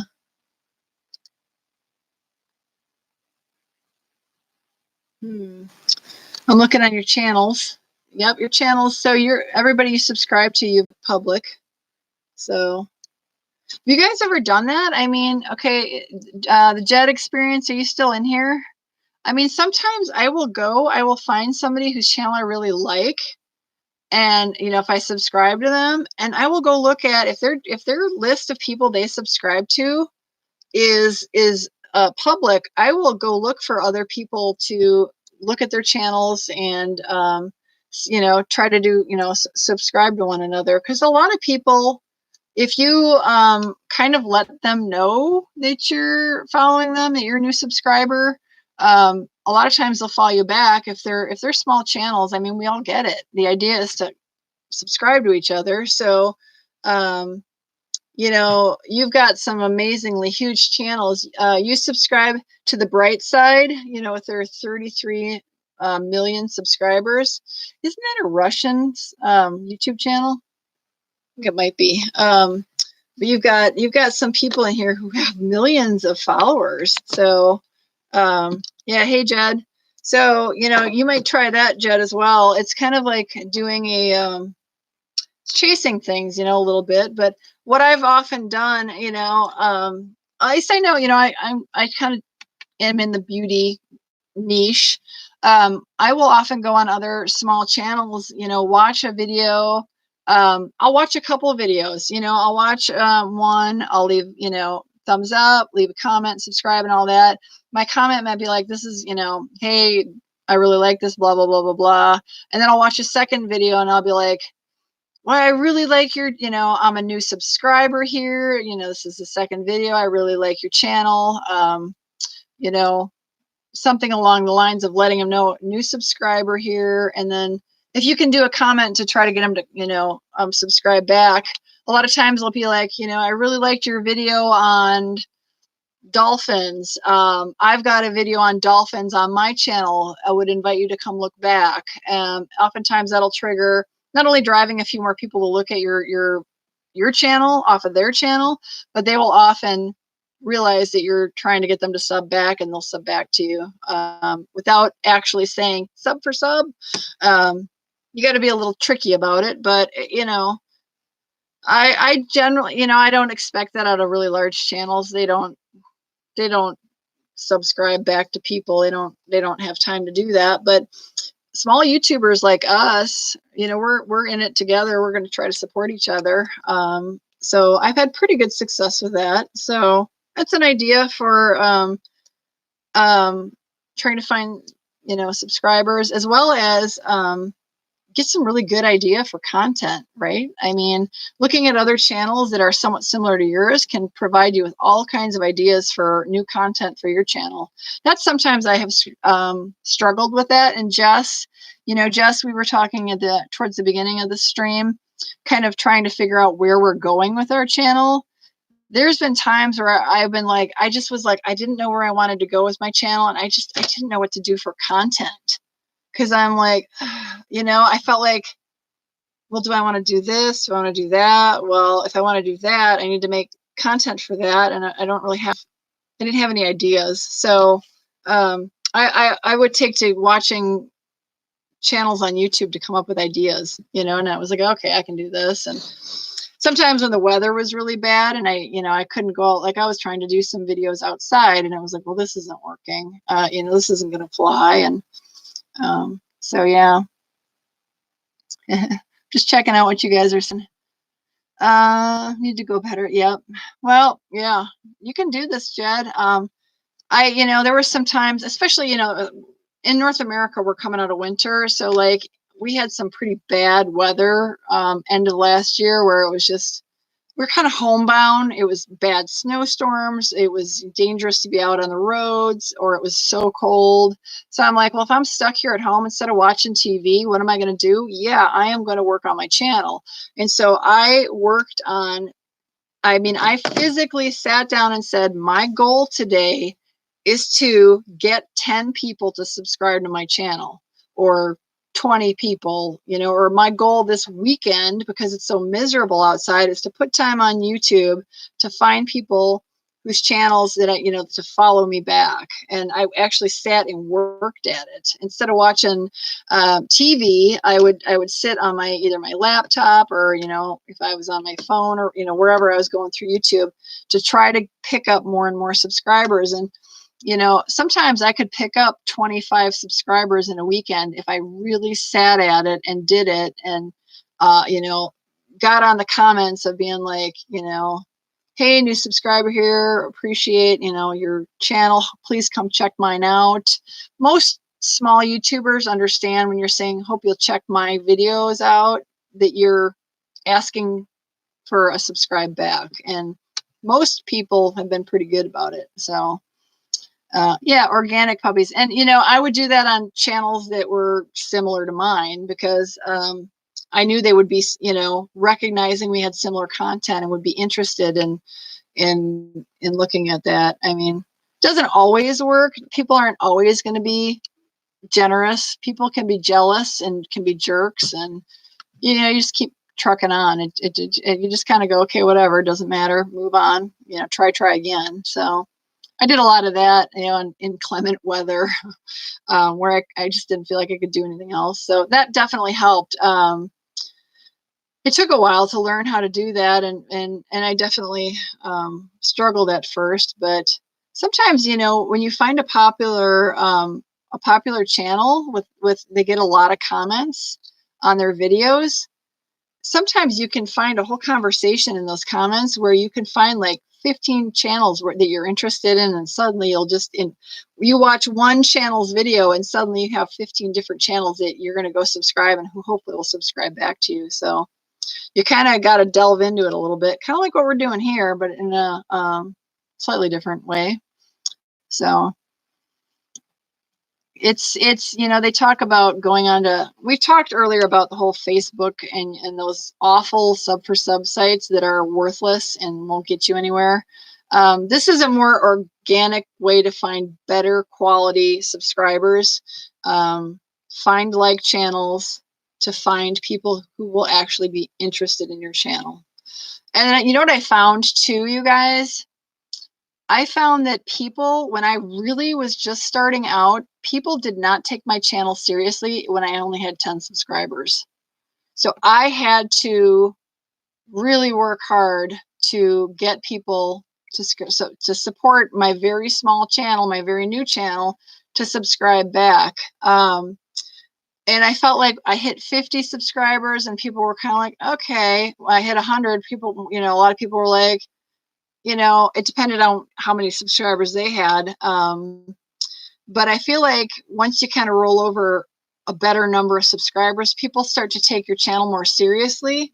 And, you hit the 1,000 mark and it feels great. But I feel like once you start going over the 1,000 and you start hitting like, I think my channel says I've got like 1.16 or something. That starts to look impressive to people, and they start actually saying, this person has 1,000 followers. I need to, what am I missing? This must be a really cool channel. So it definitely continues to, it's like a snowball rolling down the hill effect. Like, the more, you got to work hard to get those initial numbers, but eventually people start going, whoa, you got 1,200 followers, and oh, you have, I'm looking, I'm still on your site, Daisy. I'm still on your channel, and I'm looking at who you are following, and I'm looking at, like, you've got somebody, what are you guys going to think of a channel when you go out and you see their channel has like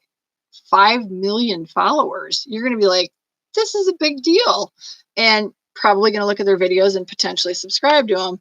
So, I'm looking at, I think the same thing. Well, there's somebody with 50 followers. I'm like, newer channel, or somebody that not really a channel, somebody that just more kind of just watches more than provides content. But if you find, she's got some people in here that have, 1.7 K followers. You've got people in here who have 25 million subscribers, 1.07 subscribers. I kind of look at that and I go, okay, that's a creator. I want to go look at that. I want to see what I'm missing. So it starts to help you, but it is a lot of work. So yeah, Daisy, but be honest in what you do when you subscribe to them. Give them some, watch their videos, like actually watch their videos and pay attention, and then leave a comment that clearly shows you've watched the video and you've paid attention, and invite them back to your channel as well. And you'll see some comments in there and how people do it. You kind of learn how other people do it. But just watch the lingo, because YouTube doesn't want to see, the whole sub for sub, you know what I mean? Hey, I'll subscribe to you if you subscribe to me. Those are no-nos in the YouTube land. So, I see a lot, we talk about puppies here. We talk about coffee and tea. I see a lot of people saying, I left a hug for you. Things like that. So you kind of start to recognize that. You have to be careful. That's why we've kind of changed it up. For a while, we were just saying, I left you a banana. I mean, talk about random. The algorithm isn't going to understand that at all, right? I left you a banana. Well, now we're saying, hey, I sent you a puppy for my pack, or I brought you a cup of coffee. Will you get me a cup of coffee back? It's stuff that the algorithm hasn't figured out yet. So you just have to be a little careful. All right. So what else, guys? We're almost at 4.5 hours, and I'm getting droopy-eyed here. It is late. It is late for me. Jess, are you hanging in there, keeping your eyes open? And you're an hour ahead of me. You got to be getting a little more tired than I am. Yeah, well, Thrifty Essentials. I think the number of subs you have makes a difference as well. It does. And there is, you cannot subscribe to, is it, Jed, do you remember this? You can't subscribe to more than like twice of what you have. So say my channel has 50 subscribers on my channel. I cannot go out and subscribe to like 500 channels. It won't let me do that.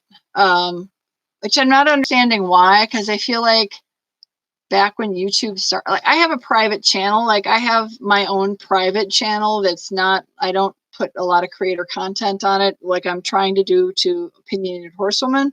So, and that one, I've had that one for, oh man, as long as I've had my Gmail account, long time. I get in the Gmail beta testing, so 10 plus years, I think. and I know, I'm pretty sure I was subscribing to way more channels than were subscribing to me because I wasn't really providing content. But I feel like we've talked about that, and Armand talked about that. A few people ran into problems where they couldn't subscribe to any more people because they didn't have enough people subscribing to them. Does anybody remember that? Jess, do you remember that? Were you in on that conversation?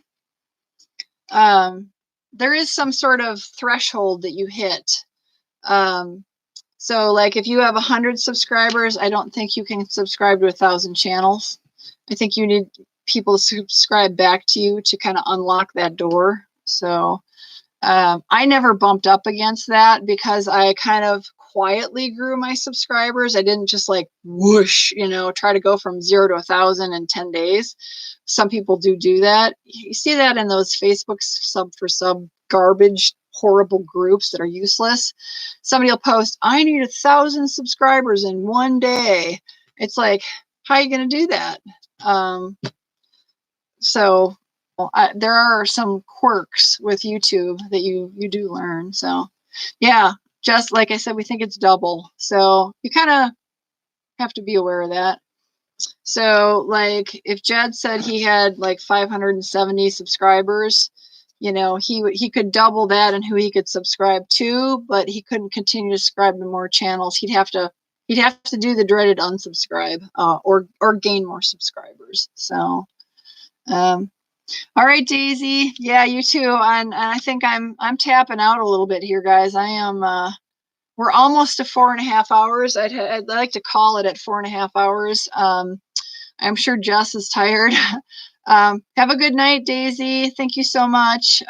We're at 4 hours 26 minutes. Does anybody have anything else, or can we plan on this being the 4-minute warning and kind of dial things down in the next 3.5 minutes? What do you think, Jess? Until my bags are getting kind of dark. I'm actually going to turn off some of this. My lighting is getting a little harsh. Turning off some of my, there we go.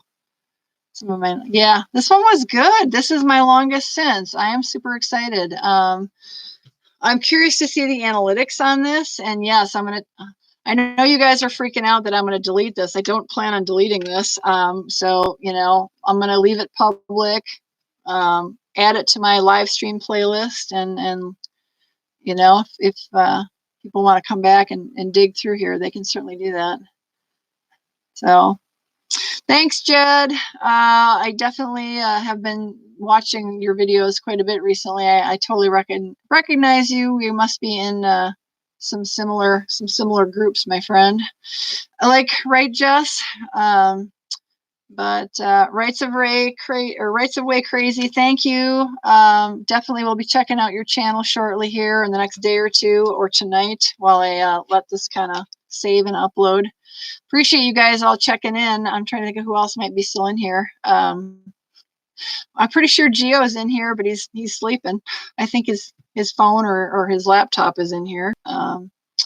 We definitely have a few people. Sometimes V will do that. Yes, thank you too very much. Appreciate all your work here.